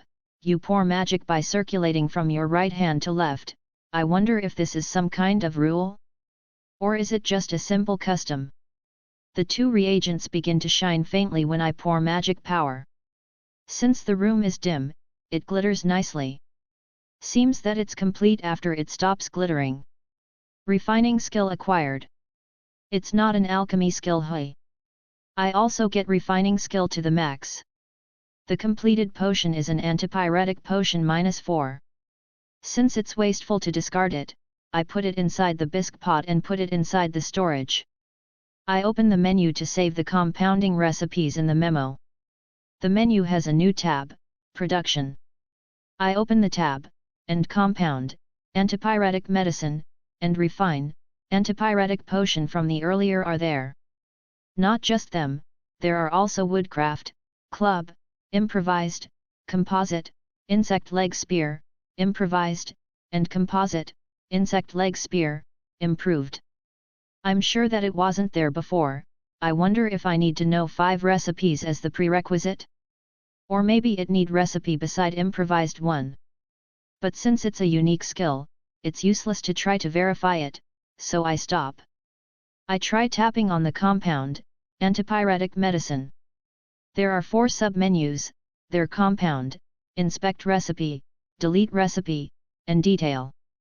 Compound seems to be disabled, it's grayed out. I thought that maybe I could do compounding inside the storage, but unfortunately it doesn't seem to be so. Even after I store the tools and reagents into the storage, it's still disabled. There might be some conditions. Then I continue the training to the end of the 6 chapters in the introductory book. Because there is 1 recipe in each chapter, I got to remember: compound, painkiller, compound, ointment, refine, lower recovery medicine, and refine, pain-killing magic medicine, potion, those 4. Probably because I've maxed out the skills to maximum, all the medicines after chapter 3 are attached with +5. The effect is extremely high, it's the highest quality is written. I'm thinking of verifying the difference in effect next time. I'm about to start practicing the 5th chapter of the introductory book, but there are signs of someone's holding their breath on the other side of the door. The 2 luminous points shown on the radar haven't moved from a while ago. I stealthily approach the door, and open it at once.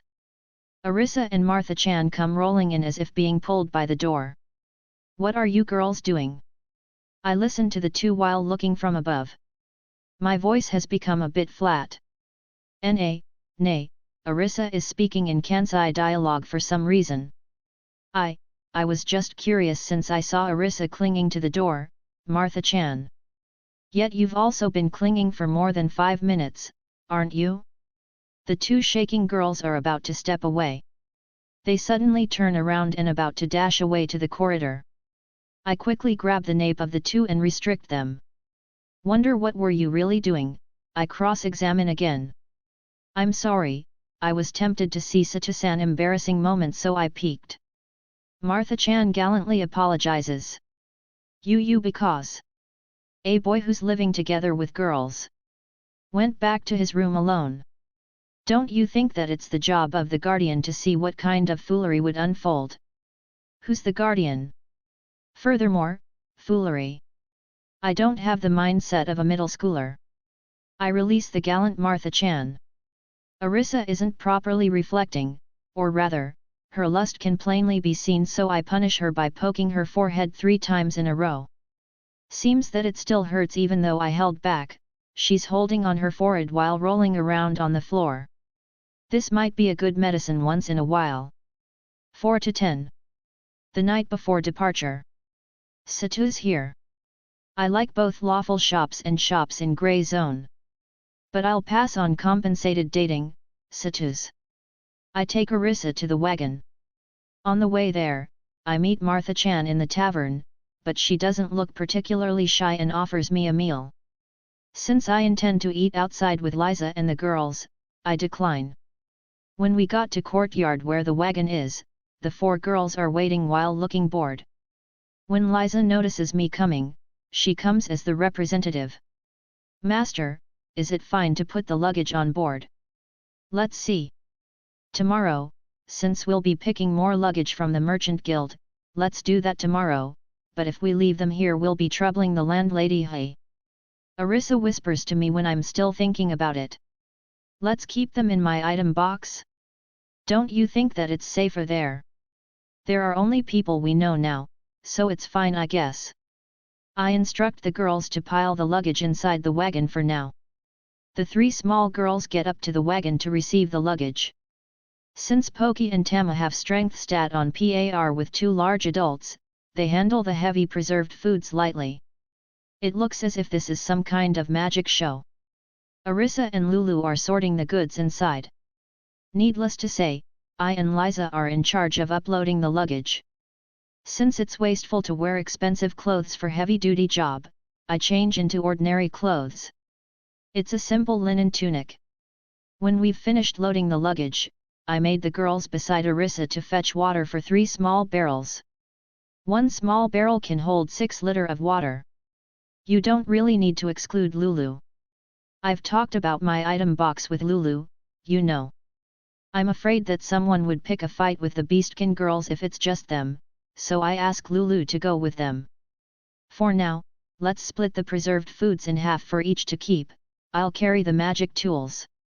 Probably no one would steal the learning cards, so put it on the wagon, and let's leave the foods that were entrusted to Liza and the girls alone. Kawaii, Arisa lightly said while storing the preserved foods into her item box. I also store the same amount. The preserved foods are jerkies, baked black breads, fried beans, and dried sweet potatoes. Others that are in the bag are wheat flours, root crops, rock salts, and various other groceries. Since leaves vegetables are likely to give stomachache, it seems that they didn't buy it. I've only noticed after doing this, but I'd love baskets or boxes to sort things out.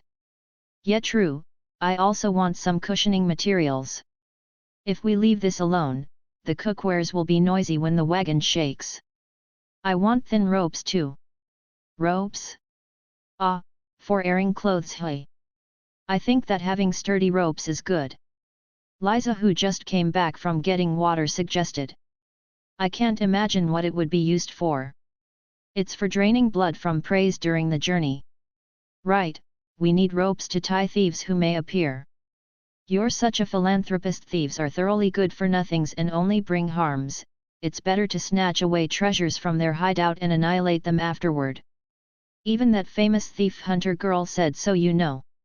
What kind of acquaintance is she? So there's a person who's famous for that. What a dangerous world.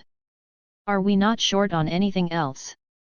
Poki raises her hand while standing on her tiptoes. Did Arisa taught her that? Yes, Poki-kun. Say it. A stool. I want one, no Disu. When I ask in detail, she seems to have used a stool when she helped taking care of the horse. She's brimming with enthusiasm to take care of the horses during the journey too. She's really reliable. Tama also raises her hand in the same manner and says, brush. She tilts her body in troubling manner while raising her hand, cute. It seems that she wants a tool to brush the horse and clean their hoofs. Tools for taking care of the horses, I completely forget about them. Lulu also timidly raises her hand. Her face turned bright red just by saying that. I wonder if it's something that embarrassing? I glance at Arisa. She winks back. Are you from Showa era? I want a washboard and a bucket. Is that really embarrassing? I have them in the storage, so I've forgotten about it, but it's certainly necessary. If it's really possible, I want a mirror. I'm fine with hand mirror size. Arisa, you're too extravagant. Liza firmly gives a warning to Arisa. It's unusual for Liza to give an opinion before I decide. I wonder if it's expensive in this world? That reminds me, I don't think I've seen any glassware. But, I'm sure there were mirrors from polished metals. I'd like to use one too, let's buy it if it's not too expensive. Yay! Arisa looks unusually happy without acting. Lulu is also smiling. Liza doesn't have any objection since it's my decision. Poki and Tama don't seem like they understand. It's decided that, tomorrow when I'm going to take the commodities from the guild, the five will buy the things we've just discussed. After changing clothes, we go out to eat together. That day, we eat dinner at stalls not far away from the gate inn. Since we've been eating meats every day, I order light soups, and soybean breads.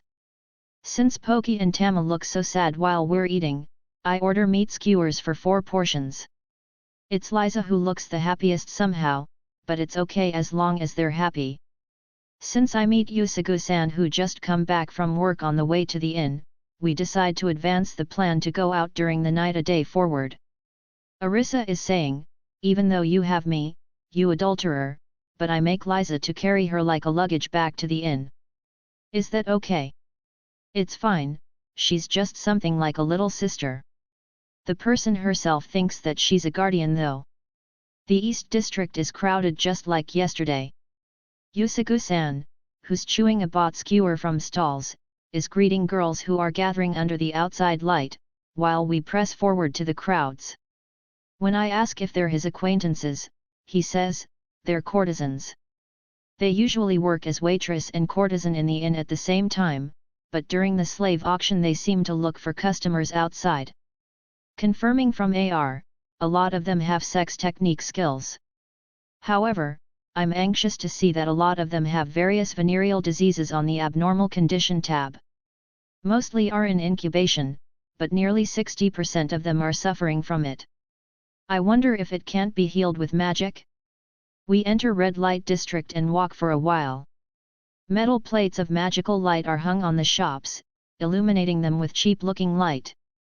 Most brothels are two-story buildings with verandas on the second floor. Courtesans who wear expensive clothes with high exposures are lining up on the verandas trying to lure guests. When I look, they raise their skirts and show their bare legs, then throw kisses. It's a feature every shop has. Interesting. The people who have sex technique increase, and proportionally the people who have venereal disease incubation decrease for about 30%. As expected, there is no one who has venereal disease diseased. Young master, here's the shop. Let's enter quickly. Yusugu-san pulls me to the shop. This shop seems to be refined, there is no girls attracting guests on the veranda. When I enter, verandas are installed on the second floor high along the corridor. I lightly wave at the girl who I saw from outside there. The floor is made from bare wood, but it's well polished. Is it about 30 tatami wide? There are a stove, doors, and a stair to the second floor inside. There are 4 rooms shielded with cloths on the left and right. Welcome to the Siriuha branch of Captivating Mansion. A woman in later half of her 40 come out from the back door while greeting us with penetrating voice. The woman is wearing a pink dress with excessive frills, but her fat is too self-asserting, her clothes looks like it'll burst apart at the seams. Guided by the woman, we go to one of the partitioned room. It seems that this is a room for guests to wait for the girls, since it'd be awkward to meet acquaintances in a brothel. The obese shopkeeper sure knows her stuff. There are a sofa and 3 low-quality marble tables inside the room. A girl of around 10 years old is standing by as a parlor maid. Excuse me, the girl puts small green sake cup in front of me and Yusugu-san. Transparent liquids are inside of them. It's a distilled liquor from the smell. According to the AR, the cups are made from jade. The liquor inside the cup is shiga sake. It's a strong liquor with 50% alcohol content made from wheat. Ku delicious, Yusugu-san gulped the liquor in high spirit. It seems that he forgot to drink this sake when he went to this shop before. The girl, is pouring the sake hey? I sip it once as a social act. It certainly tastes good. It's like whiskey but transparent instead of amber-colored. I wonder if the processing is different?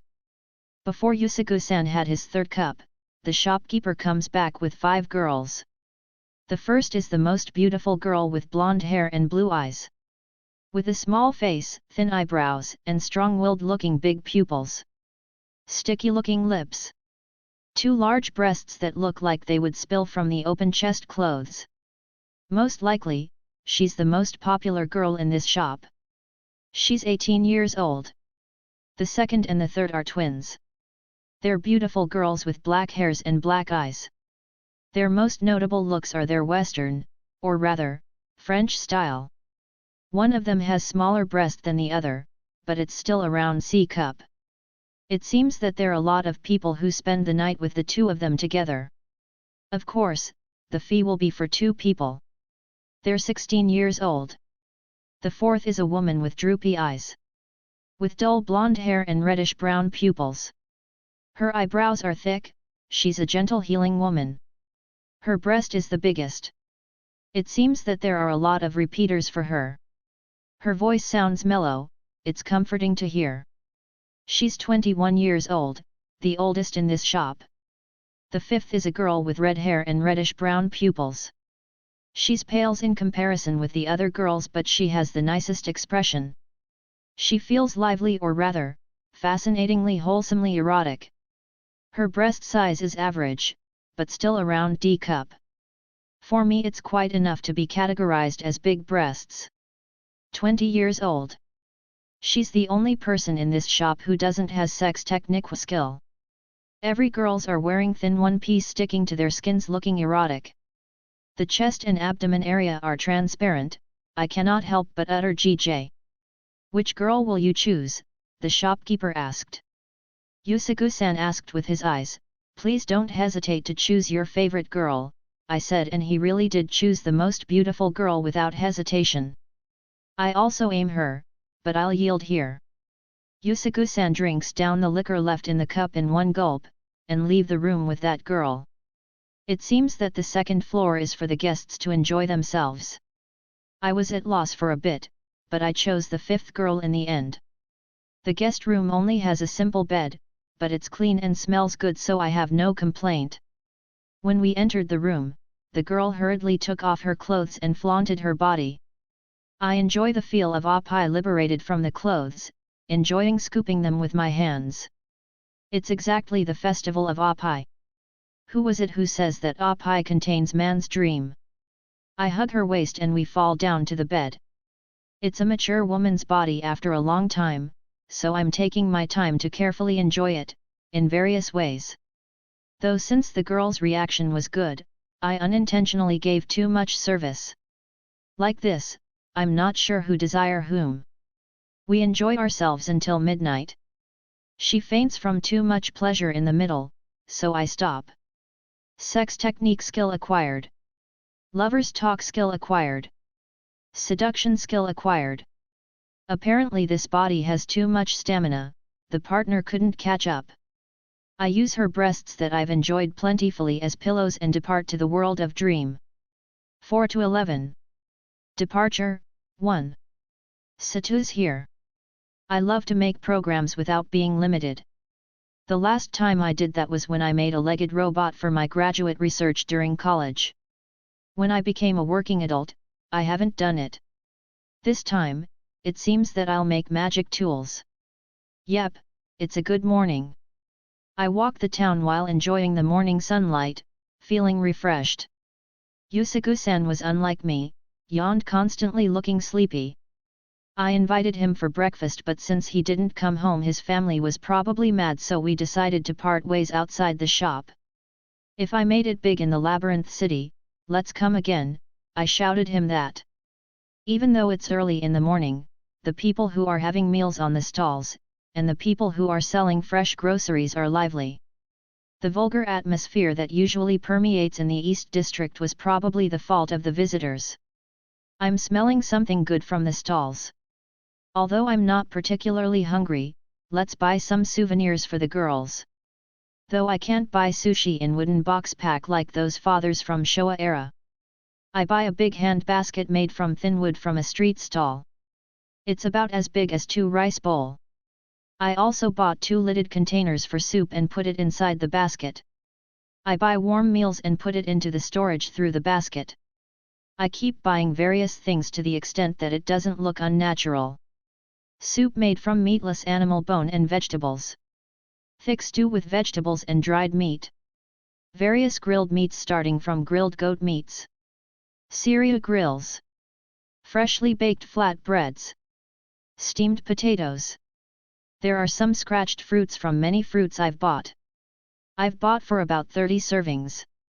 It's too much for souvenirs, but I'll keep some for emergency. With these much, even if we are in an environment impossible to light fire, I could still provide warm meals. In the first place, I plan to use the storage so that we don't end up in desperate situation. I wanted to buy alchemy materials, but it was closed at the time. When I get back to the gate inn, Arisa, who saw me from the window, comes running down. After she looked at my face, she begins to stomp the ground with her foot. You. Mao. That glossy face. She bites the edge of a handkerchief, taking a pose. Every single one of her gestures are old, let's not ask her age before she was reincarnated. I was the one who was supposed to take your first time. I don't remember making such promise. I keep silent about it since it'd be bad if I don't. You're fussy, and this isn't my first time anyway. No, even though it was one in a millennium chance to snatch away the DT of a boy. My condolences.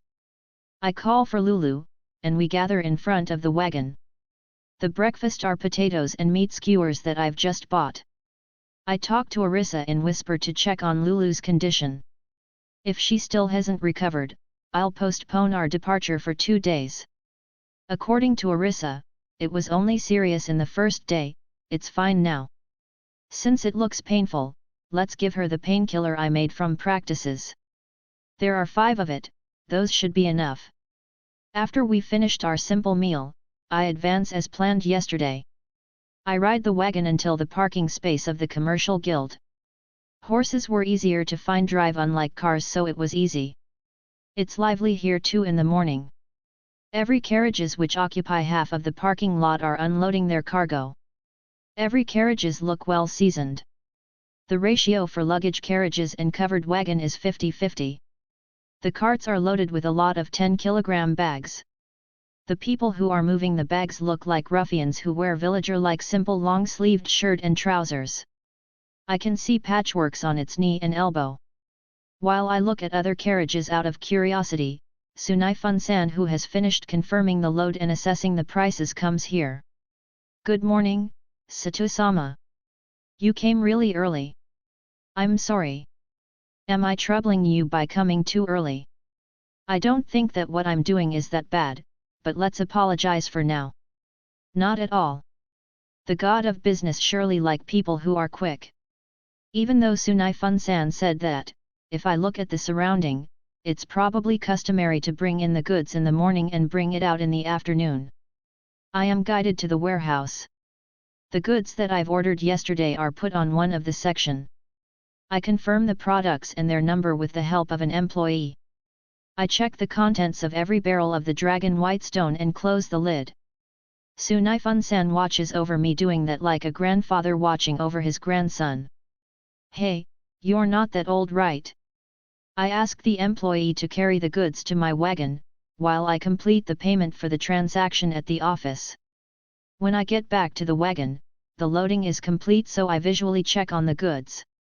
Since I've put tags on the dragon white stones, it doesn't seem like it has been swapped. It can't see through if the inside of the barrels are swapped, but they probably wouldn't have enough time to go that far. I thank the employee and give him 1 big copper coin. May you have good businesses. Sunaifun-san left the words as farewell as I left the guild. Welcome, Nanodi Sadat. I'm greeted by Poke when I return to the gate inn. She hugs me as I go down the coach seat, so I rub her head. I separate from her as I pat her head, and I work to unfasten the horses from the wagon. I'll help, no Disu. She immediately stands on the stall that we've just bought and begins to help. Might as well teach her the way to unfasten the belt, manage the yoke, etc. It's also good to review myself as I teach others. What's everyone else are doing? Lulu is washing over there. Others are shopping, no Sadat. So Poki and Lulu are house sitting. Hey. I'm watching the luggages, no Disu. Poki said it pridefully. She's certainly qualified for it. I can somehow imagine Tama sleeping on top of the luggages. I ask Poki to take care of the horses in the stables. Meanwhile, I put the goods I brought from the commercial guild into the storage. I thought of leaving the goat leathers and wools outside, but the smell was severe, so I stow it away. Let's practice to make deodorant next time. Poki carried the luggage until it loaded. Poki says, watching the luggage, no Disu. From the wagon. Since she's doing her best, I'll go to see Lulu's condition. Since the laundries that Lulu is doing are underwear, I go back without calling her. After that, I ask Poki for house sitting, and take a cab to the plaza before the castle. The flower bed on the center are still being worked on, but the pavements are already beautifully set with the paving stones. They sure work fast. They might have used magic since this is fantasy. The wall on the magic shop are still being repaired, but it seems that it's open for business for once. Then, catalyst, scales. If you get your hand on these, I'd like you to deliver it to the magic core station. I'll see to ask my magicians and alchemist friends. At most, I could get my hands on January 2nd pieces of scales. As I enter the store, a magician-looking old woman and old man come out while having those conversations. The old man take a glance at me but leave without saying anything. Oh, a visitor at? I'm sorry but I don't deal on love potion or energy drink. Go to the alchemy store in the East District. It's a thin and dried up old woman. Wearing clothes appropriate for a magician. Deep blue robes with long sleeves, wide opening tall hat unwieldy for indoor, wearing numerous ring with suspicious design on her fingers, and with about a 5 centimeters big emerald pendant designed after skull on her neck. No, I want to buy magic books. She raised just an eyebrow in surprise after hearing my words. She lean the cane which was on her hand to the wall and take out a lithograph from under the counter. Yamato stone again? We don't sell magic books to a man without talent, okay? Recently there are a lot of scoundrels of nobles who buy magic books just for prestiges, soiling them. I'll sell the books only to people having certain amount of magic measured from this instrument. Dang, I should have brought Arisa along. I don't know how far this stone can measures, but it'd be bad if my enormous magic power is known. I'm sorry, I'm afraid that it'll break if I carelessly touch it. Fun, excuse me? If you put magic power on this, it will emit blue light. It's cheap compared to the instrument in royal capital, but that's exactly why it's robust. So that it won't break if a veteran do his best, magic power stops flowing after it feed on the required amount. If one has a capability of a full-fledged magician then it will shine blue. Other than that it'll stay red as it is. Is it safe? If it's as the old woman said that there's no problem, but if the punchline is, actually it can read the exact value, that's scary. If you don't want to try then go home. I have a business to get dragon powder from my alchemist friend after this. The powder that the old man mentioned earlier is dragon powder. When I thought that it's a familiar name, I remember that I obtained some in the labyrinth. Would she be willing to trade magic books for this? Shopkeeper-san, if it's dragon powder then I have it, if you're fine with I can give it to you. I take out 5 vial of dragon powder from the bag. I got 6 from the labyrinth, but I decide to keep 1 in hand. When I take it out I estimate the market price. 20 gold coins. Are those real? The old woman picks 1 vial and takes out 1 earpick worth of powder, then she tests it with some reagents and apparatuses. I'll buy it for 10 gold coins a vial. What a greedy old woman. When I say that the market price is 20 gold coins, she says, that's the price on a shop, rejecting it. Since I don't intend to force the sales and the agreement doesn't seem to be achievable, I'm about to leave the shop, but her hands hold out at the speed that doesn't match her age. Her eyes are fiery and glittering, she's a bit scary. Wait. That thunder old man is probably going to buy them at that price. I'll buy it at 20 gold coins apiece.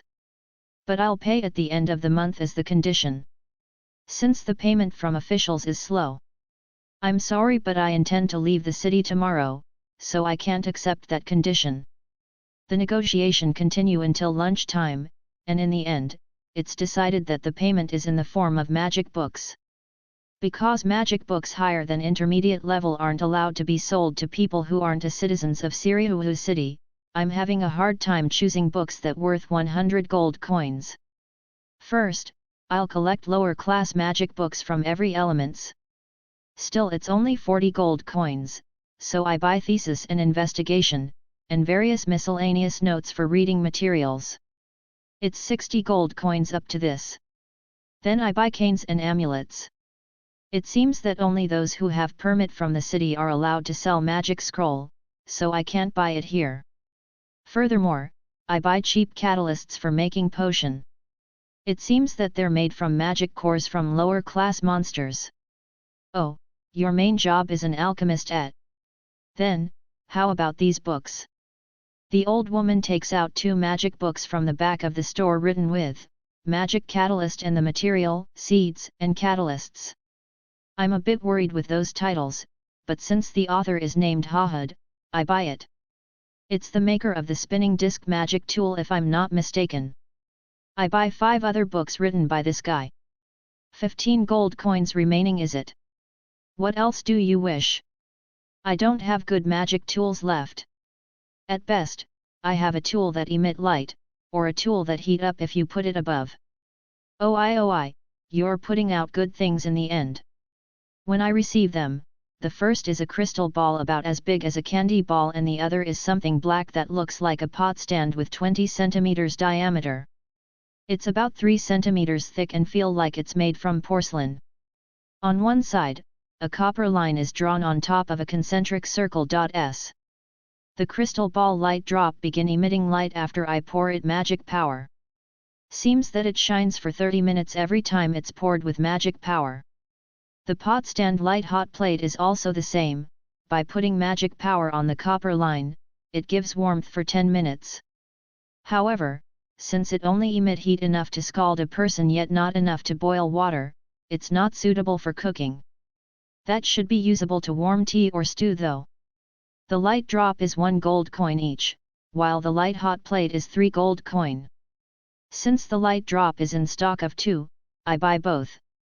In the end, since I couldn't find good stuffs for the remaining 10 gold coins, it's exchanged in cash. I thought that I have to use it all up, but that's not good. Dangerous, dangerous. Fun, putting money aside, it's been a long time since someone bought this much.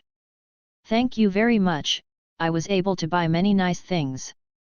Thanking the old woman, I asked to deposit the stuffs I've bought in the store for a while. After this, I've completely forgotten to buy map from the bookstore next door. The old woman kindly agreed to keep the stuffs, then I go toward the bookstore. 4 to 12. Departure, 2. Satu's here. I'm not a person who often take trips, but I've strangely grown attached to a city I've only been to for a few days. I want to come again for notable tourist attractions. The bookstore is kept by the already recovered grey-haired old man. Semon-san isn't in the shop. I'm not able to worship that glorious proportion, regrettable. The shopkeeper give me the map to Labyrinth City. How do I say this? It's a map that screams, measurement. What's that? Is it tasty? Although I didn't expect it to have map symbols or contours, but it's questionable if this thing has concept of cardinal directions. Probably it's shown on my face, the old man explains. Accurate maps are classified information so only people from the kingdom's side could get a hold on it. I miss Google Map. Since it's better than nothing, I buy 5 maps until it reach the Labyrinth City. Later on, I learn that Merchant Guild sells better maps. My business is over with this, but the shopkeeper, demonstrating his commercial spirit and kindness, recommends me various books. Books that looks like it'll be useful for journeys like Journey to Royal Capital, Dictionary of Herbs, Carriage Repair Reverse Dictionary, etc. I'm charmed by their titles so I buy all the recommended ones. There are introductory books for woodworking, smithing, engraving, and various manufacture-related books, but since there's no demand and coupled that they're old books, they don't sell well at all. When I show an interest to it, the shopkeeper begin to pile one book after another. Since they could be bought for 2 gold coins for everything, I decide to buy them all. Furthermore, he also recommends good reading books for breaks during a journey. Although most of them are about love or heroes, but I find exceptions like Ancient Battlefield and Withered Labyrinth, Mad Magician and Death Army, Man Who Created Labyrinths. I buy the 3 of them and 5 popular picture books. Picture books are good for learning letters. It was a bit over the budget, so I drive it down to 10 gold coins. I bought too much indeed. The bag with almost 30 books inside is quite heavy. If I didn't have the status compensation, my waist would have gone bad. It becomes quite the amount after I receive the stuffs I've bought from the magic shop. Though it's not like I could not walk back carrying them, I'll look way too conspicuous so I wait for a cab carriage. Hello, Nimble Unii-san.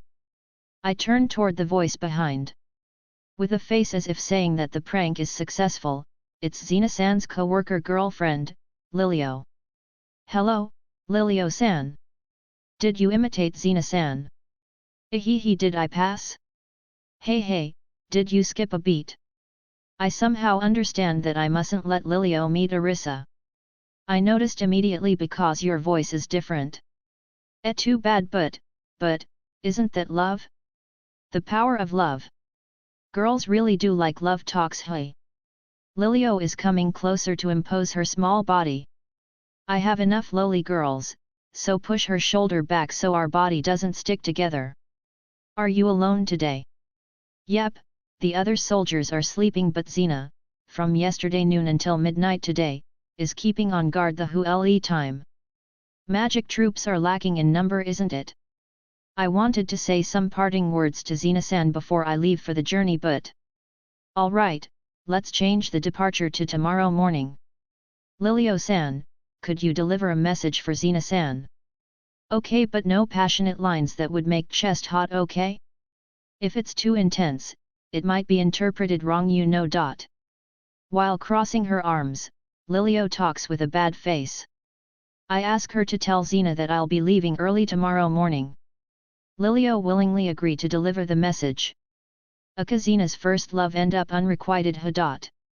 It seems that she intended it to be a monologues, but I heard it loud and clear. I don't reply to that and go back to the gate in WTH a cab carriage. On the carriage, I store the books inside the item box. When Arisa knew about me going to the bookstore, didn't I say to take me along? She's angry, but after I tell her that I bought every elemental beginner magic books, her smile returns. Besides, you probably haven't learned how to learn Shiga Kingdom letters, right? Then, are we going to depart? Since Arisa asked, I tell everyone that we'll depart tomorrow morning. I'm going to the alchemist shop on the East District and the General Guild to finish some business, so check if there's anything that we forgot to buy. It's fine to play learning card when it's over. Card, Nano Disu, Poki, Tama and Lulu rejoice. It's rare to see the figure of Lulu who looks happy like a normal girl. I click on rec button in my heart.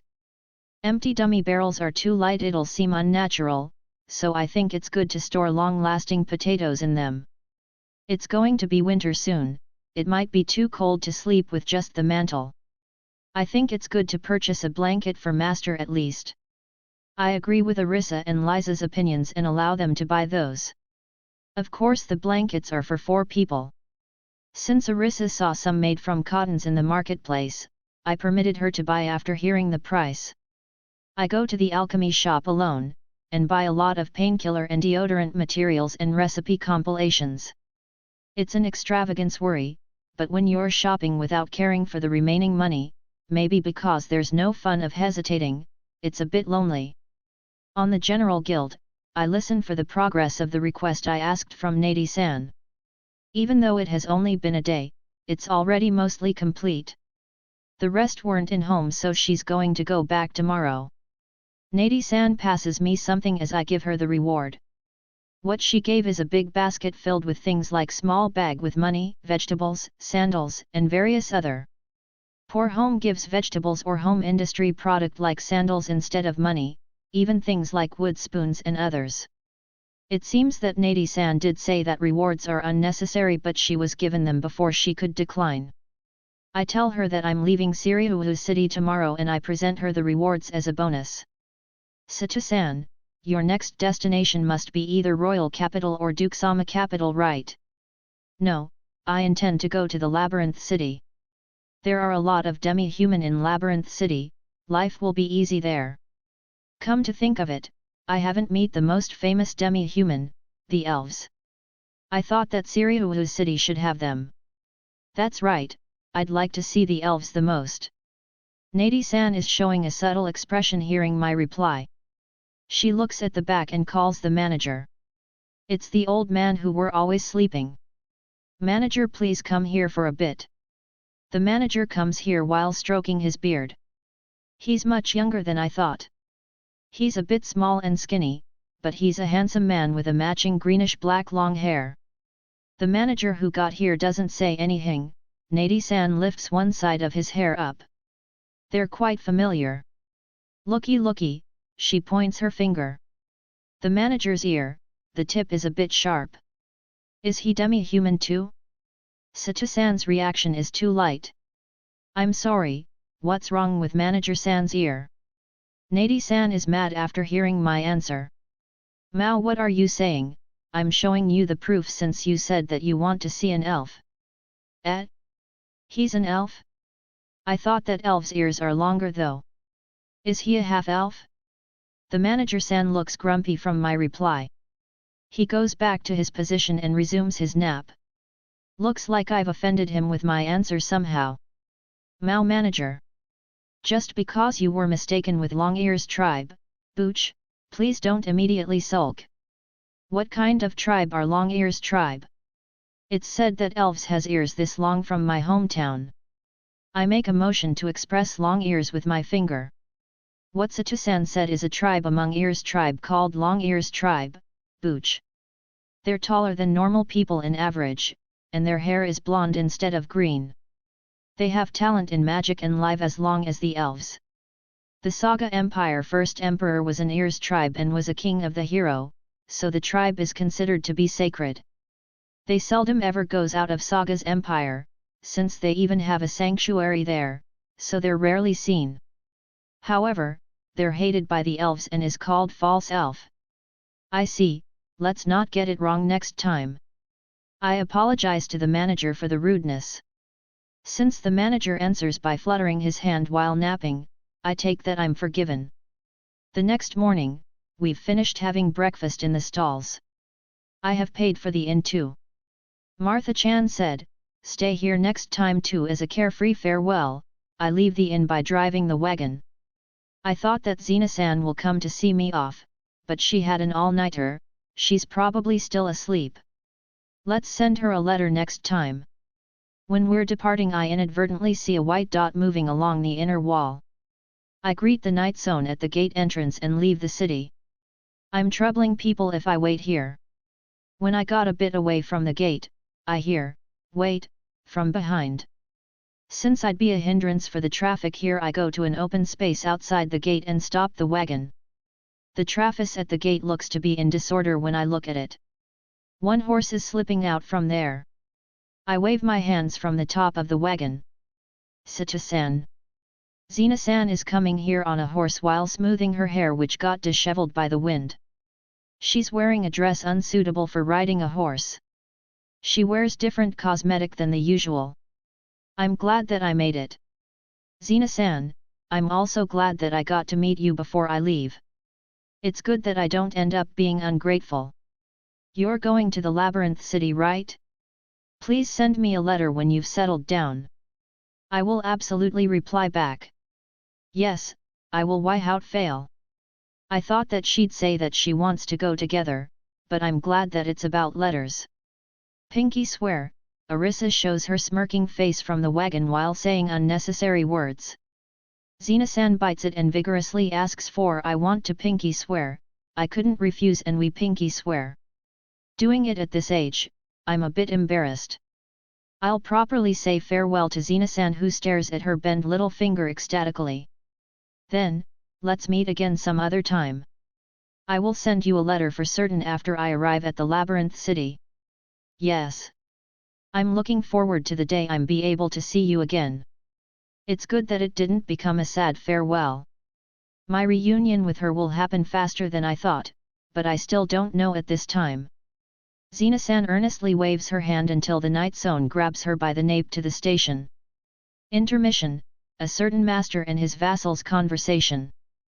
As has been said, with the cooperation of all temples and magicians, the labyrinth won't expand toward the city, and as long as the ceremony is maintained, the barrier will last. In the future, for the sake of reinforce the barrier, we'll build several holy monuments in the eastern district. Please sign these documents for securing those sites. The white-haired official consul of the Earl, Ortiz, read the report while adjusting his monocle.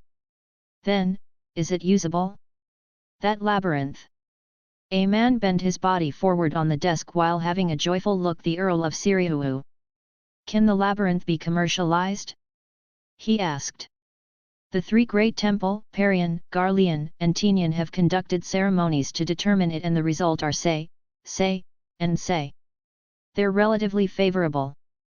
The consul stopped there, and add, however.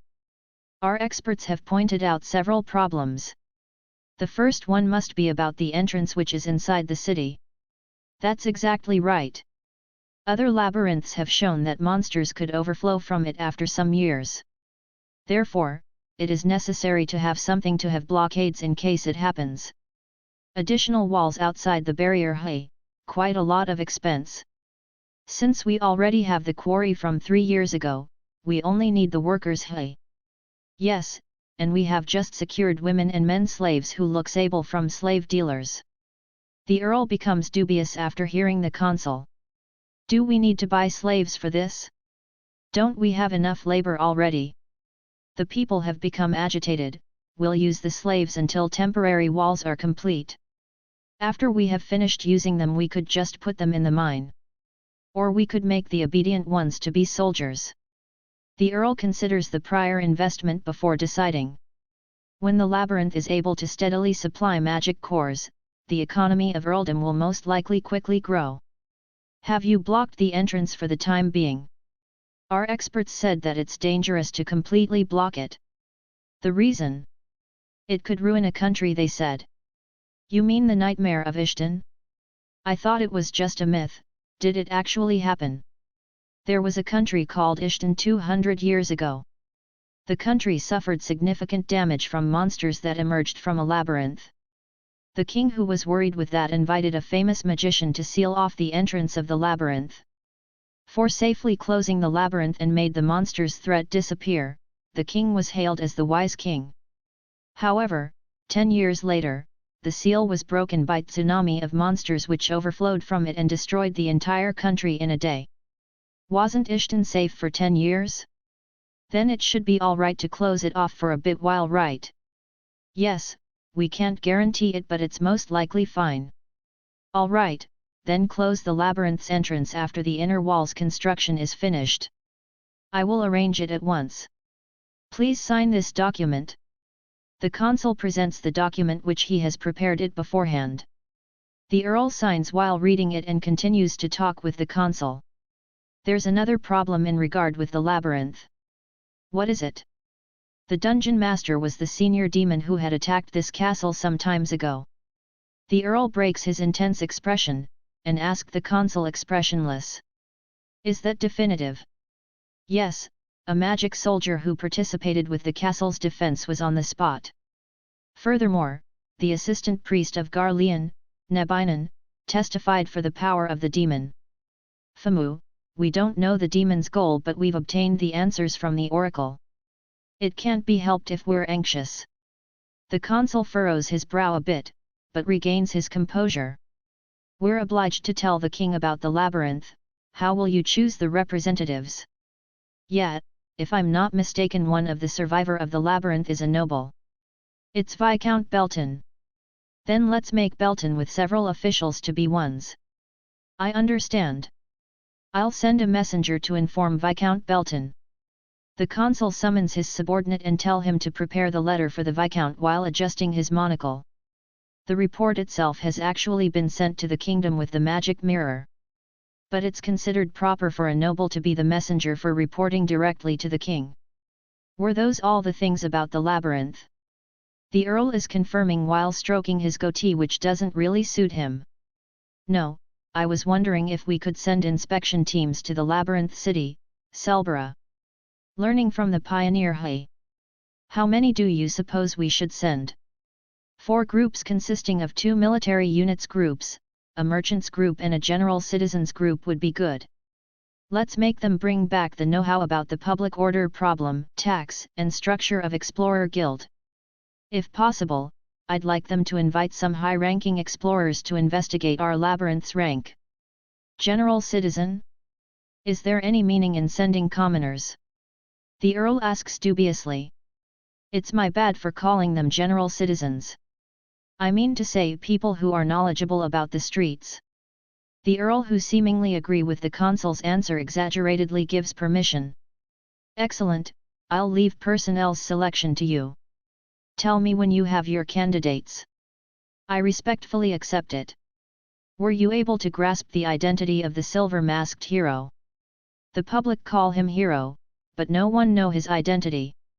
Since the Earl cannot overlook an existence that could equal senior demon hiding in this city, he did not only make his formal investigators but also the consul's spy to investigate. We have succeeded in narrowing down the candidates, but we're lacking conclusive evidence. Who and who? The first candidate is Sir Kiguri from the night. He has body reinforcement magic and Herculean strength skill. He was off duty so he stayed at home during that day. There are many other things that match like his long blonde hair, but he should has been boasting more if he was really the silver mask. Right, he's a narcissistic man, isn't he? The second candidate is Yasakoshi the Explorer. He's a level 45 warrior. He's not only high-leveled but also equipped with various strong magic tools, so he could possibly endure the demon's attacks. He's accustomed with fighting monsters and demons. However, his hair is black. What is such man doing in this kind of frontier place? Your Excellency, please stop belittling your own territory. The Earl is laughing while expressing his gratitude. His aim is probably dragon scales from the Dragon's Valley. Is he suicidal? No, what I said isn't exactly right, he's probably aiming for dragons which are nesting away from the Dragon's Valley. As one would expect, he couldn't possibly come back alive if he goes to the Dragon's Valley. Yet, it'd be over just by the Scales tribe before he could even meet the dragon. The consul clears his throat and goes back to the discussion. The conversation had wandered off. The third candidate is Yasakoshi's companion, the magic swordsman, Tanshi. His level is high at 42, and he's probably used with dealing with demon like Yasakoshi. He's a blond, but he can't possibly fought the senior demon while being only able to use body reinforcing magic. Right, it's not like the opponent is unaffected by magic. Moreover, explorers usually fight in party. After being lost in thought for a while. I see, certainly we're lacking the decisive evidence to ascertain who the silver mask is. Yes. Is there no other candidate? It's not like there isn't, but beside the three above, it's impossible judging by their ability. They might be hiding their true ability, you know. The Earl is grinning. There are 4 people who were omitted from candidacy. The first one is the Earl predecessor's bastard child, Ratsudano. He was present in both uproars. His hair and height match the condition. He also has the need to hide his true ability and identity. That said, someone like him probably remained as a spectator until the end. That's right, brother-in-law is that kind of guy.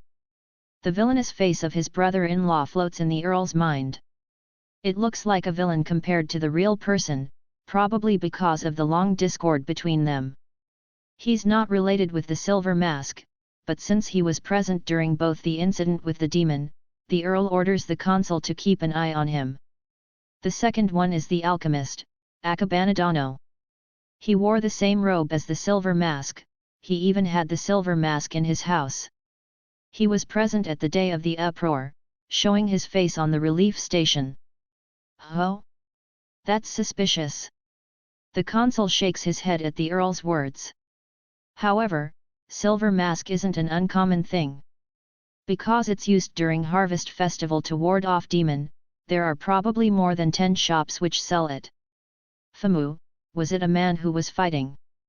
No, the figure was slim and the skin was abnormally pale that it didn't match the strength the Silver Mask was showing. A friend of mine testified that maybe he drank medicine that could change his body. The elder confirmed the existence of such medicine, but the feedback reaction is too strong that it's suicidal for healthy person to drink it. Is that so? Even if it's possible, if the medicine makes your body handicapped, then there would be no meaning in fighting. The Earl thinks so and moves his interest to the next candidate. The third one is a man called Yusu who's affiliated with a criminal guild called Brown Rat.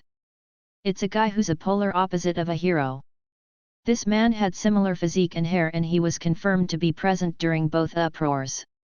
Moreover, the one who was carrying the demon's arm during the rebellion uproar was this guy. Oh? Did he cut the demon's arm and got possessed by it? The possibility exists. The consul picks on thin document from the stack he's holding and gives it to the Earl. A hypothesis has arrived from the elder. Wasn't the demon who possessed the man called Kyousoukyoku different from the demon who attacked the castle? He said. For two senior demons appeared at the same time, isn't that impossible? Maybe they were demons who were in hiding in hope of creating a labyrinth, he said. And then they fought each other because one intruded another's territory, is it? It's written as such in the hypothesis. How much is the truth from what Old Man Thunder said? The Earl puts one hand on his chin while thinking. If it was said by someone else then we would laugh at it together, but the elder that the consul the Earl call him the Old Man Thunder, is the leading magician in this territory and even in the kingdom he's among the 5 most powerful one. Even if what he said seemed absurd, it couldn't be ignored. Right then, since there's no evidence I can't say for sure, but if it's the truth then a lot of things would start to make sense. Like the abnormal endurance. Yes. While fist fighting the demon, he received a concentrated attack from 30 magicians and came out unscathed. He couldn't be human. It's possible with certain magic tool, but the Earl and the consul have no idea about it. The first 3 candidates who were mentioned cannot clear this condition too, so they are exempted. If he's a demon, then that question is solved. Hey. The knight leader who was commanding also reported that, he was strong without no doubt, but his movement was like an amateur dot. A senior demon who isn't used to fighting. Hey. Or maybe, it was confused with the difference of the possessed body compared with its real body. If the other demons are able to hide themselves, then the threat can't be ignored. The Earl thinks so and translates it into action. All right, arrest all members of Brown Rat Guild. Thoroughly investigate everything about this man called Kyousoukyoku. I understand. Oh yeah, I almost forgot with the last candidate. The consul pulls a report from the document stack. He's called Sato, a self-proclaimed merchant. Self-proclaimed. Yes, the person introduced himself as a merchant but no one in the merchant guild knew him, and he didn't have any business activity during his visit to Siriua City. The Earl who had his interest piqued chimed in. Is he a spy from other country? No, his performance was too poor to be a spy. The only things he did after arriving at this city was just sightseeing and doing tryst with women. He seemed to be well off but he did nothing but wild merrymaking. Sightseeing? In this place, a city with scarce tourist attraction. Yes, it's a good way to check on the city's facilities and road as a way to confirm the nation's power, but it's too conspicuous. That's right, I've never seen anyone who goes on a tour in this Siriua city. The consul continues his talk after clearing his throat. This person is like the 3 earlier, he was present during both uproars, and was a survivor from the labyrinth. Self-proclaimed merchant, but actually an explorer at. The Earl finds it quite amusing. Well, according to Viscount Belton, he was excellent at commanding the demi-human slaves, but the actual person himself was mediocre. He's a coward who didn't equip a sword, couldn't use magic, and only stealthily threw stones from behind the demi-human slaves, he said. Is that guy acquainted with Viscount Belton? Rather than an acquaintance, he's the man who rescued Viscount Belton when he was caught by monster. Ho, should we give him some kind of medal? I think it's unnecessary since the Viscount himself is giving him rewards. The Earl nods while getting back to the story. Even without fighting strength, he was able to escape from the labyrinth. We should consider that he has some kind of experience. Isn't it just because the demi-human slaves were strong? From the Yamato stone check, they're all level 13, around the level of an average knight. The consul reports it plainly. His expression doesn't show if he discriminate against demi-human. All of his slaves? It's not just one slave who is at the same level as an average knight. Yes, the 3 are. That's some battle potentials.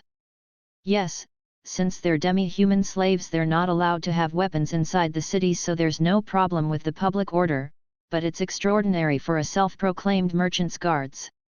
The Earl is contemplating while the consul waits for his master. A son of a noble, or a wealthy merchant's son? No, can't be, someone like that would have humans as their guards. The Prince of the Lost Kingdom. I think you're jumping to conclusion for that one. You're right, it's fun to guess his identity but there's no meaning to it. Yes. Let's scout for people to be put into the inspection team for Labyrinth City. Are you serious about that? Write the candidates. I understand. Still, the day after he arrived at Suzuki City, he was at the spot where the demon attacked. Moreover, the day after that, he was present during the rebellion, and again, he got dragged into the labyrinth. What an unlucky man! If that man is bringing in demons, then we should expel him from this territory. That can't be. Nebinen testified that he stopped the rebellion, found out the mastermind behind it and discerned the demon. The Earl raises his eyes after hearing the consul's report. He's quite an able man. If what Nebinen said isn't a lie. It's not just Nebinen Dano, a magic soldier who was present also testified the same thing. Famu, a mysterious man. Hui. I'm interested but I can't get free time to meet him. Yes, since you need to reorganize the territory army, rebuild the destroyed city, the isolation of the labyrinth and other things that keep piling. The Earl, seemingly of doing mischief, grins while crooking his lips. About that medal earlier. Are you going to really give him one? No, not medal, let's give him gentleman title. Court rank is it? The consul is unusually shaken with the Earl's world and his words is mixed with thorn. You don't mind, right? It's a rank given to 10 people a year. We don't need to give him position or pension either. At most his privileges are being at the lowest seat of nobles and exempted of the tax. To give a person of unknown birth and parentage a rank, this vassal who has served for generations object. The Earl has anticipated the consul's objection and solemnly states his excuse. He saved the oldest member of that vassal, Viscount Belton's life, stopped the rebellion, and uncovered the plot of the demon. Aren't those enough for achievements? There is no objection to his achievements, but furthermore, I'm not giving him Viscount or Baron rank but a false noble rank of gentleman. The consul realizes that the Earl isn't serious from his expression. Please stop joking. Right now is the important time for the earldom to make rapid progress. Sorry, forgive me. I was having fun imagining how my vassal would look like if I give a vagabond a court rank. Admonished by the consul, the Earl apologizes. Having finished letting off the steam with the joke, the Earl and his consul move to their next agenda. Their night is long. Intermission, friends of uni. I've made new friends today.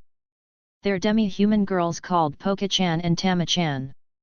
All demi-humans that I've ever met eyes were like stray cats ready to bare their fangs, they were scary. But those girls are different.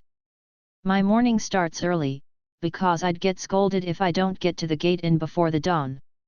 When the sky begins to brighten, I leave the orphanage to the main street. It's dim, but I'm not afraid. Because I'm with other children who are running toward their job's place.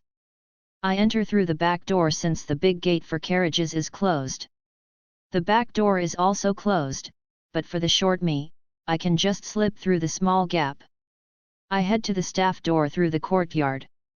The water is low when I peek at the water jugs. I must fill it before the landlady woke up.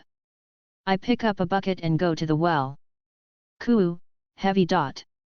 Hanging on my body weight, I pull the rope connected with the bucket. Drawing water is a hard labor. Especially for someone as light like me. I wonder if the day will come when I can draw water effortlessly like Martha-san? Intruder. Suspicious person Nano di Sadat. I was surprised by voices from the dark and let go off the ropes. Ah, even though I was about to succeed. I turned toward where the voices came from. From there 4 lights are floating out together with carefree voices. Kaie. Anya. New. I wasn't able to suppress my scream. But anyone would be surprised if they were in the dark. Encouraged by that fact, I harshly scold at the someones who are in the dark. Don't raise your voice suddenly. I'll have to draw again now. Sorry. Nano di Sadot. Those someones frankly apologizing, making me losing my tension. The sun gradually rises and I can see the faces of those girls. Those girls are beast men. I was surprised at first and shouted, "Don't come here." But Poki and Tama didn't mind it. "I'll help," notice a dot. Saying so, they begin pulling water in place of me. Poki quickly pulls the rope like a joke. I wonder just how strong beast men children are. Or maybe these girls are special. After Poki is finished drawing the water, this time Tama says, "Unfair?" Tama will also do it, and begins drawing water. These girls must have thought that this is a play or something. Oh God, I'm sorry, Uni is a bad girl. I use the two who are happily playing around until the bucket is full of water. Moreover, not only drawing, they also help me carrying the water. As a thanks, I will share today's meal with these girls. I break apart the black bread I've received as breakfast and bring it to the two with soup. The work here is hard, but it's nice because I get delicious meal. Even without garnish, the soup is far better than the thin soup that is occasionally served on the orphanage. Even the slightly sour blackbeard goes well with it. There's no the bit steamed gaba fruit or pickled gaba leaves as the only meal. The two will surely be delighted.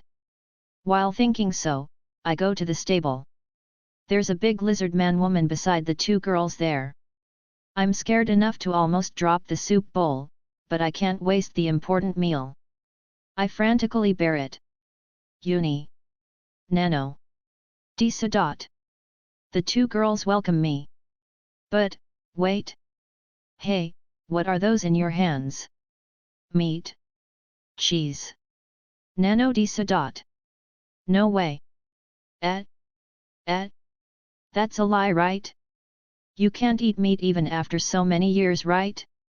How do slaves, two demi-human slaves at that, get that kind of expensive thing? Furthermore, it's quite a big lump. Hey? I hold out to keep my drool.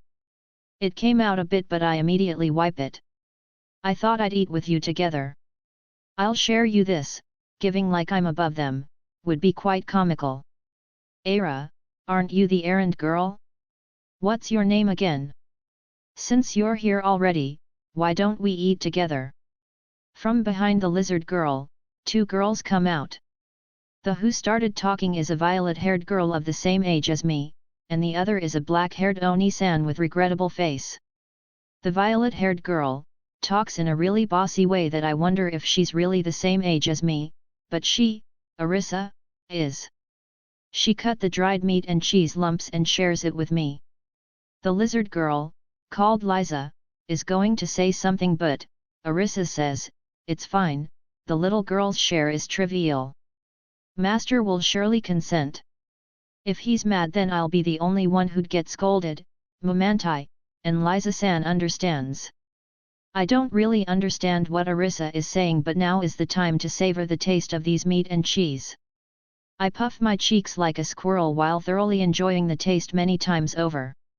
I'm sure that I'll remember this day for a while, and I'm confident that even gaba fruits would taste like meat and cheese. Rather than dividing my meal as a thanks, I got to eat delicious things instead. Furthermore, after the meal, Poki and Tama help me taking care of the horses. The two are really strong. Even Liza-san, who was bored, helps changing the litter boxes of the horses. I thought that demi-humans are scary, was I wrong? There are good things and also bad things. The landlady told me and Martha to buy firewoods from the lumber shop. Do we really have to bring this 2 bundles to the inn? Martha-san says, "Yosh. Let's do our best. But you won't be able to easily carry it, you know? Still, I'm an employee, I won't complain. If I carelessly complain I might get fired, and I don't know if I could get another job then. In the future, if possible I don't want to become a courtesan at the street corner. I lift the firewoods with all my power. My feet are staggering, but I won't lose. Since Marthan-chan is carrying bundle of firewoods even bigger than mine. Carrying the firewoods. Yes, carrying it. Carrying firewoods. When I'm about to faint, the weight is suddenly no more. I look up and an unknown man has taken my firewoods. No, don't take it. I must bring that home. Before I could complain, Martha-san thanks him. I said he's unknown, but when I look at him again, it turns out that he's a guest on the inn. He's the person who gave me tips lavishly just by bringing water to his room this morning. It seems he's called Sato-san. Sato-san not only carry my firewoods but also Martha-san's. A man is strong after all. He's carrying it without breaking a sweat. I didn't notice it before, but Poki and Tama who are carrying big rucksacks are together with him. So the master of the two is this man. It might be good to be a slave of this man, I'm thinking such. When I get back to the inn, I continue to take care of the horses. Poki and Tama also help me like in the morning. That's okay. It's okay. But please don't, I'd be scolded by the landlady if I let a guest helps me. For the master who's wearing such expensive looking robe, please don't help me taking care of the horses. Please stop with that disappointed face. It's like I'm doing something bad. Plate. I declare so and flip the card. The plate is drawn on the back. Yes, this is the third. I carefully collect the card that I worked hard to get. This is a tool for learning letters it seems. At first, Martha-san who can read letter was teaching us but in the middle, Arisa devised this play. After that, everyone is engrossed with it. This is the first time I've done this play. I've always wanted to learn how to read letters, but it was like saying, I want to fly on the sky. It was such dreamlike things. But now it's different. Only in a few hours, I've learned how to read 7 letters. Fun thing doesn't last for long they said, but this is too much. Even though I've made new friends, tomorrow Poki and Tama are going to leave this Siriuhu city. But I've made a promise to the two. I will absolutely learn words and write them a letter. I don't know the cost to send a letter, but I have a secret saving of 2 copper coins. If I have this much, then I should be able to send a letter. In the evening, when I've finished my work, Sato-san gives me a bag full of wood blocks. When I look inside, although they're a bit poor, they're the same thing as the learning cards. He says, it's a thank you for getting along with our girls, and gives it to me. I want to thank him immediately, but I don't know how to express this gratitude. Oh yes, the woodblock cards that Sato-san gave become extremely popular at the orphanage. Some interested older children asked for wood's waste from the lumber shop and the children who are good with arts drew the pictures. Even though a week hasn't passed since then, we have already finished making 3 sets. It'd be nice if everyone becomes able to read letters in 1 year. That's my dream. It's nice if that really happen. The work is hard as always, but after that day, I'm seeing more happy dreams each day.